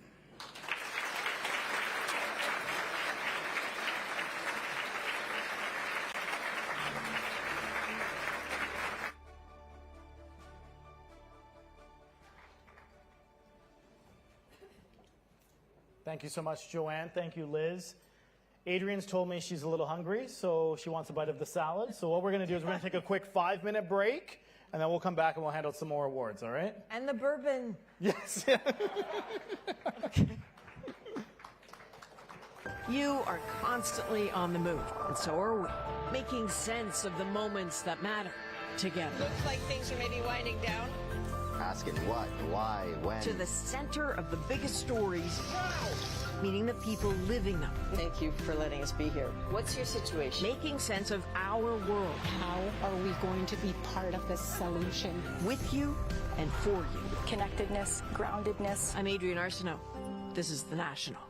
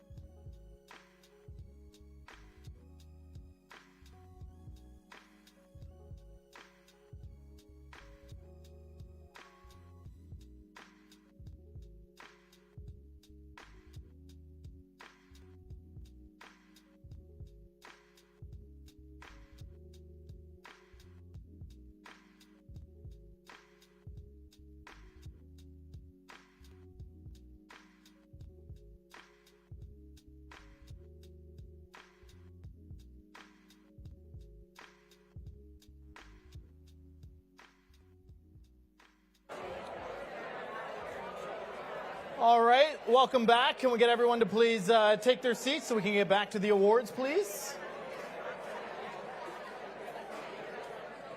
Are you good at whistling? They're not.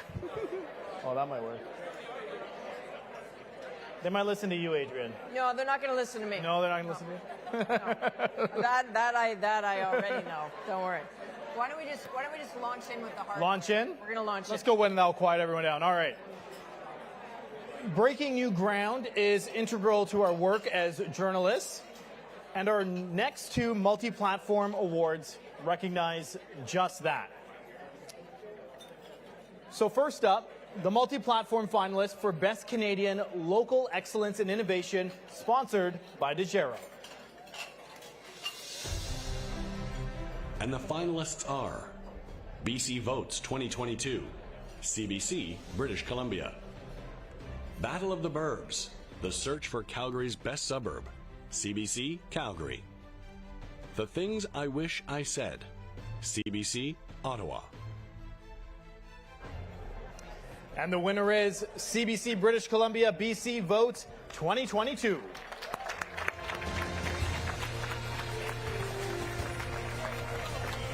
Oh, there you go.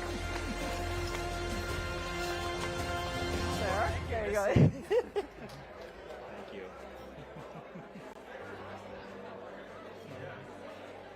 I started in BC as an AP. There you go.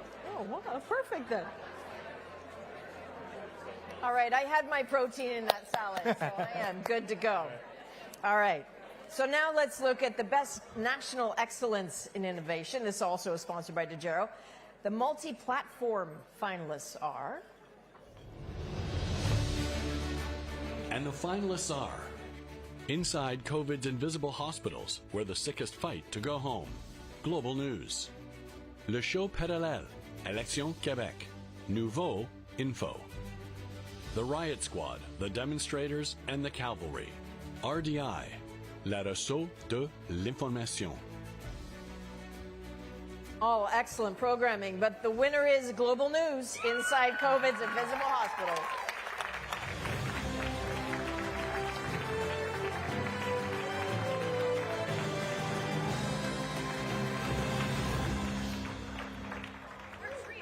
Come on up. You're all welcome. There you go. Team Congratulations. That was great. Here, I'll hand that off to you. Congratulations. Congratulations. Come on over here. We'll take a picture. There you go. Take a couple steps up. There you go. Perfect. There you go.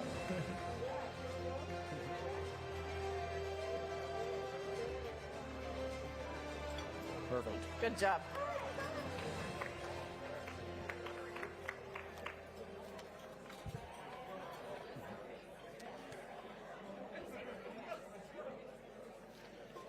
Innovation is key at all stages of production, including capturing video to tell that very story. And for the Best Canadian Local Award for Excellence in Video Editing in a Small Media Market. And the finalists are From Then to Now, Fiona's Historic Hammering of Prince Edward Island. CBC News, Prince Edward Island. Container Terminal Crunch worries North Coast fishers. CBC, Prince Rupert. Instagram Scam. Victim speaks out to break the cycle. CTV News, Windsor. Moose Jaw Heatwave. Global, Regina.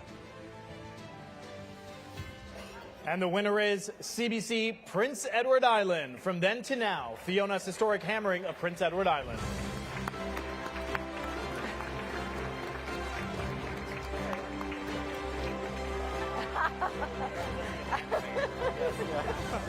Good move. Good move. There we go. That was good. That was a good move there.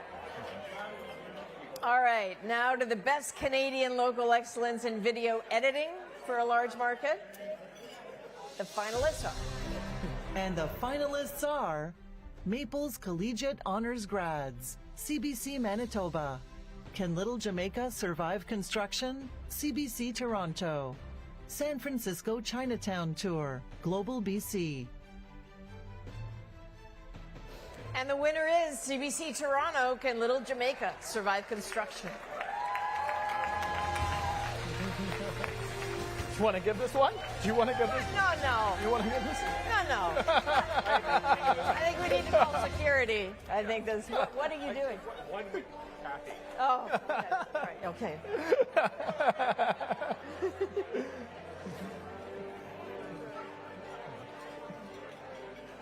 You know, someone sneaks into an award ceremony every year. Creative editing enhances storytelling for both the eye and the ear. So over to audio editing, and the finalists for the Best Canadian Local Excellence in Audio Editing for a Large Market. They are. And the finalists are Struck, Thank you. CBC Calgary. Drury Secondary School Choir performs at Long-Term Care Home, CBC Toronto. The Magic of Marmalade, CBC Vancouver. And the winner is CBC Calgary, Struck. Woo!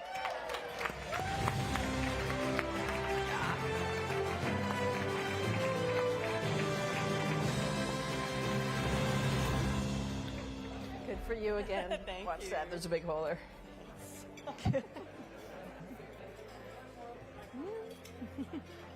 Thanks. There we go. Where are we?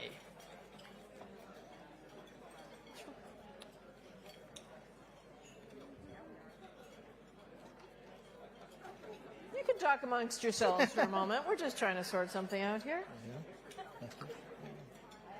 Okay, so we figured it out. So now we are talking about the finalists for the Best Canadian Local Excellence in Audio Editing for a small to medium market. And the finalists are Nacho Chips, Crackers, and Tiny Fish. How a BC senior survived on the open sea for nearly 6 days. CBC Kamloops. Sled Dog Education. CBC Saskatchewan. The Snow Float. CBC Sudbury. And the winner is the program with the longest title I've ever heard, CBC Kamloops, Nacho Chips, Crackers, Tiny Fish.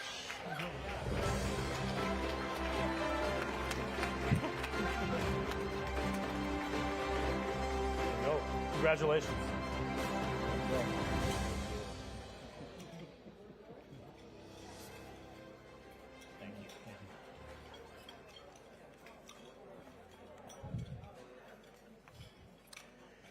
The finalists for Excellence in Video in the National Video category are. And the finalists are War in Ukraine, a train filled with trauma. CBC News, The National. Reporter's Notebook, in Afghanistan. CTV News. The New Reality, The Spy Who Saved Me. Global News. And the winner is CTV News, Reporter's Notebook in Afghanistan.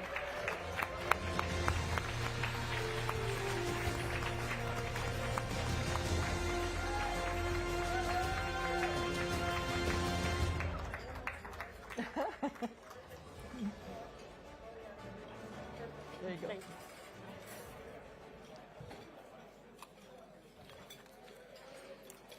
All right, so in the local video category for excellence in video, here are the finalists.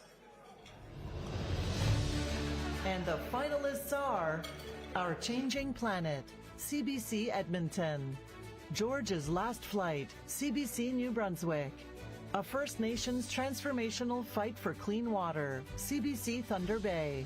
Planet Wonder, Trees, CBC Vancouver.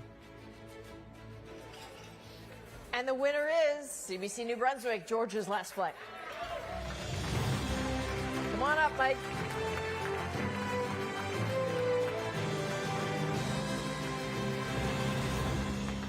Congratulations. Oh, you're all good. What's up?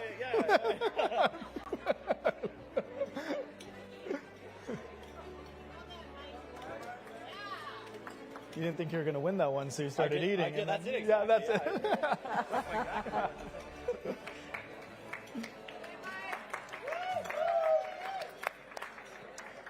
We'd also like to take this opportunity to thank Global for being a sponsor and supporter of the RTDNA.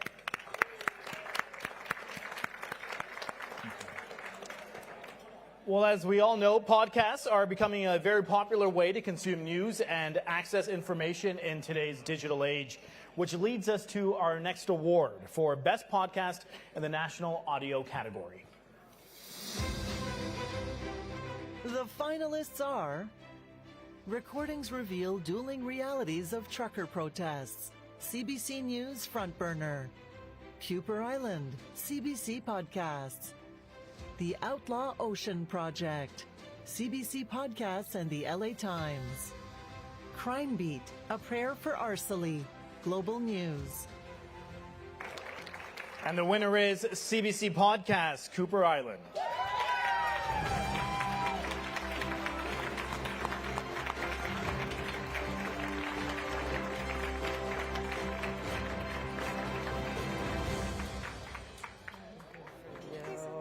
Here you go.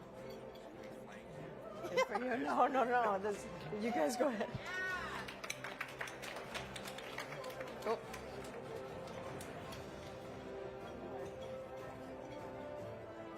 Congratulations. And for the best podcast in the local audio category, have a listen. And the finalists are 1 in 6, A Fertility Journey, CBC Newfoundland and Labrador.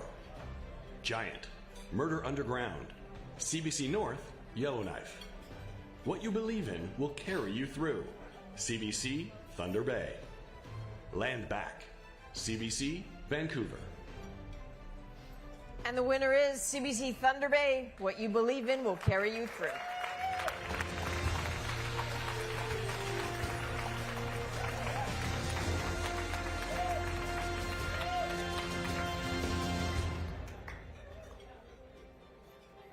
Congratulations. There you go.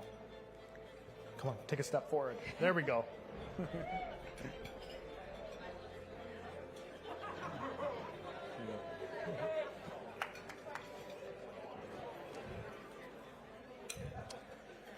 We now continue with another national award recognizing continuing coverage in multi-platform. The finalists are.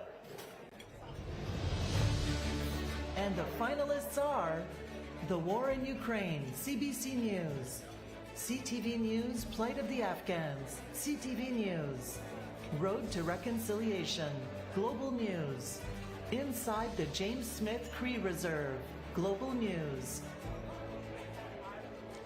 And the winner is Global News, Road to Reconciliation.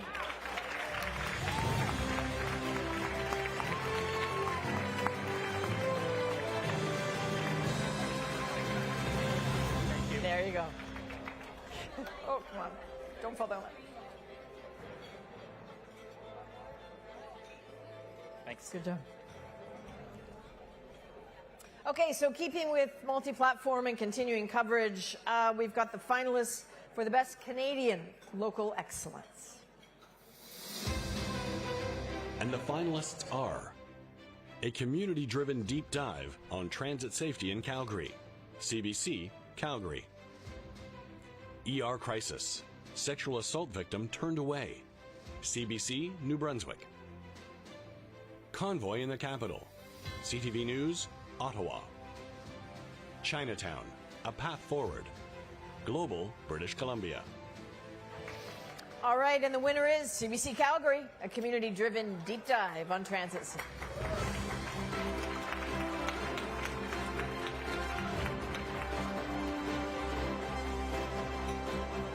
Congratulations. There you go.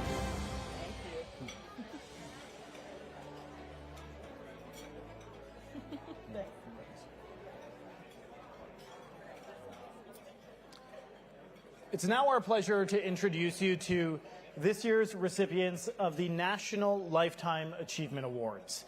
The LAAs recognize the giants of our industries.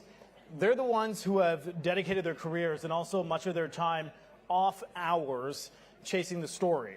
It's all about holding officials accountable, sharing information that impacts our lives. They help shape the industry, and they also mentor young journalists that will follow in their footsteps, and we saw a lot of that during this conference.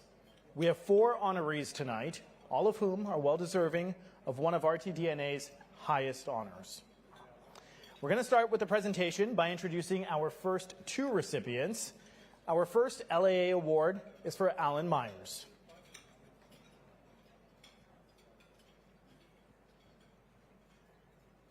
And please welcome Jonathan Kay to the stage to accept the award on behalf of Alan.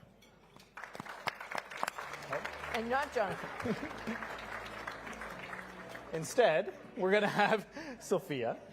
Come on up. There you go.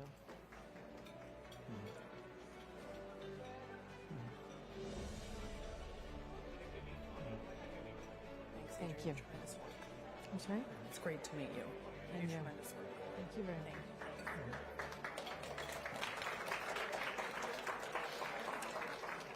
So the next honoree of the RTDNA's Lifetime Achievement Award is Carol Off.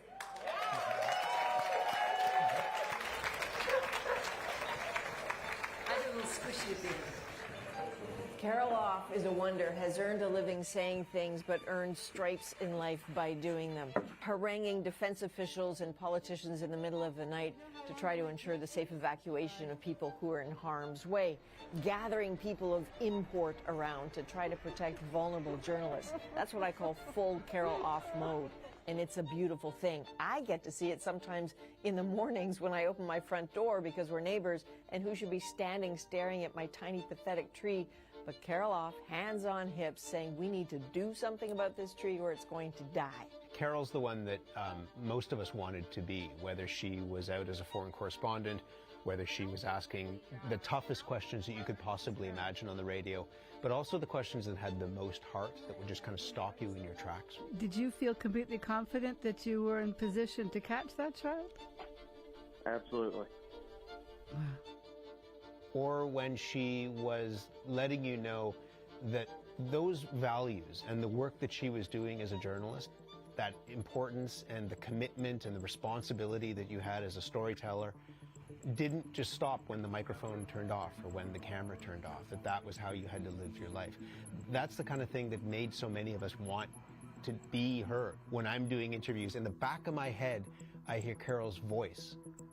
And I ask myself, what is it that she would do? How would she ask this question? Where would she go in that interview?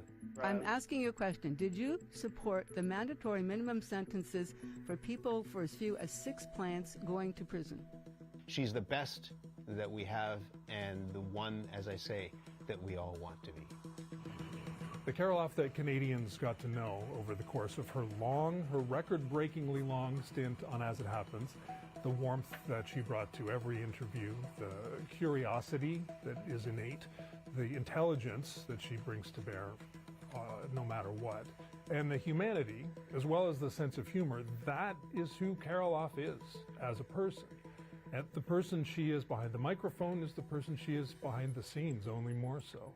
So I can't think of anyone more deserving, either as a journalist or as a human being, than Carol. I admire so much her passion and her drive and her integrity. Every single time we asked her to take that extra step, she was always 3 or 4 steps ahead of us anyhow. Congratulations, Carol. Well deserved. I really think about what was happening behind the scenes and what Carol helped build at As It Happens in terms of a show culture, a family, really, and that's the kind of team I walked into. Thank you, Carol, for everything. Thank you, Carol Off. Come on up to the stage, please, Carol Off.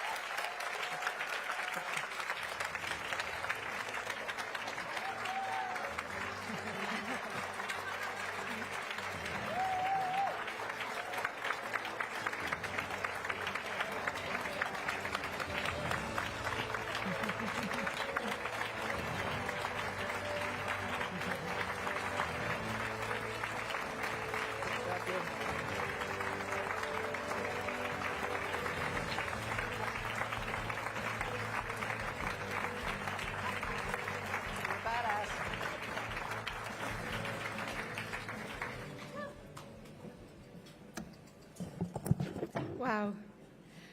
Okay, first of all, most importantly, Adrian's tree I saw just today, and I was going to call her. You know when the little shoots are coming out the bottom, you know the tree is stressed. And she hasn't dealt with that. I know she has priorities, but that tree needs help. I've only just learned that I'm supposed to say something. Oh, am I supposed to say something? Okay, go ahead. Yikes, it was embarrassing. And I know you guys really would rather be eating and drinking, because you're journalists, right? You know. So I just want to say that it's an incredible honor to get this, obviously. RTDNA, when Liz called me, I was shocked to be told this. And I want to say, first of all, I mean, because I'm on the exit ramp of this business, obviously, and what we're seeing in this room and what I saw of Keir Junos, who won that award last night, the people on the entrance ramp are so extraordinary. The young journalists who are coming into this business, I don't know why, because it's even more difficult than when I started, but they are so remarkable. And I know that there's a lot of CBC going on up here tonight. Yeah, you noticed? But our private sector colleagues, my private sector friends and colleagues are so deserving of being recognized for the work they do, because it's so hard out there. And what I saw of the work that people were doing, yes, let's just give them a, honestly.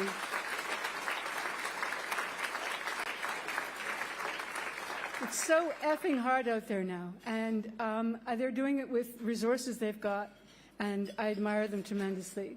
Having said that, I will say that the CBC gave me so many opportunities from when I arrived just after university, arrived in Toronto with my bicycle and a dream, and constantly finding opportunities to do things that the CBC gave me. Just believing in me, trusting me to take chances and to push the limits. And I see within the CBC tonight, watching these awards, how many more entry ramp people that you're bringing in, what efforts CBC does to keep doing what you gave me the opportunity to do so many years ago, and a lot of years ago. And I still see that. I still see that energy. And I know that in the private sector, you don't have the resources, but a lot of that energy, I hope, is making its way into the business in general, because it's so worthy of that. And that's what it should be doing. And the opportunities I had were just tremendous. So thank you, CBC, for that. And I want to thank the crowning achievement of the time I spent there, which is the people at this table here, as it happens, which was the hardest job I ever did, the most fun, as Neil will tell you, when you have to, at one moment, be holding a politician's feet to the fire, and then talking to a woman who makes earrings out of moose poop. And I developed this crick in my neck, this kind of whiplash thing that I still can't get rid of when you have to. So you knit sweaters for chickens. That's so interesting. And so you, Mr. Polyev, you said, what? And so, as it happens, is the hardest job and the best job and the most wonderful people ever. The biggest thank you I have to give is to my husband, Lyndon McIntyre,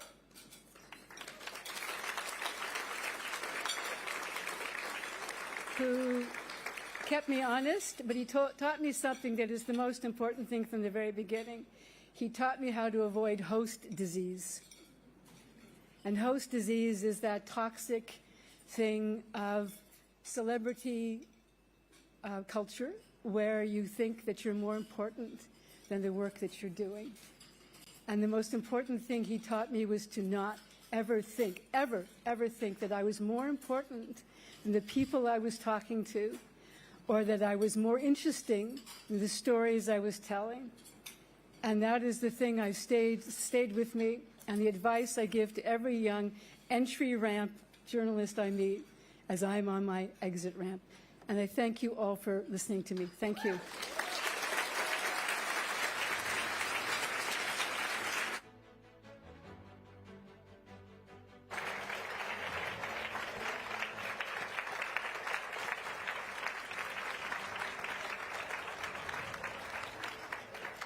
Yeah, so my tree is not the only thing stressed, but yes, I will deal with it. I promise.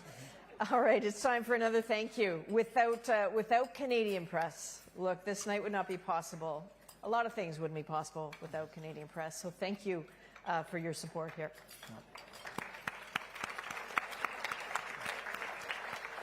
And we also do want to give a big thank you to our other sponsor, CTV News.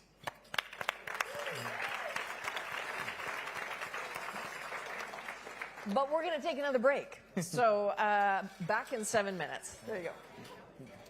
To find out what's happening in Canada and around the world. Israel says its aim is to dismember Hamas. Compelling, credible reporting. Just a ton of explosions happening all around us. Covering and uncovering stories that matter. Global News.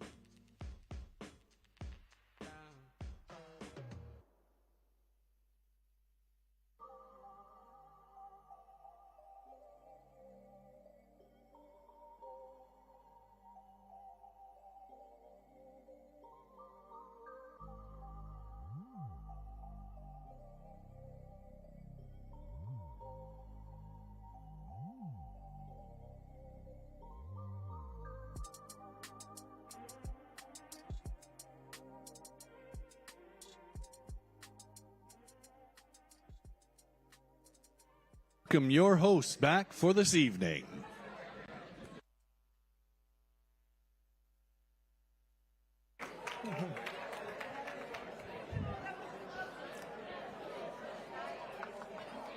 All right, should we hand out some more awards? Let's do it. Let's do it. Here are the finalists for Best Canadian Local Digital Category, Excellence in Social. And the finalists are Thank you. Manitoba Municipal Election Coverage, CBC Manitoba. 2022 Provincial Election, CBC Toronto. What We Know About Chelsea Porman's Disappearance, CBC Vancouver. And the winner is CBC Vancouver, What We Know About Chelsea Porman's Disappearance.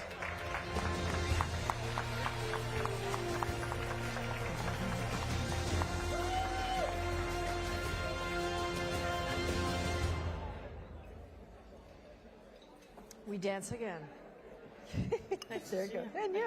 Yeah. How are you? I really Don't like fall those down shoes. that hole.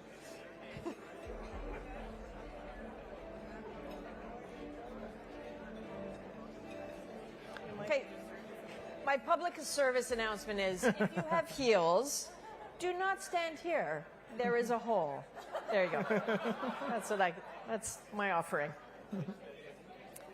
Okay. In the national digital category, let's look at your finalists for excellence in social.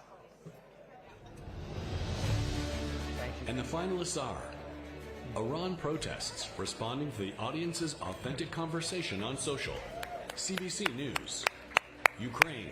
ctvnews.ca. Inside Pride. Global Calgary.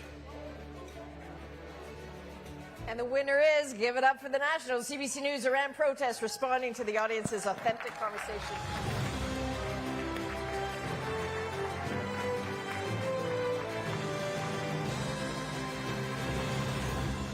Come on, you can do it. Go both ways.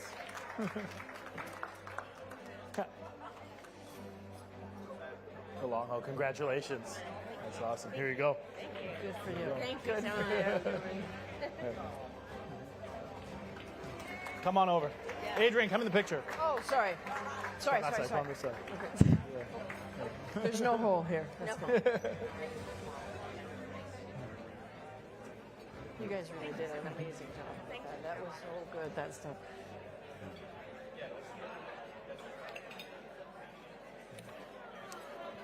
Moving over to data storytelling, and this is always a competitive category. The finalists in for National Digital Excellence in Data Storytelling are.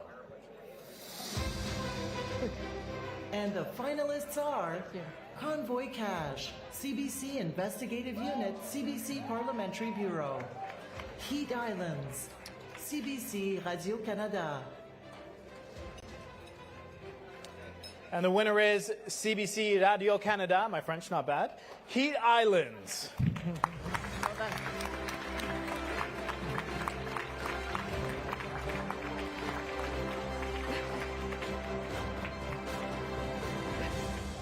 That was a good call.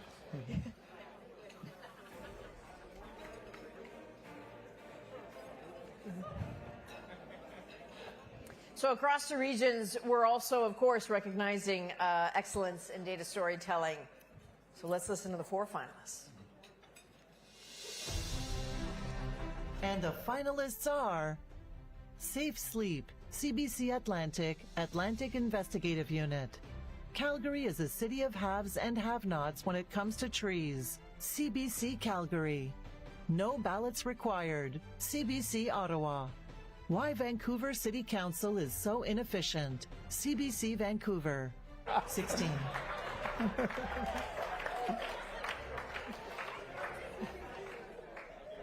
Let's see. I wonder which one it is. Sorry, talk amongst yourselves for a second. All right, the winner is, shock, CBC Calgary. Calgary is a city of, I know. It's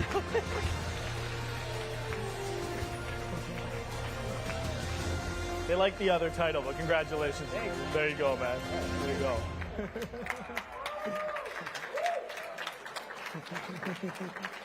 There you go.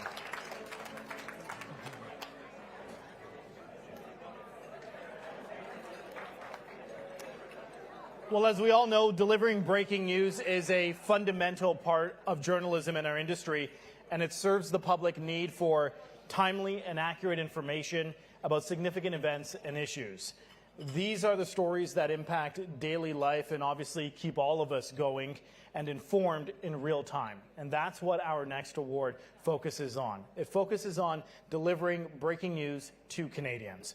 So we'll start with video for Best Canadian Local Breaking News in a Small Media Market. The 4 finalists are all from CTV News.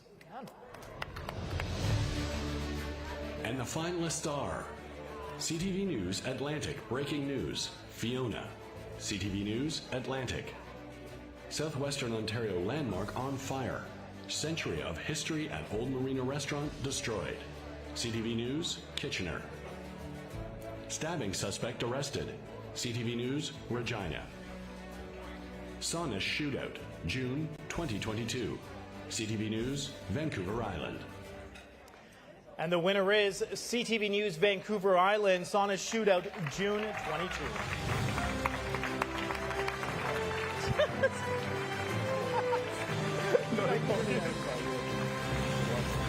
Congratulations. There you go.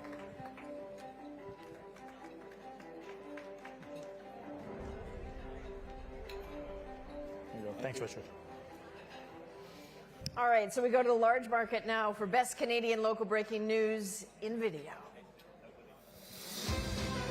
And the finalists are Convoy in the Capital, Ottawa Police Clash with Protesters, CTV News Ottawa.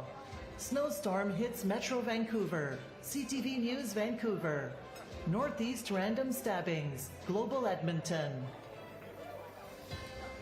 All right, and the winner is Global Edmonton, Northeast Random Stabbing.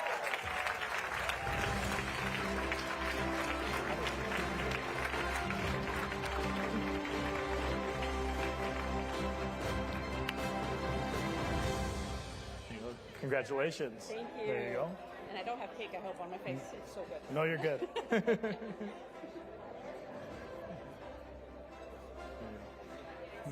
Thank you. Congratulations.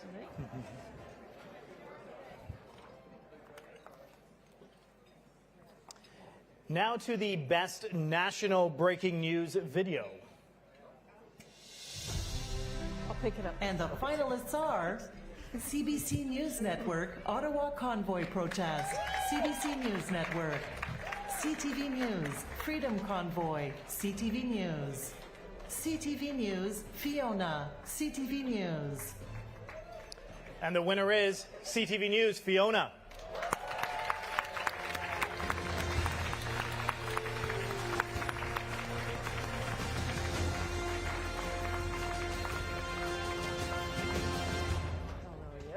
Here you go. Here you go. Oh, watch the... Don't watch the whole. Good, I don't have... And your heels are yeah, good? yeah, Okay. they're good. This is yours. Oh.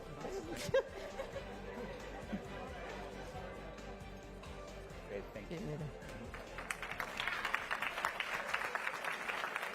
All right, so next to audio, the finalists in Best Canadian Local Audio for breaking news in the small to medium market.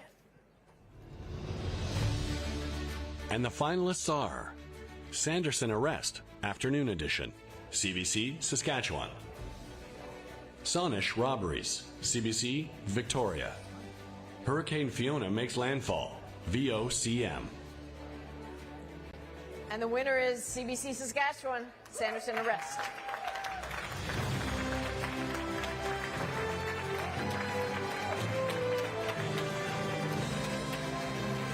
Congratulations. There you go. There you go. Oh, a little bit more. There we go.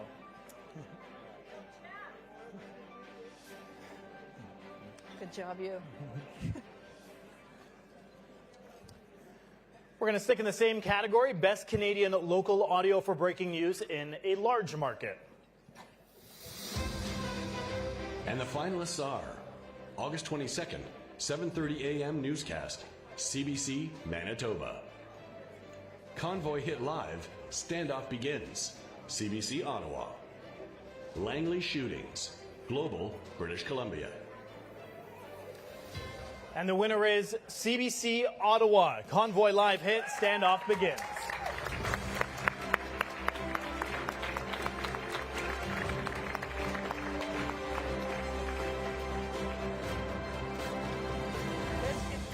Thank you. There you go. Every single time we do this wrong. Thank you. Good job. Thanks very much.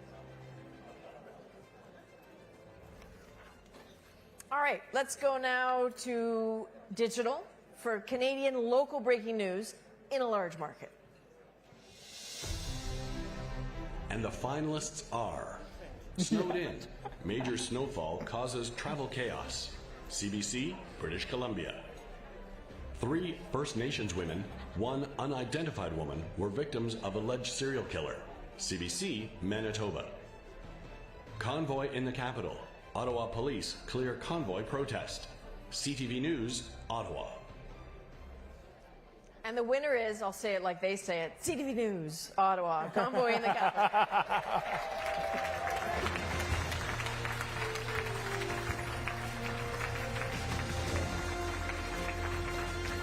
Congratulations. They're going to yell at us if we mess it up. I don't know. Congrats. Cheers. All right, let's look at best Canadian local breaking news for digital small medium market. And the finalists are Fiona smashes into Atlantic Canada, washing away homes and knocking out power. CBC Nova Scotia. James Smith mass stabbings. CBC Saskatoon. Saanich bank shooting. CTV News Vancouver Island. And the winner is CBC Saskatoon, James Smith mass stabbings.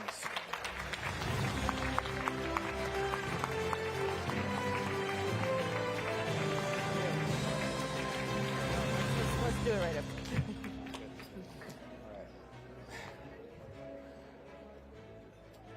Good job. Give our best to everybody there. Eh? All right, so in 4 of the national award categories, the judges selected just 1 finalist. So I have questions about that, but that's for another day. In those categories, we will announce the winner. So sticking with digital, in the national breaking news category, the judges selected 1 finalist, and the winner is CTV News. It's okay, they already knew. I'm so sorry.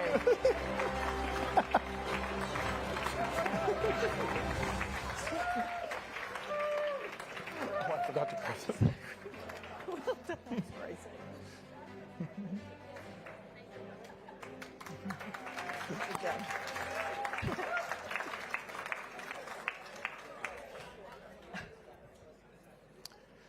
Well, live special events take planning, technical expertise, and flawless execution to ensure a seamless experience. Exactly like this. What we saw just now. Yes, exactly. Yeah.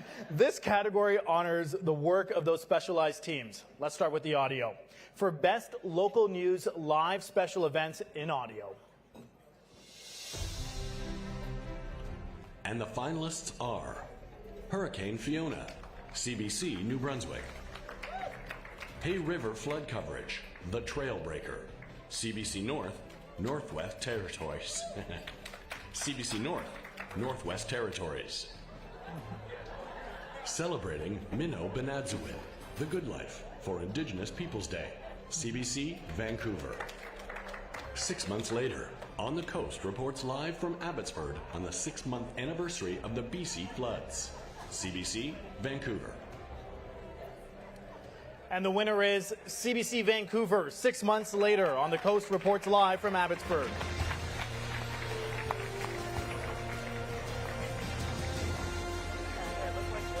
You do, exactly like love.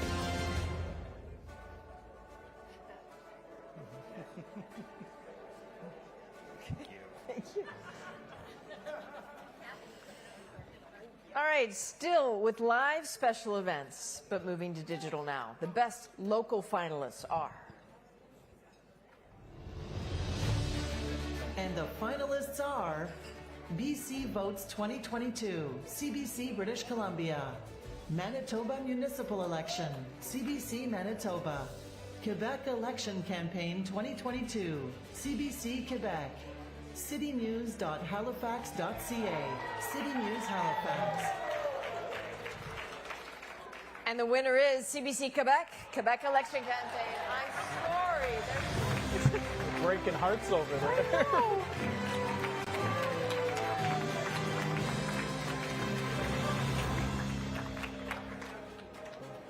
Congratulations. There you go. Congrats. We'll continue on with live special events for Best Local Video for News, and the finalists are.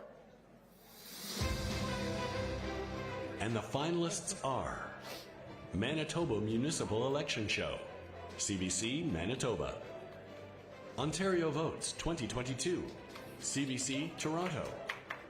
Kimberley, BC wins CBC's Best Small Town Bracket, CBC Vancouver. 30 years later, the West Stream Mine disaster, CTV News Atlantic. And the winner is CTV News Atlantic. 30 years later, the West Stream Mine disaster.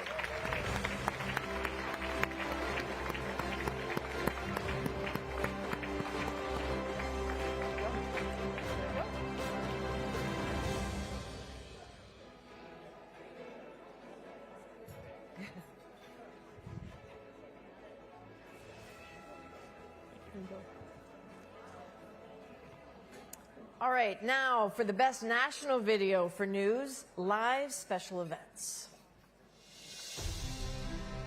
And the finalists are Pope Francis in Canada, Musquatchie's Apology, CBC News Studios. Queen Elizabeth II State Funeral, special CTV News. One Day in Ottawa, RDI's live coverage of police clearing the Ottawa occupation. RDI, Le Ruisseau de l'Information. And the winner is CBC News Studios. You got to give this one.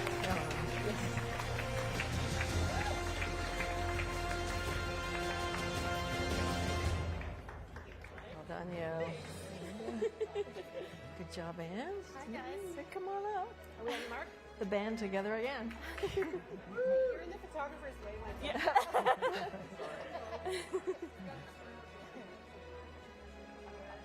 Adrian, we went to bring you this whiskey. Bourbon.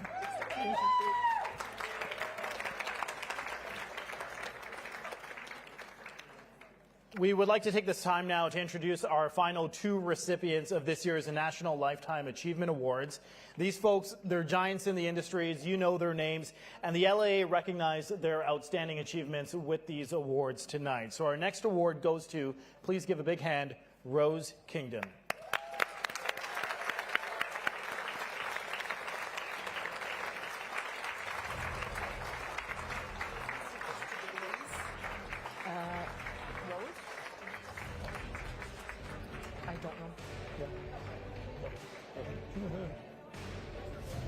There you go. It's right there. You're okay. No, you're not stepping in a hole. I promise. So I'm one of those people that they were talking about as kind of behind the scenes, which is why probably most of you don't know who the hell I am. But anyway, I'm humbled to receive this on behalf of all the hardworking people who are behind the scenes, whose face doesn't end up anywhere. So congratulations to all of you. So to say I'm honored to receive this is like a real understatement. Aside from raising two amazing humans, my son Sean and my daughter Ailish, just being able to have spent all my working years in this industry, never been fired, is something I'm immensely proud of.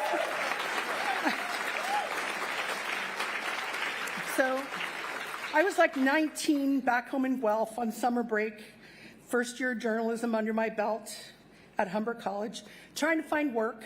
So went to the local radio station, CJOY CKLA Magic FM. And the news director there, Gus Hazelar, said, sorry, you're out of luck. We've done our summer hiring, found someone with experience. So I was out of luck and I went back to the misery of my job in landscaping. But it was one of those right place at the right time situations. The station's summer reliever didn't work out. Gus called and asked if I was still interested. I parked the lawnmower and took off. So I really owe everything to him. He took a chance, gave me some coaching, and opened the door to the magic that is radio. But mind you, it wasn't all smooth sailing. Despite all his coaching, all his best efforts, on-air light came on, first newscast, I started to hyperventilate. So being a small town where people care, listeners started calling in to ask, was that girl on the radio going to be okay? But it really was love at first on-air light, and when I got back to Humber, I promptly transferred to the broadcasting program. After a couple of years in Guelph, I moved to CKEY News Radio in Toronto, and then to what was at the time the mighty Broadcast News. I've been with BN and then Canadian Press for the past 38 years. Again, never been fired. I've had the opportunity to do everything from audio editing, newscasting, national desk editing, audio supervisor. Thank you, Mike Omelis over there, who promoted me to management. Thank you, sort of. Thank you for management, but anyway. And finally, director of broadcast news. What a ride it's been. I've had the chance to cover some of the biggest stories of our time. I led an entire broadcast department home during COVID and back again, many of them reluctantly, to our brand new offices and studios. I've gotten the chance to win RTDNA awards in my own right and been part of or led award-winning entries for live special events, breaking news, short documentaries. And I've had the chance to travel across the country to various RTDNA conferences and to learn from and connect with some amazing people and build some lasting friendships. I've had the opportunity, too, to work with some of the best broadcast journalists in the business, people like Terry Pedwell, Bill Graveland, Murray Brewster, yes, sorry, CBC, we grew them first, and longtime newscasters like over there, Don Kelly, Karen Rebo, and one of our newbies, Lisa Laporte. But among my proudest accomplishments are seeing some of the young broadcasters I've had the chance to mentor and move ahead in this business. And when people say, oh, if I could do it all again, I'd go back and be this, that, or the other, I would never say that and never have. If I could go back, I'd do it all again and I'd jump at the chance. This job has given me a lot, and I owe a lot to Canadian Press because of its dedication to continuing to provide quality news, even when we've been squeezed for every dime. But they keep going. We're committed to it. Our editor-in-chief, Andrea Bailey, there, is one of the people who's leading the charge. So I'm also, as Carol Lott said, on the off-ramp. I'm retiring at the end of the year. So I get to take away a lifetime of memories and a lifetime of great stories. Buy me some red and I'll tell you all about them. Thank you very much. Thank you. Thank you so much. Thank you. This is awesome. Thank you. Thank you. You're here. Okay. Thank you.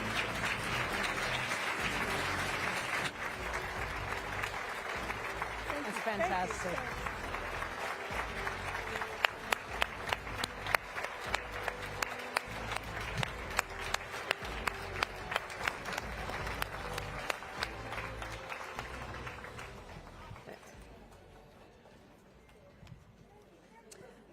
So thank you, Rose.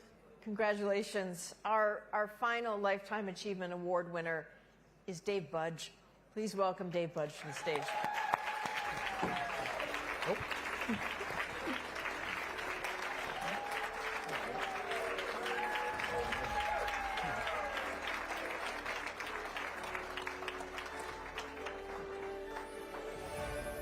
Congratulations. There you go. Take a step up here. Right over here. Come on over. Nice to see you. Good to see you on the beach.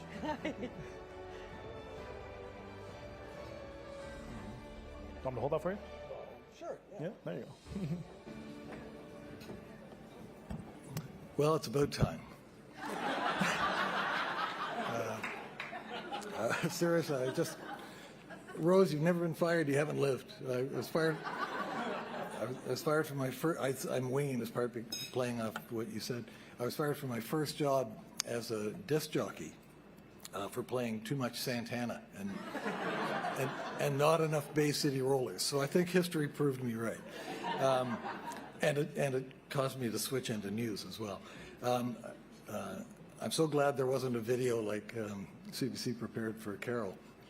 And I think the reason that there isn't a video is because Rogers and CBC and Global and a few other companies would have had to collaborate on it, and that's not going to happen. But they also probably wouldn't all agree on whether I deserve this recognition. So, and I'm similarly conflicted. So, I don't want to talk about me, though. I think I want to take this opportunity to talk about you, many of you, because you're the leaders and the future leaders of electronic journalism in Canada. And we all know the struggles and the challenges that this industry's had. And I know that you're working, at least most of you, to try to innovate and find new ways to gather news and new ways to tell stories and new ways to get the content to the audience and to keep the industry strong and safe. And I applaud you for all of that. Because you're the ones that have to do it. Nobody else, like, the problems are not going to go away by themselves. Government can't fix it. The companies that you work for aren't going to fix it. You're the ones who get it. And your employees will help you, but only if you ask them to, and if you create a culture of creative innovation. And so, you know, get good research and take advantage of the insights and the wisdom like we've heard at the sessions over the last couple of days here. Get your staff involved. Get at it, because you can do, I know you can do it. You can keep this industry strong. I'm deeply honored to be included in such good company as the other 3 recipients this year and all the previous recipients of the Lifetime Achievement Award. I'm very grateful to RTDNA for this and for all the work that it does. And there are so many thank yous to so many hundreds and hundreds of people that I've worked with and learned from I lost count of how many jobs across the country that I can't even go there. But thank you very much.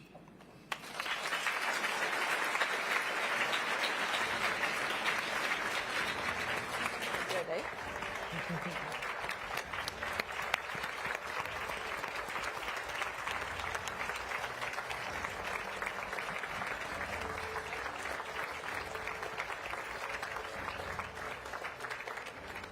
Thank you, Dave Budge, for everything from all of us. It's time for a break. When we come back, we're going to present a new award this year. We will see you in 7.4 minutes. It's a story impacting every Canadian, coast to coast. Are you surprised that there's still that anger out there? Welcome to another Miracle on the Prairie. Thanks for joining us here. The stories making news. It's stunning to me how much gas costs right now. 100 firefighters fought the blaze throughout the night. Good evening, everyone. We begin tonight with breaking news. We have exclusive details. I'm Heather Butts with CTV National News in Regina. Do you think you would have resigned? You can see the force of Fiona everywhere. For protesters here, the delay on the final vote doesn't go far enough. A story you'll only see here. You can see the extent of some of the damage. Just several. It's impacting so many people. This has made you a prime target. At CTV News, making sense of what's going on in Canada and abroad is our commitment to you.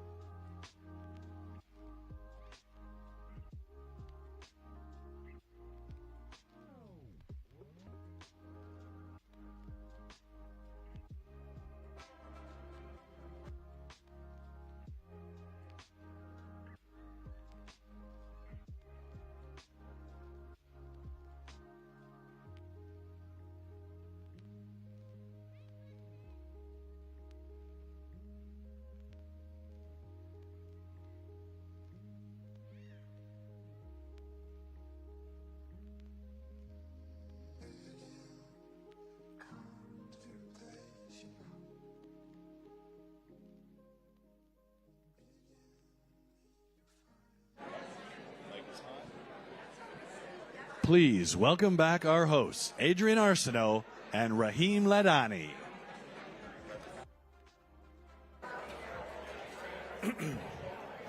What page are we on? Yeah, there we go. All right, we're going to keep going with handing out some awards, so if everyone can please make their way back to their seats, and we'll get going right now. Sports journalists, they cover everything from soccer to cycling, profiling exceptional athletes, competitions and performances, and presenting it in a way that enriches people's viewing and understanding of the sports that they love. So tonight, we celebrate all of those efforts and stories with several awards. The first is Best Local Video for Excellence in Sports Reporting. And the finalists are: fans push for Larry Kwong's induction into the Hockey Hall of Fame, CBC Kelowna; Montreal Alliance, CBC Montreal. All black baseball teams used to play for small prairie towns. One is finally getting recognized, CBC Saskatchewan. On the Mark, changing history, NTV News. And the winner is CBC Saskatchewan. All black baseball teams used to play for small prairie towns.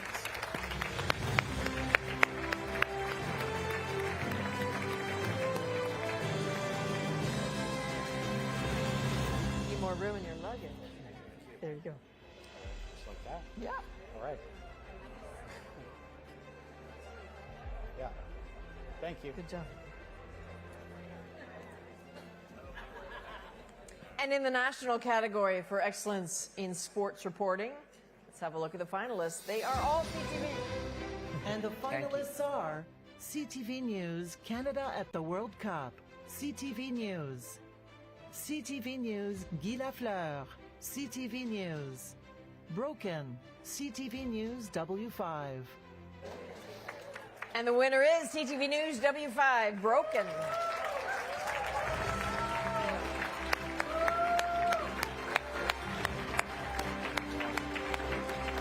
Congratulations. Excellent. Good to see you. There you go.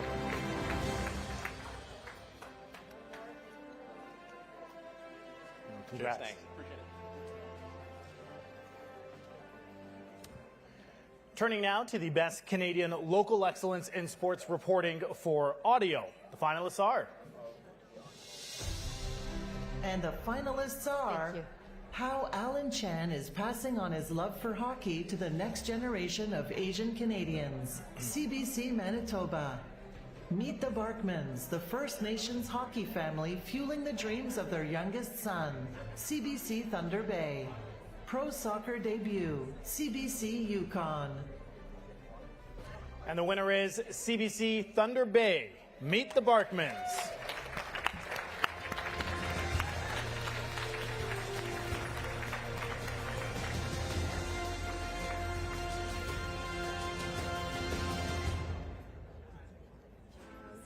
There you go.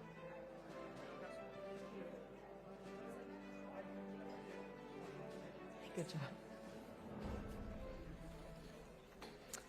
All right, and in the national category for excellence in sports reporting, audio, the judges selected one finalist, which means the winner is, this is where I screwed it up last time. So.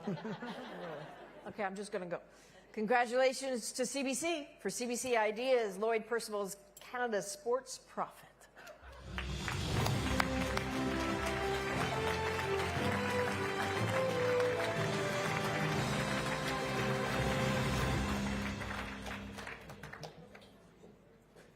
Congratulations. Thank you. Come on up. There we go. Okay. Congrats. Okay, don't fade on us now, everybody. I know you've had your sugar and your beef, but come on. There we go. For local excellence in digital sports reporting. And the finalists are: I'd Be a Completely Different Person, St. Patrick's High School Basketball, CBC Ottawa; Diamonds of the Downtown East Side, CBC British Columbia; Equity on Ice, CBC New Brunswick, Atlantic Investigative Unit. From the pitch to the front lines, Winnipeg goalkeeper enlists with Ukrainian Armed Forces. CBC, Manitoba. And the winner is CBC Ottawa. I'd be a completely different person.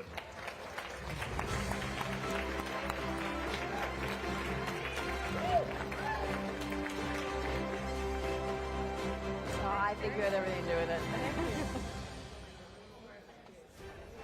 Thank you. Good job. Is this?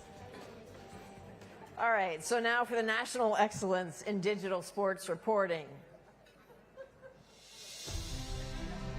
And the finalists are Hometown Heroes, CBC Indigenous, Bobsleigh Canada Skeleton Athlete Abuse, CBC Investigative Unit. And the winner is CBC Indigenous Hometown Heroes.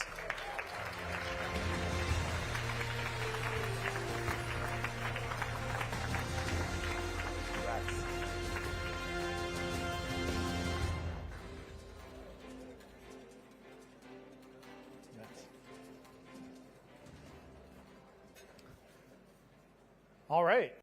Well, guess what we have this year? We have a new award, an award that has never been given out before, honoring news VJs. There you go.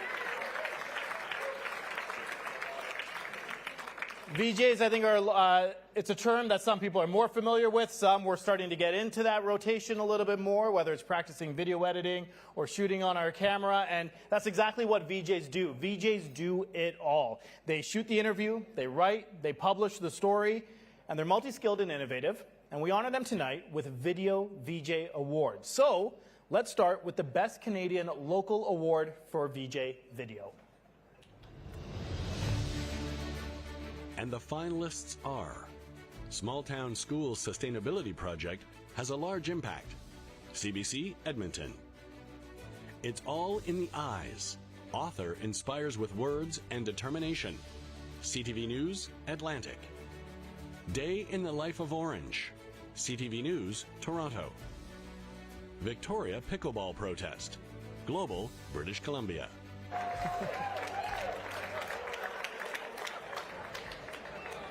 And the winner is, I'm sorry to disappoint some people, but we're very proud for the winner, CTV News Atlantic. It's All in the Eyes.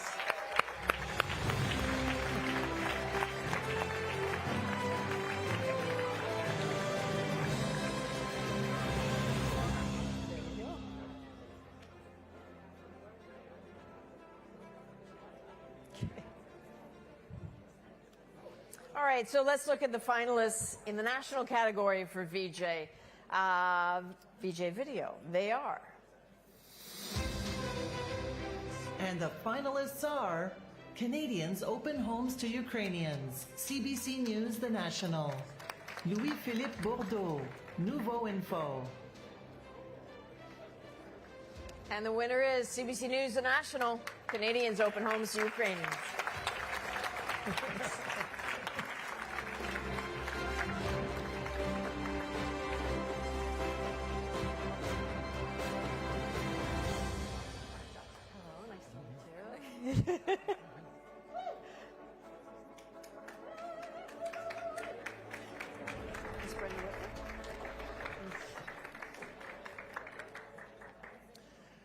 Well, opinion journalism enriches and shapes public disclosure and challenges conventional wisdom. Tonight, we gather to honor the exceptional individuals who dedicate their talents to this craft and celebrate their ability to inform, provoke, and also engage. The judges selected one finalist for the award for Best National Opinion in the audio category, and the winner is... See, I got CBC, I know, sorry, I followed your lead. CBC Radio, the Sunday magazine.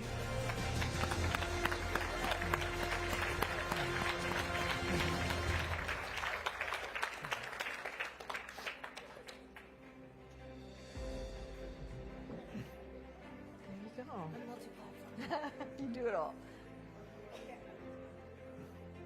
And you're getting your steps in. All right, so over to the best Canadian local for opinion in audio, and the finalists are. And the finalists are The Shoe Project, Stories of Fear and Triumph, CBC Edmonton. Honk for the Kids, How Pandemic Protests Energized a New Parents Movement in BC, CBC Kelowna. Let's Go, Ride Along in a Wheelchair-Accessible Van, CBC Montreal. Parkinson's Doesn't Have Me, City News Halifax. Very good. And the winner is CBC Edmonton, The Shoe Project.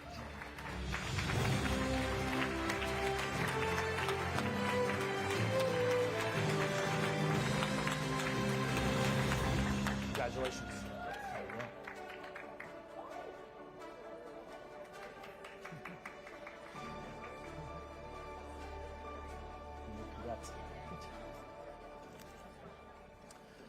All right, we're going to stay with opinion, but shifting to the Digital and Video Awards. Let's look at the finalists for Best Canadian Local Digital Opinion. And the finalists are The Prairie's Got Something to Say, Black on the Prairies, Place Edition, CBC, Saskatchewan. Why I Am Reclaiming My Mother's Language Before It's Too Late, CBC, Thunder Bay. Parental Guidance. It's never been easier for your kids to see pornography. So what should you do? CBC, Vancouver.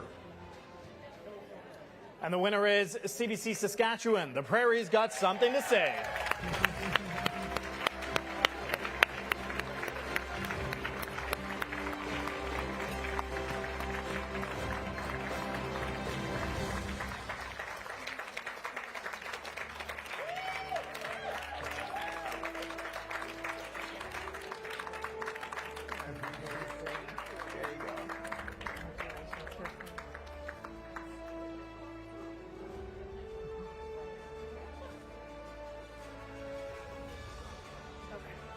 Good on you.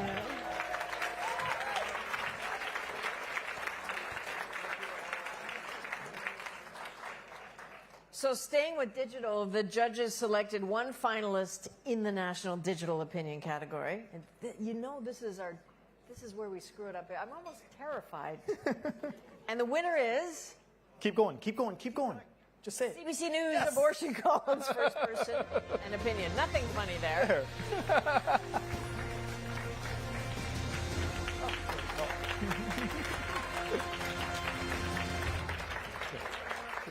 Yeah.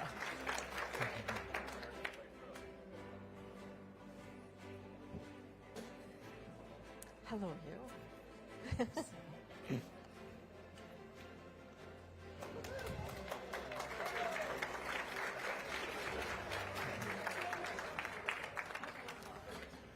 Over to video and the Best National Opinion Award. And the finalists are Black Canadians on Buffalo Shootings, CBC News, The National. Moral Courage, CTV News.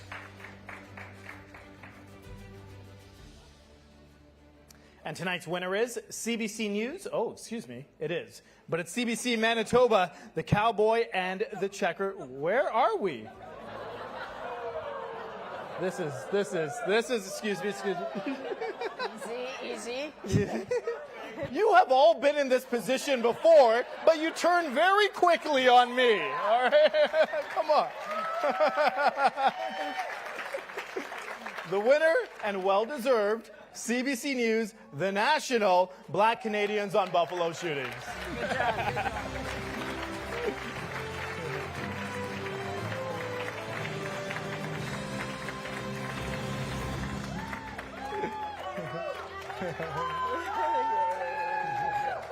job. There you go. Here, turn it around. Turn it around.